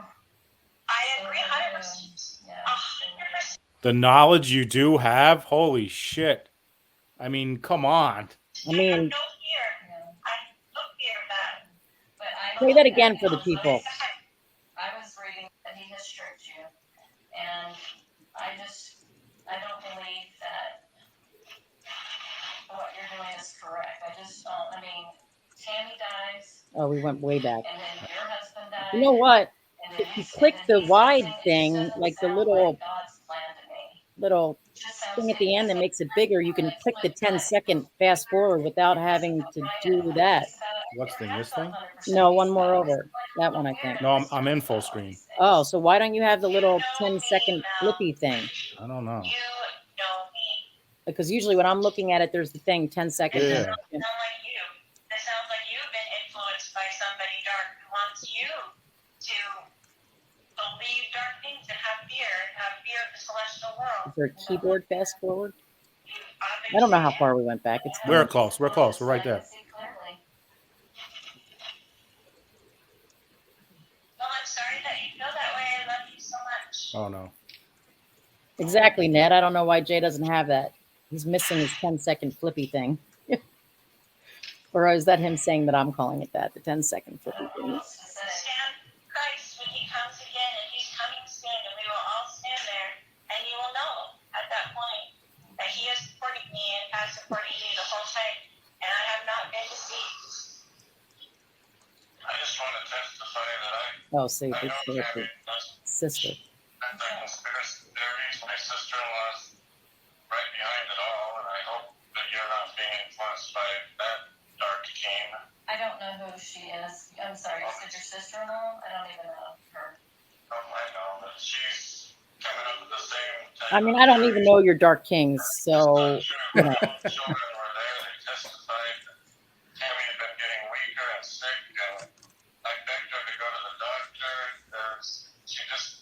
Her heart was failing her. She was physically falling apart. She hates doctors.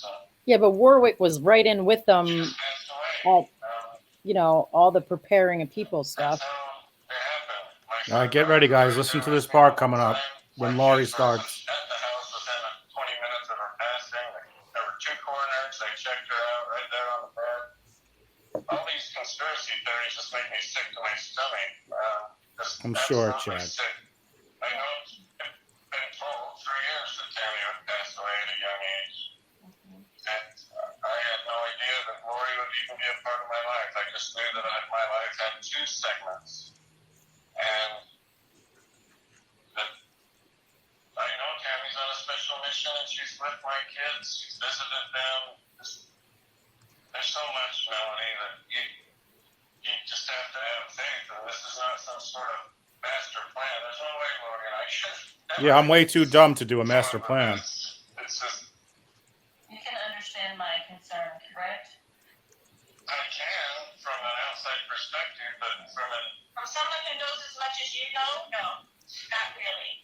But we can feel Dave's influence on you. I can feel that for sure. He's a very good man, and he has a very strong foundation. That I know. I know, but he seems to be the one that's putting the doubts in your mind. You know what? I have come to understand that my gut feeling, I was not listening to it, and I always felt uncomfortable with many things. Okay. Well, I'm sorry that I included you in those teachings then for your own sake, because I wish that you didn't have as much knowledge as you have, because you will be accountable for the knowledge that you do have, Mom. So are you. Wow. I She's agree. going to be accountable for that knowledge. I have no fear. I have no fear of that. Because now if Melanie doesn't believe it anymore, she knows what she was involved in. She's got that knowledge.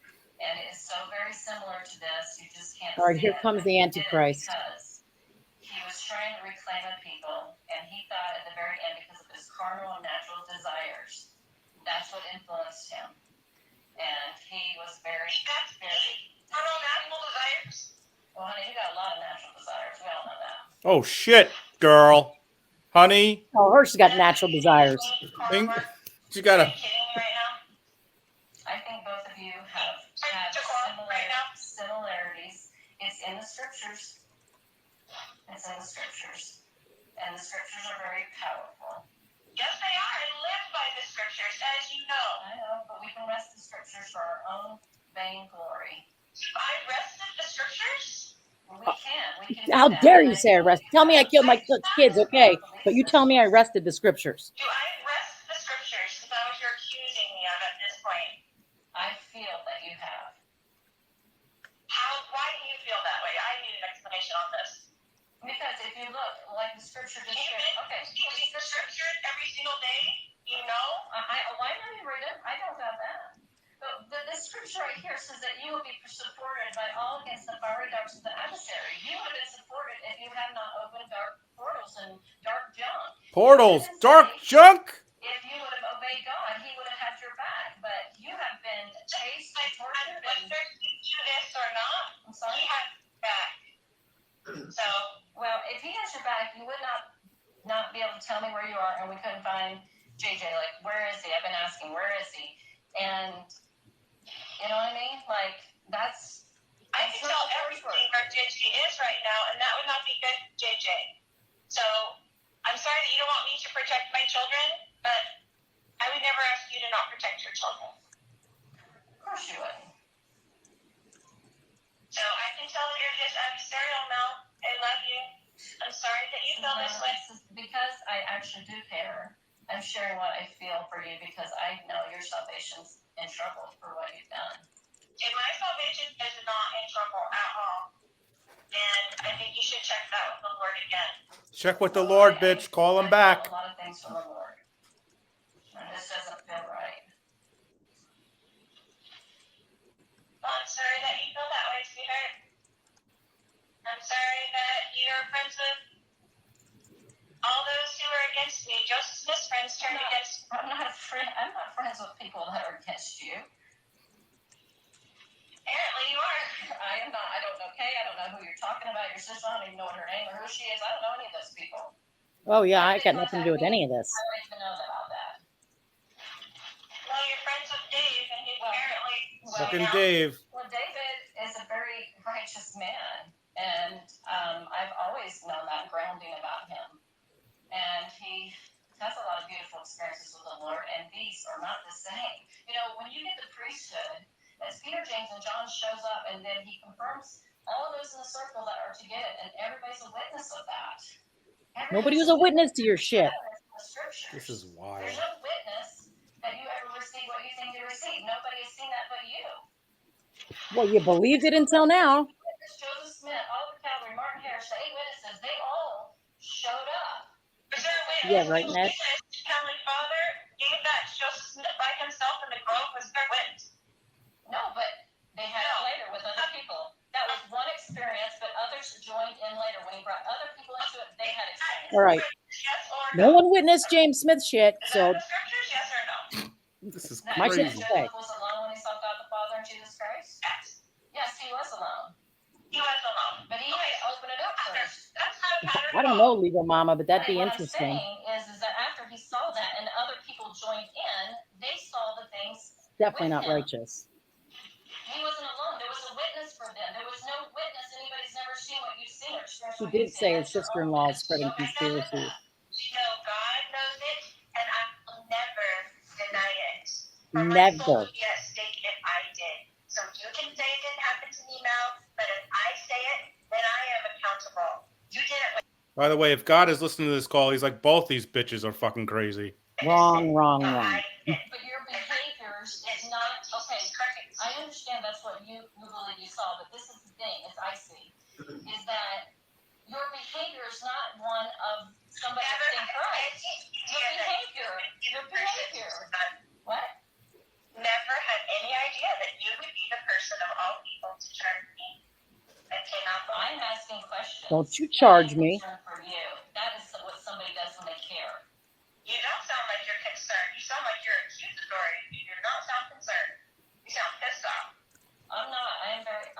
Are you calling me dark? Are you calling me dark? Troubled. Because these things, like you being with Chad before he's even divorced, Oh is shit. unusual behavior for a Oh person that shit. sees Jesus Christ. That's unusual behavior for a person who sees Jesus Christ. Honey, I've seen you guys together. Oh, How dare you I've say he never was seen divorced? you. How dare you? I've never seen you with Chad kiss him and walk around the track at BYU with him. I never saw that. Not the track of BYU. You hussy. Oh, honey, Oh, honey.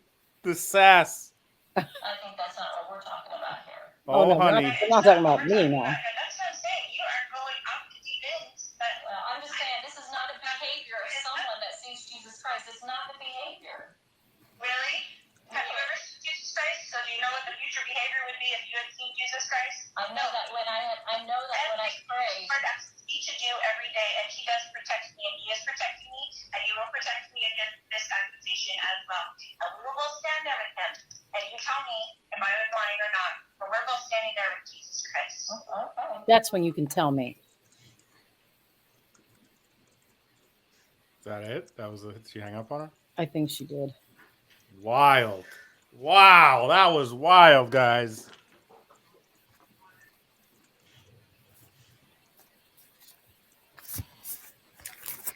And that's the end of the audio, Your Honor. You need your 10-second flippy thing. Having heard the I published know. audio then out of think Exhibit it's on there. 42, this would be a good time for us to take our mid. Oh, right. Somebody said it the break, mobile so we thing will only. Take about a 20-minute God hung up. recess and return for further testimony after that. All right, please. Do you have a good place for me to go now? Would I keep playing this or? Let me see it. So it goes after this. So 155:22, she says why she made the recording.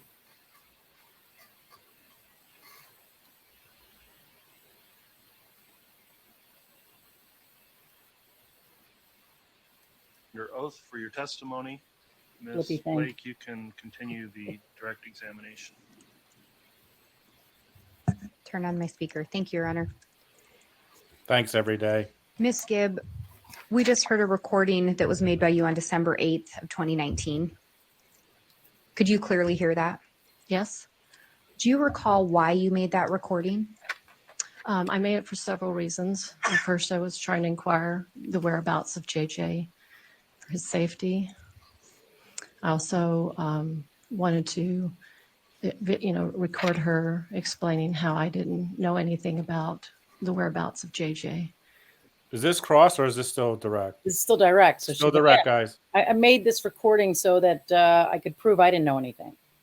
And any other information I could learn, like where they were, those, just those kinds of inquiries.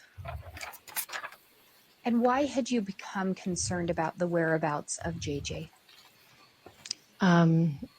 Because they initially told me that he was safe with Kay, and then the police are now involved and questioning where JJ is. And she says, and Chad says that Kay doesn't have them, and so that started to bring some questions to me, like what's really going on, but just not sure. And some just thoughts with Alex talking to him and trying to get more clarification.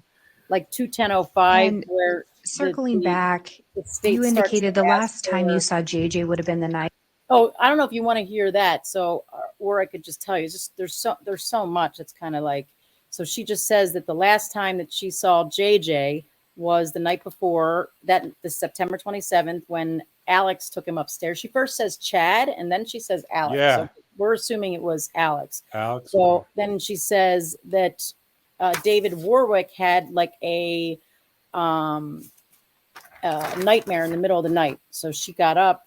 She wanted them to pray over him because he had this nightmare. So she texted Chad and Lori. She went to the door. It was locked. She called Chad and Lori. They never answered. And then she never saw JJ again. And then she left in the morning. So they're just trying to make it that was exactly when they were killing. Someone was killing JJ, and they want to make it they want to put it more on Lori, that Lori and Chad were right there when it happened. So if you Okay. go to 21005, they're trying to do the same thing here. The state's posing the question as though Lori had some sort of percentage thing or some sort of scale. They want to make it seem like Lori had her own like scaling and whatever of people, but as you can see, what Melanie's talking about is something different than the state's trying to make it seem like she's talking about. Okay.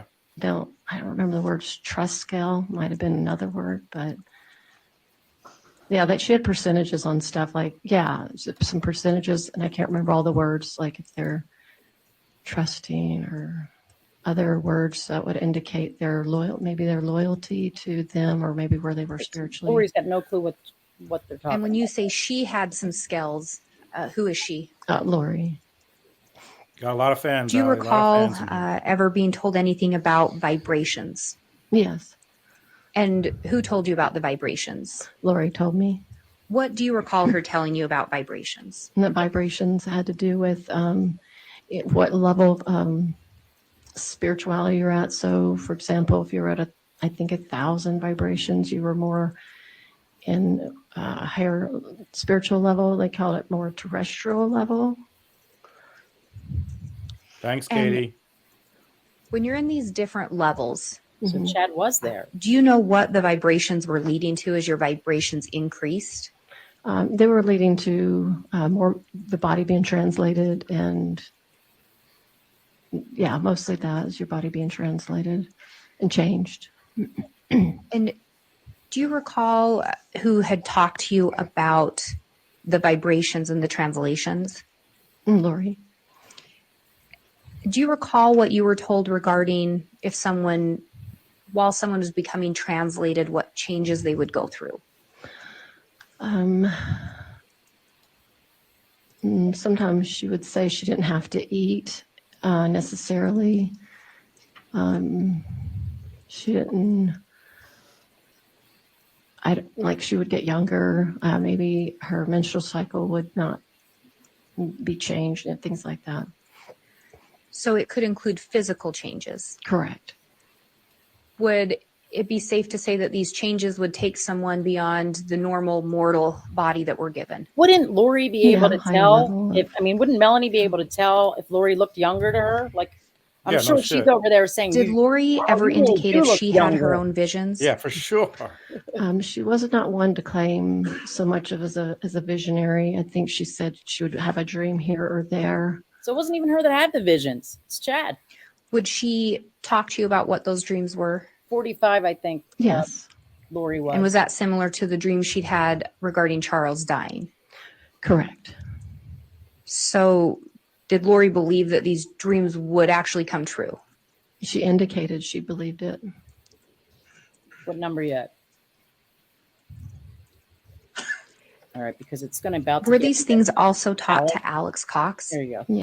Yes, Did you ever have conversations with Alex Cox? I did. What was your understanding, or what did he tell you regarding his belief in what they were teaching? He gradually began to learn about it. Not in the beginning, but near, more closer to the end of my relationship with them. And he really did believe that these entities were zombies now, or the people that they were hoping would pass away. He indicated that he believed they really were zombies. So Alex, And when you talk about the people they were hoping would pass away, who is they? Charles, Tylee, JJ, Tammy. And who was hoping they would pass away? Chad and Lori. I have not. And you say Alex initially wasn't taught some of these things. Do you know the reason why? He just wasn't, around the conversations in the beginning. Just he was kind of popping in and out of her house, and so it just wasn't disclosed in the beginning. But he believed in what Chad and Lori were teaching him. He did. So that's the end, I think. And he That's- truly, Oh, wait. to the best of your understanding, he believed that people could become zombies? I asked him if I told him I didn't 100% believe it was true, and he said he 100% believed it. So and that's the end of that. And if you go to 231:19, it'll get into the cross. Maybe what actually might be more interesting is to start at 237:55 ish. Or maybe, sorry, I just don't know how long you guys want to go. Like, You tell me, whatever you want to do. yeah. I mean, you'll have like 10 minutes of the cross. 237:55. Or go get some French fries or chicken fries at Burger King before he went to school. Right now, every he's day? just asking, like, you didn't really know You don't much recall about that? Lori's Okay. relationship with her kids because you barely knew them. So that was what that sort of was. Or what Alex would or wouldn't do because you barely knew them or knew their relationship. You knew them for like a couple months. I think we got a couple questions for you, Allie. We got, have you listened to Warwick testimony yet? And rumor is defense isn't going to call any witnesses. Would you? What are your thoughts?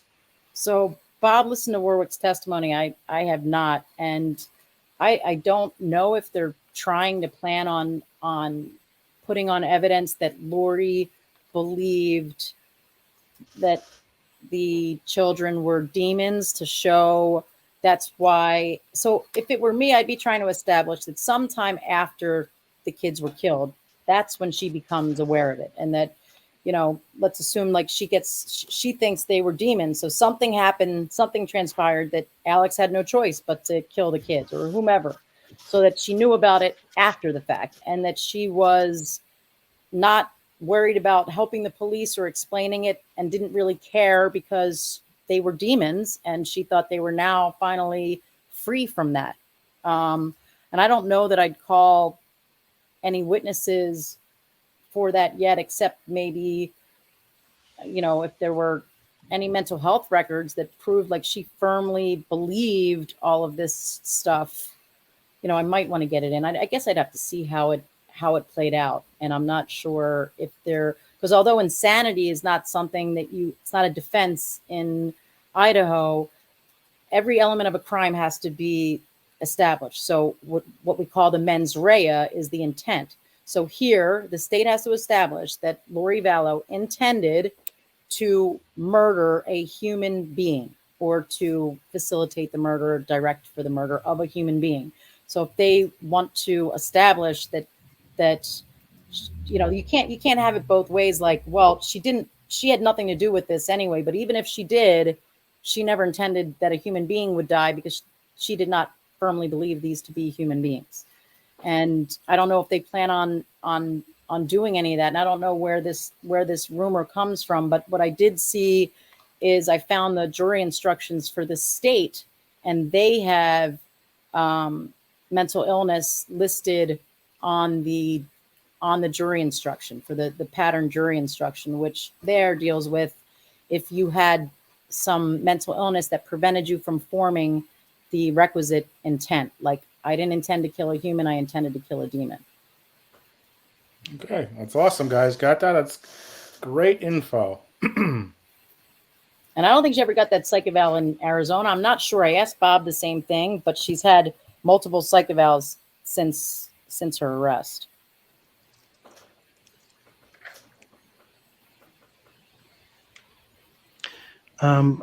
You indicated on direct examination that Lori had said something about a belief in multiple lives or multiple probations. Is that right? That's right. Isn't it true that you said something to Lori about you felt like you had been on this earth 4 or 5 times? No.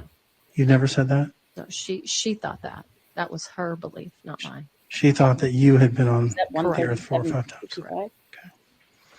And during the course of the year that you guys were close, you never bought into that? At times. At times you did buy into that you had multiple lives, or you were... I wasn't sure, but I don't know if she was we very we also asked convincing her about being one of the heads of the gatherer trying to of encourage the me to believe it. 124. Okay. And she said she didn't believe that either, although we know she was a self-proclaimed gatherer.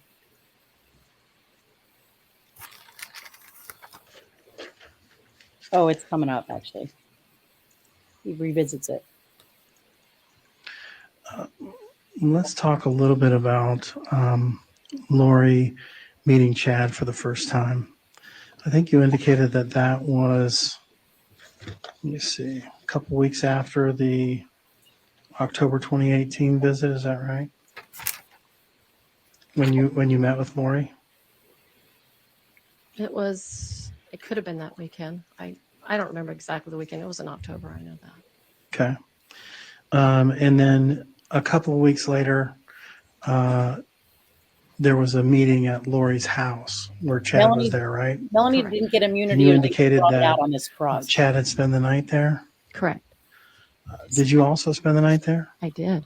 And weren't there also all the other speakers who were speaking at that conference? Didn't they all spend the night as well? No, just some people did, but not everybody. How many people do you think spent the night there?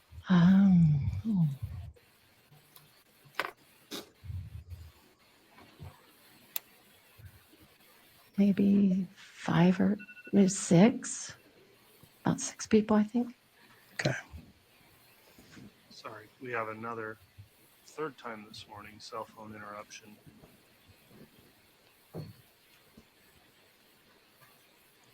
So yeah, Lori did get a psych eval. I don't know if she ever got one in Arizona after that cop gave her the, said, hey, don't answer the door if the police come. But she's had very numerous. That's okay, Judge. Do you want to take a minute and let everybody turn their phones off, or just make sure they're Can't figure out the fucking phones in here? What are they doing? off? Or are we good to just keep going? Let's just keep going. All right. Thank you, Mr. Thomas. Certainly. So there were multiple people who spent the night at Lori's house. This wasn't some romantic encounter between Chad and Lori, correct? I don't know what their desires for that connection at that time. I don't know what they were trying to, what their conversations about why he was staying there. But I know that there was some attraction. I'll just say that. Okay, but this wasn't a hookup, right? I can't agree with that. So you think that the psych evals themselves wouldn't necessarily be admissible unless and until the defense tries to raise her mental state, and then they could be. Like if they raise her mental state and say that because of her whatever psychological issues that she has, she couldn't form the requisite mental state, meaning intent to kill a human being, then yeah, those psych evals would come into play. So they would probably, they would only do that if they think they have enough evidence to prove that she did do that. At this point, they don't even think they have enough evidence to prove that she's part of it. Right. And that's true. If they think that it hasn't been planned, it might be too risky to put on evidence about her really believing this. So, right. Because that's like admitting that she is involved in it, but she was too crazy. She wasn't really. Correct. That is. So, and it's to take the position like, hey, you guys haven't proved anything, but as an aside note, even if you thought she did know, well, then she didn't have the requisite mental state to perform the acts. It's just a risky. It's got to muddle it up for the jury, right? Right. So, it's going to depend how everything plays out. But Bob asked me to look into finding out if I could see anything about jury instructions that the defense has proposed, thus far, because the state putting it on there shows that the state thinks it's potentially going to be raised by the defense. Right. Which it would just, in the proposed instructions, like they do a jury instruction meeting after everything to figure out which one of these instructions that we had talked about before are actually in play. And that's the judge's call, right? That's the judge. And it could take a while, right? That's a long conference. Yeah. At least five other people who were at this conference and were in the midst of Chad and Lori having a hookup that night. They weren't acknowledging of it. I didn't say that. I'm talking about them. He's this lawyer. That was their own personal whatever they had going up to get together. Yeah. This is Archibald? Yeah, the one who sounds like he's just asleep and just woke It up. sounds like he's trying to put everyone to sleep. I can't. It's crazy. I mean, he asked the question. There were 5 or 6 of you there at that time. He should have left it and not asked the follow-up question. Like, so it wasn't really a hookup. Well, she's going to answer, well, maybe it could have been, which is what she did. If you left it at there were 4 or 5 people, then you just say in closing, like, look, she said there were 4 or 5 people there. That's clearly not a hookup. But I don't even know what the point of getting into that is, because we all know that they were hooking up at some point. Why do you need this? But it could be because what everyone did say is you've got a lot of religious people on here. So, and you've got a lot of even the judge. So it could be to say, yeah, they knew they said that they were destined to be married and they were going to be married and they were emotionally together during this time. But there's no saying that they did anything on that until after both of their spouses were dead. So, hey, don't think that they're a bad human being because they were just following God's plan, but they didn't get physical until after both of their spouses were dead. That makes sense. That was between them, but the other people, I don't think they were aware of what was going on. Okay. All right. Defense can bring it up without, I mean, that's them attacking the elements of the crime and saying the state can't prove mens rea, the intent. As far as it was a question from Katie.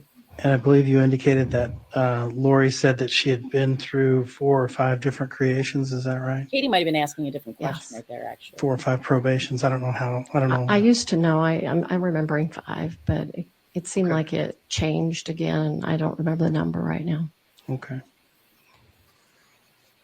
They are and limited. And then you indicated that Lori had met with Chad in the temple with Moroni and Jesus Christ in the same room.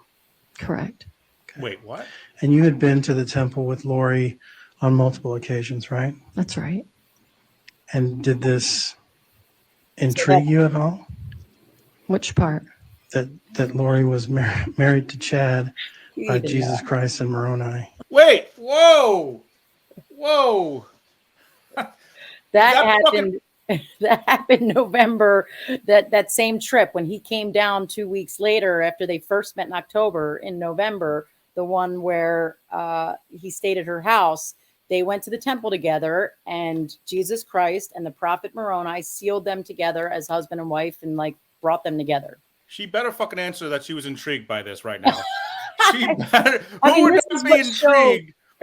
Jesus and Jabroni Moroni are up there. Is there like an aisle and they're standing next to each other? And then Jesus is like, do you take his hand to be sealed forever? And Jabroni Moroni is like, do you take his hand? Like, how could you, if she says no, throw out all her testimony. She's a fucking liar forever. You guys ready? Let's see. Was she intrigued that fucking Chad and Lori were married by Jesus Christ and Moroni Jabroni? She already said intrigued by what? She fucking better say yes. She fucking better say it. I thought it was very unusual and different. I didn't really know what to think about it. I wondered, like, is that really true? Is that what you wondered? What temple was this? The Gilbert Temple. Is that the temple that you normally went to? And Jody, as far as had you been religious questions on voir dire, I to the was temple wondering with the same, Lori the same after thing. this particular event? But they can ask, do you have Yes, any we went religious often. beliefs that would make it hard for you to hear this? And if you were hearing religious beliefs about X, Y, and Z, would you, but I've never been confronted with the question of, and I venture to guess, I'll have to look into this. It's kind of an off limits type of thing, but maybe in certain situations it's allowed. Like, what is your religious belief? I'm not sure whether that would be an appropriate question, but they could definitely dance around it. Because I mean, I've not been anything I've ever had to ask, although jurors are often asked, do you have any religious or spiritual beliefs that would make it hard for you to do this or do that? And I wanted to listen. I thought jury instruction, that maybe the voir dire was audio for that, but I guess there isn't, because that's not something the public is usually in. So I don't think it's weird that it wasn't released, because whenever we're doing choosing a jury, the only people in there are the jurors. Can't believe I've never heard this fucking Moroni guy before. So yeah. And you never asked her to show you the place that she got married? No. Okay.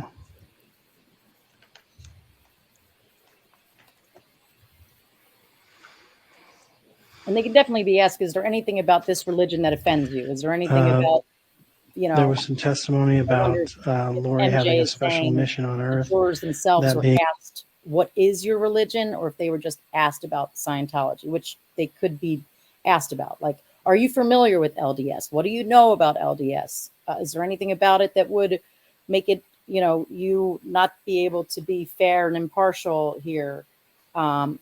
But the question I don't know is if they can ask or not, what is your religion? But I would assume it's possible in certain cases that would be allowable. I'll have to look into it and let you know, Jay. All right, cool. being part of the gathering of 144,000 people. Correct. Correct? Yeah.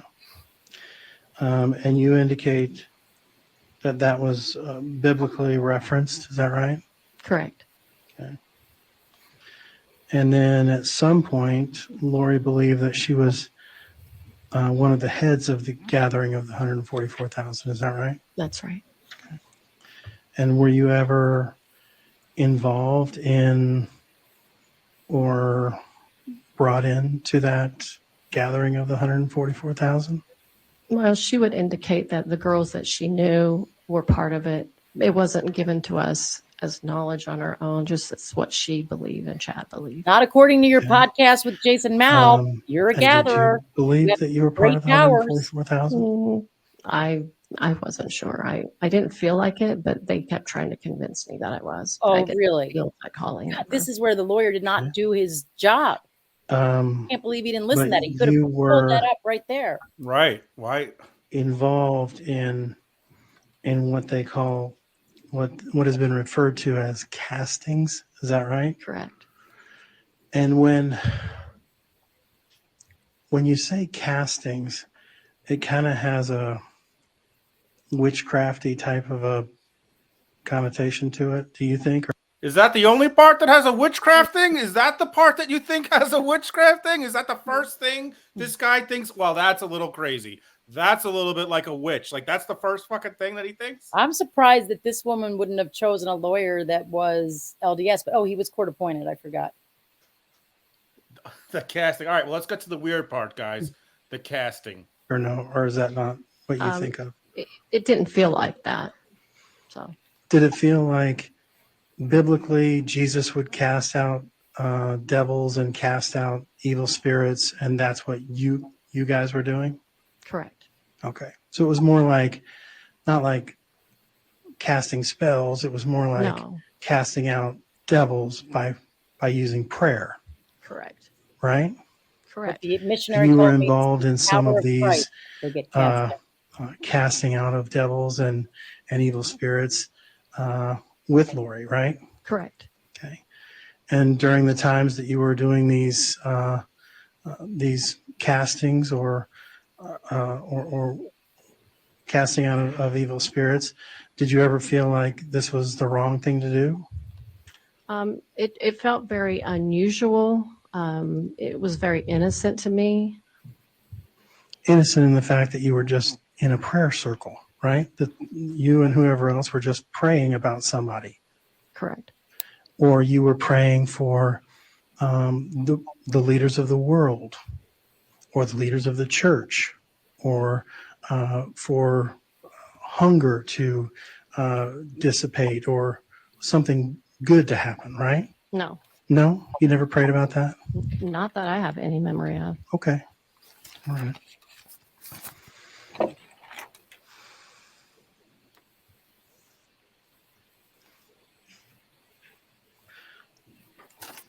So when you were doing these castings, was it for specific people only?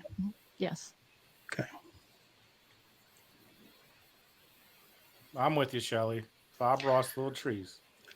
Now, tell me a little bit about light and dark. I have some knowledge, and I think that this might be interesting to flesh out a little bit for the jurors. So tell me a little bit about light and dark. You indicated, I think, that someone can switch between being light and being dark. They indicated that to me. Yes. They indicated that to you. Chad and Lori. Yes. All right. And you never believed any of that? At times I wondered if it was true. I wasn't 100% convinced. But I took part in about, Okay. I don't know But how you many were involved castings. in and What the fuck? casting out of dark spirits, right? Yes. Okay. So you believed it somewhat. Like I said, somewhat, but not completely. Okay. I mean, I feel like if you show up to the fucking place where you're trying to get rid of these people, you fucking believe it. I don't think they believed it at first too, because they didn't know what they were trying to accomplish. If you want to jump to 2553, I don't know what number you're at. They get into the Well, zombies. when they were, I'm at 247. Where is it? 2553. Or What do you 20, mean? 25, 2.53.35. Oh, Sorry. okay, 253. My fault. That's right. So here we go, zombies. Get ready for the zombies. We're gonna have to make a custom zombie emoji. okay.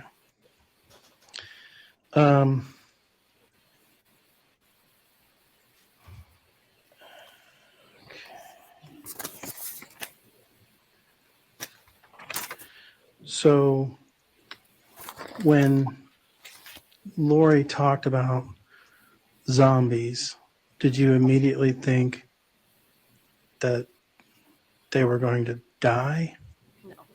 No. Okay. What were your thoughts about that? It was a bizarre teaching. I believe Lori thought it was bizarre at first too. It was very something she'd never heard of in the context of how it was explained to her through Chad. See, Okay. Chad. Do you recall making the statement or writing down a statement indicating that Tylee had been a zombie since she was 12 or 13 years old? So yes, but what that means is when she was claimed to be a zombie, Chad would let her know that she truly became a zombie years ago. But that knowledge was, she was sharing it as she was 16 or 17. She was saying that, she became not a zombie right then, but he was trying to say she had actually turned it when she was about 12 or 13. So that's what Chad said to you and Lori? To Lori. To Lori, and then Lori related to you. Correct. What number are you at? I am at I 254.57. jumped to 310.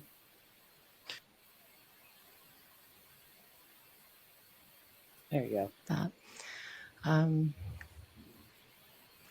Yeah, I don't know if there would have been. Okay. But you knew prior to him dying that the insurance policy had changed the beneficiary to K.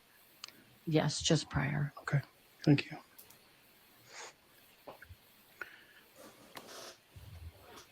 You talked a little bit to the prosecuting attorney about why Chad didn't get a divorce. And you indicated that either Chad or Lori, somebody, told you that he would be penalized. He would lose his exaltations if he got divorced. Correct. What did you mean by that? Who told you that? That's what Lori told me. Okay. And so the logic was he was just going to wait for her to die naturally and carry on this affair with Lori? That was the idea. Okay. Now, let me ask you about this stuff you talked about with the police and why you made this recording. That's what she's going to get into now. Another thing that I had a question about, you were talking This to guy's fucking the voice, man. prosecutor Jeez. today, and we talked a little bit about Lori telling you to tell the police that you had JJ, right? Correct. Yeah, correct. Okay. And the police had called you, and there was no answer. You didn't pick up the phone right away. Correct. How many times did they call you? Do you remember? It felt like it was 2 times. The Idaho police called. Okay. And did they leave a message, or they text you, or? I believe they did. It could have been both. Okay. And you told them, and I'm just going to quote it as best I can from what I remember you saying. I had him, but I don't have him anymore. Is that right? Seriously, I didn't tell Shelly. the Idaho people that. Okay. Who did you tell? That was Gilbert police. Okay. But you did tell him that you had JJ at one point, but you didn't have him anymore? Correct. That Lori had come and picked him up? Correct. Something like that. Okay. And that wasn't the truth? That wasn't the truth. Okay. And then did the conversation go on from there with the Gilbert police? Just small talk, but nothing. He's nothing trying to establish significant. now the cops. I just told him I was going back to Arizona the next because then it day might be and inadmissible. my plans But the for jury's already heard So it. what, Right, like shouldn't he have objected when that came up and then they had to prove or Right. He could have said to the judge before it came in that he wanted to have to voir dire Melanie Gibb about how that recording came about to establish its admissibility or something. But now they've heard the whole fucking thing, so right. She doesn't give in. She was like, she says, "Oh no." And I think when Melanie says, "Oh no," that's like your clear yes. The way she where were you when that phone call was made? I was in Utah, and I was in the process of going down to Arizona to have Thanksgiving. Okay. So you were living in Utah? No. No. What were you doing in Utah? I was visiting my boyfriend. Who cares? Okay. I was And that's skiing David with Gwyneth Warwick? Paltrow. Yeah. Okay. Are you guys, did you ever get married to him or Yeah, no? we're married. Oh, you're married now? Oh, yeah, Yes. of course, Okay. of course. And so you were visiting him. That's when you got the phone call. And that's when you said you had him, but you don't have him anymore. And you're indicating that that was not the truth. Correct. Okay. And then you contacted law enforcement a second time. And that was after you had made the recording that we had just heard, exhibit number 42. I'm not sure So you how many times I just know I contacted them after I recorded it. Okay. So you recorded it and then you contacted them. We had talked prior to that, but because that's who I knew who to send it to, is because I already contacted Officer Pillar, so I knew to send it to him. So I let him know that night after I recorded it if I could send it to him, or if should I send it to the Idaho people? What should I do? And just said to I think email it or send it. So did you? I'm sorry. Did you and Officer Pillar decide that you were going to record this phone call? Oh no. Oh no. But you talked to Officer Pillar about doing this? No, I just had a contact not. with him and communicated with him. No one said anything like that. You know, saying I need to come and talk to you. I can't remember if I'm trying to remember the dates if I talked to him already. It can't but be it had this. nothing to do with the recording. Yeah. Nothing to do with Okay. it. And you indicate that one of the reasons that you made the recording was so that Cover your ass. you would be able to have some sort of audio proof that you didn't know anything about where JJ was. That's one of the reasons. Okay. What's the So other one? it was a self-serving phone call. It was a multi-serving. Multi. I'm sorry? It Love was a good multi-serving purpose. call. Okay. But part of it was self-serving. Partially. Yes? Yes, partially. Okay. All right. Now tell me about her being the Antichrist. Why don't you tell me about that? And during that recording, at one point you said you would be safe if you hadn't opened dark portals. Your salvation is in trouble. My salvation is not in trouble. Do you recall saying that?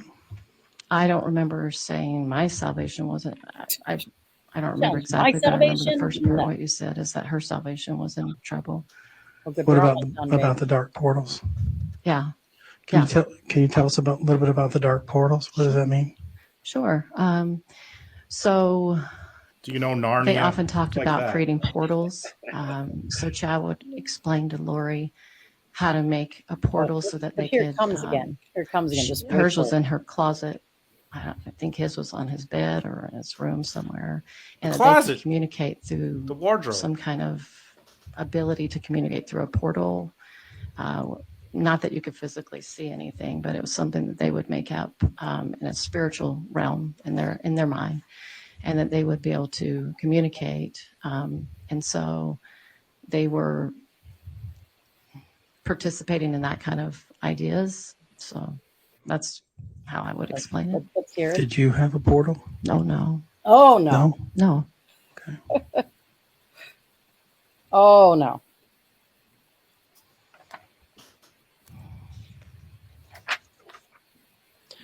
You also talked about Korihor in that What number yet? Oh, this is the in Antichrist. that phone call? Who is Korihor?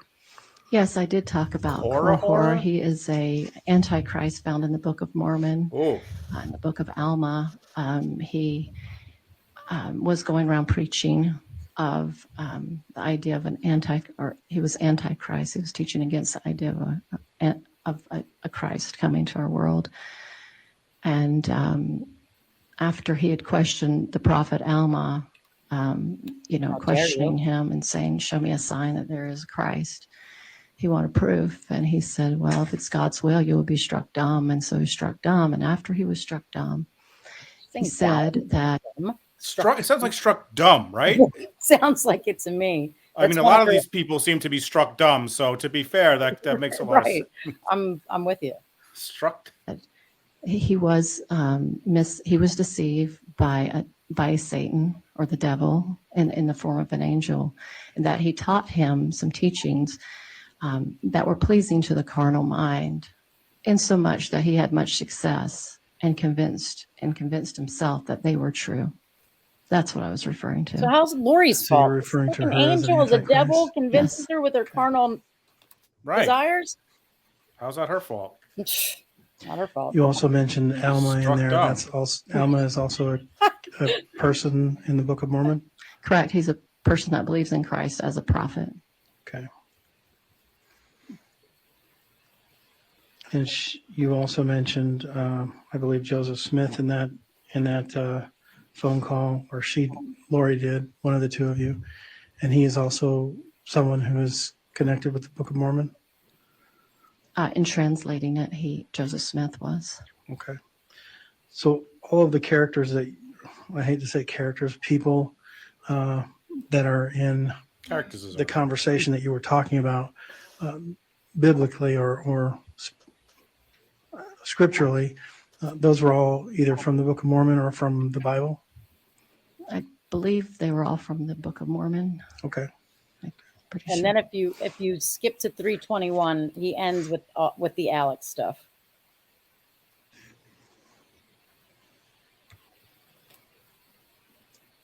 So you guys been killing the game while I was gone? Killing the game. What's up? You guys been killing the game while I've been gone? I think Allie's been killing it for sure. Allie's been killing it. Oh, Allie, we just got a review on Apple Pods. Somebody said I was talking. They gave us 3 stars because they said I was mansplaining shit to you. Oh, shit. Interrupting me the entire time. Oh, mansplainer Bob. Mansplain. I'm like, I couldn't mansplain shit to Allison if I wanted to. And I would like to ask you a little bit about it's like Alex. a married couple doing a podcast. So like we had to figure out how to kind of make it seem like we're not just talking like normal, which we interrupt each other. I wouldn't take it too much to heart. Don't even mention it on the next one. I didn't take it at all. I'm definitely mentioning it. Don't. Never mind. Go on. Play. Cox, and you indicate that at some point he had totally bought into the zombie concept, right? Correct. Knew it was Ned. And that you specifically said he had 100% believed it was true. Is that right? Yes. Okay. He 100%. And then you had asked. Thanks, MJ. I believe it was you that asked what had happened to JJ. Is that right? Did you ever ask Alex that? That's right, I did. And what did Alex say? He says, I said, do I want to know what happened to him? And he said, you don't want to know. And then what was the conversation after that? He talked about how the police came to his apartment, took his guns. So he confirms they were really those guns evil and all that people. stuff is his. The police people were. Not Lori or Chad. And then Melanie was there, and she talked about how her house was broken into too. They took her. That's Melanie, the money or niece. something like that. And then Alex talked about getting ready to go on a honeymoon, or get married to Salima, and anyway, we just kind of talked about a bunch of stuff, and then he talked about how Chad had given him a patriarchal blessing, and talked about how he felt he was very it was a very touching blessing for Alex. Very emotional about it. And then we met up with Sulema, during part of it, because she was just on the walking way towards her house, and Sulema is and then we talked Alex's about, now wife. a little bit at that what point. was going on up there in Yeah, Rexburg. Just Dave, that was a police and 2-week this and marriage, that, right? 2 weeks they were married. those kind of things. But it seemed like everything kind of revolved around where was JJ? We're looking for JJ, right? There was a little talk about that, but then they changed the subject and talked about They what changed was the going subject. on Like, and how you they were didn't being want to ask chased any and more those kind of questions after he things. tells you Why that do you don't you want to think they were know. being chased? I mean, come on. Well, that's now. what I asked them. I didn't understand why they You don't were, want to and they know. just We're said talking the about evil a was after 6, them. 7-year-old child. Oh, I just So let that one basically, you fly. asked, "Do I want to know what happened to JJ?" And they said, "No, you don't want to know." Yeah. And that was Alex. And was anybody else there? Melanie was there. Melanie who? Pulowski. Okay. She was there when that was said? She was there. I don't know if she's right next to me, but she was, they were both together. So, Okay. yeah. And he just kept skirting the issue of, I'm not going to tell you where JJ Yeah, is. he didn't announce it. And then later I'd ask Sulema, like, what did he mean? Oh, I thought Sulema What does wasn't that there. mean? And she's like, Part with and Viv, she had that asked him because she zombie, didn't not understand that either accident. what had happened to JJ. And he told her Matter of that, fact, I think it was just Chad and that they Lori. couldn't be found. And so when I questioned her about it, I said, I'm very concerned about this. So I Not asked concerned her enough to what go to the he told police her. until, Okay. I don't know how Thank many you. I have no days, further questions. weeks later. All right, thank you, Mr. Thomas. So that's it. I mean, the redirect wasn't all that interesting. It was, they touched on, I don't know why, because he got into, I didn't even have you play it, the fact that Tylee did not like Melanie. It was like such a stupid line of questioning. Most of this line, I mean, does anyone think that anything was scored by the defense on that cross-examination? I sure don't. I'm like, Allison and I were talking on the pod because we were going through that particular area last night. And I'm like, man, if you have a 16, 17-year-old daughter, they fucking hate you. Like, they hate. But no, I mean, the testimony was that they were always together, Lori and Tylee. But it was that Tylee didn't like Melanie, and like Melanie tried to be like, oh no, that wasn't the case. But then on redirected, she actually explains it even more that essentially Tylee didn't, they did not get along. But I think the reality is, number one, we know Melanie wasn't with Lori and Tylee, and the after the first month, she has no fucking idea. No. And this is a 16-year-old kid who's got her own crew, her own homies, her own shit going on. Like, she's not hanging around with her fucking crazy mom all the time, for sure. That's why she thought she was dark. Like, I mean, the whole thing is. Then they ask her again. They also ask her again, like, Allie, did you say I was sexy when I was off air? I did. Wow. Thanks, Ned. So it was that they were like, and this is it should have been objected to as leading, but it worked anyway. Could you have heard about Charles' life insurance after he died? She was asking about Melanie telling her this after. You be mistaken. Melanie told you this after he died, and she says no, which wasn't super helpful to the prosecution. That was their redirect. And then the last thing they asked her was about Alex being given a special designation as warrior and protector of Lori, and that Alex would do anything that Lori said. Although she said that Alex didn't even come around until after she was towards the very end of her relationship with Lori. So, hey, Jay, I'm sorry. Throw Janet's question up there. She's like third from the bottom, because that's a good point. It's like the only thing that I can think that wasn't a thing is because of all the moving around. You know what I mean? Like they were like uprooted constantly. So maybe she didn't have like a crew.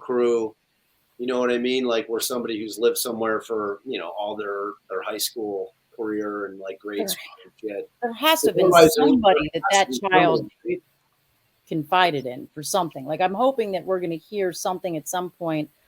Madeline, I saw that same thing with the friend from Hawaii, and that was like they were in Hawaii from like 2014 to 2016, and then they moved back sometime in the year in between 2016, 2017. But like after that, it's kind of, it's a weird thing. Like where are all the friends? Like where the hell is Tylee? Why aren't they going to the police? It's a good point. I hadn't even thought of that. Like, because as far as JJ goes, she unenrolled him from school, and he was only 9. It's not like he wouldn't have had communication. Colby was asking, but he believed what his mom was saying. Right, because that was the whole thing with, Melanie telling Colby, we've chosen a side, and the side is Lori, not Charles. You know what I mean? So, like, that point, Colby was put in check. And then when Charles started sending, like, the emails to the whole family, like, on blast that, like, Lori's lost her shit, like, they didn't even read them, like, because what I saw in terms of that friend of Tylee's was on, what's it called? The thing on Netflix we just watched, babe. So, like, in that, they're Lost Sins of the Mother. Yeah. On that, they talk about how they didn't even open those emails from Charles until it was, like, too late. Like, they were just ignoring them because they were like, look, this is because they all thought, like, Lori was telling the truth about Charles cheating on her. So he was off the list, except for Lori's other brother. Like, that was the only one who, of course, was dark. Well, they are. Who made where is this FOIA? Are these public somewhere? These FOIA docs? Yeah, we'd love to see those, Laura. All right, I'm going to leave you guys. Love you all. All right. Thanks so much, Allie. You killed it. I really appreciate your help today. Bye, guys. You're the best, babe. All right. I think we should call it. I want to take my dog for a walk, man. All right, cool. This guy's, pouting. Like, I can see him. He's like in a great depression because I took him for a shitty walk this morning. So he's like sitting over here pouting. Do you want to go for a walk? Walk? Do you want to go for a walk? Yeah, come on. You want to go for a walk? Yeah, he's excited, man. Guys, again, don't forget, check out the link tree I'm putting in here. They have a awesome podcast where they go, and now you love Allie. Now you know Allie. You know Bob. They go way in depth into it. Check it out. Way in depth, y'all. Way in. Ooh, the 5,000 page document dump. Man, I like that. You guys are the best, Jay. I love you. Shan, you're the best. I wish I could see you occasionally. Pop on here, say what up, girl. She's gonna come on more. We know you're the wizard behind the curtain back there. She is for sure. Dude. We know this. So, all right, dude. We'll hang next week too, for sure. All right, definitely. All right, cool. Thanks, man. All right, everyone have an amazing weekend. Be safe out there. Oh, thanks, Janet. Appreciate you. Thanks, Nanya. Bye, all you guys. Like, I wish I could text or like chat on the shit. Like, Jay, you're working on a new platform, right? Yeah, like, I'm gonna hopefully the new one. I'm gonna get a new streaming thing where hopefully I'll be able to chat with you guys because right now StreamYard you can't do it, but trying to figure out a way so Bob can chat too. Yeah. All right, love you guys. All right. Everyone, be good. Have a good weekend. Be safe. Take it easy, Bob. Hey guys, we have a good time or what? Was that enjoyable? I hope people liked it. I hope we got some information from this. I really wanted to follow this live, so this is kind of a better than not at all. I really wish it was streaming because this was one I really wanted to do. But they were awesome and really good. I think it's really good to get not one but two lawyers perspective of everything. So thank you so much for being here, guys. I really appreciate it. I'll post the link. The live stream will be up, guys. Guess what? We made it through. No copyright claims. It wasn't taken down. So I'll post the link again. You'll be able. Sean will probably work on chapters, and you can watch it later. And that was cool. So thank you so much, guys. Have a good weekend. And I'll see you guys next week. And I'll post the stream link when I set it up next week. Have a good one, everybody.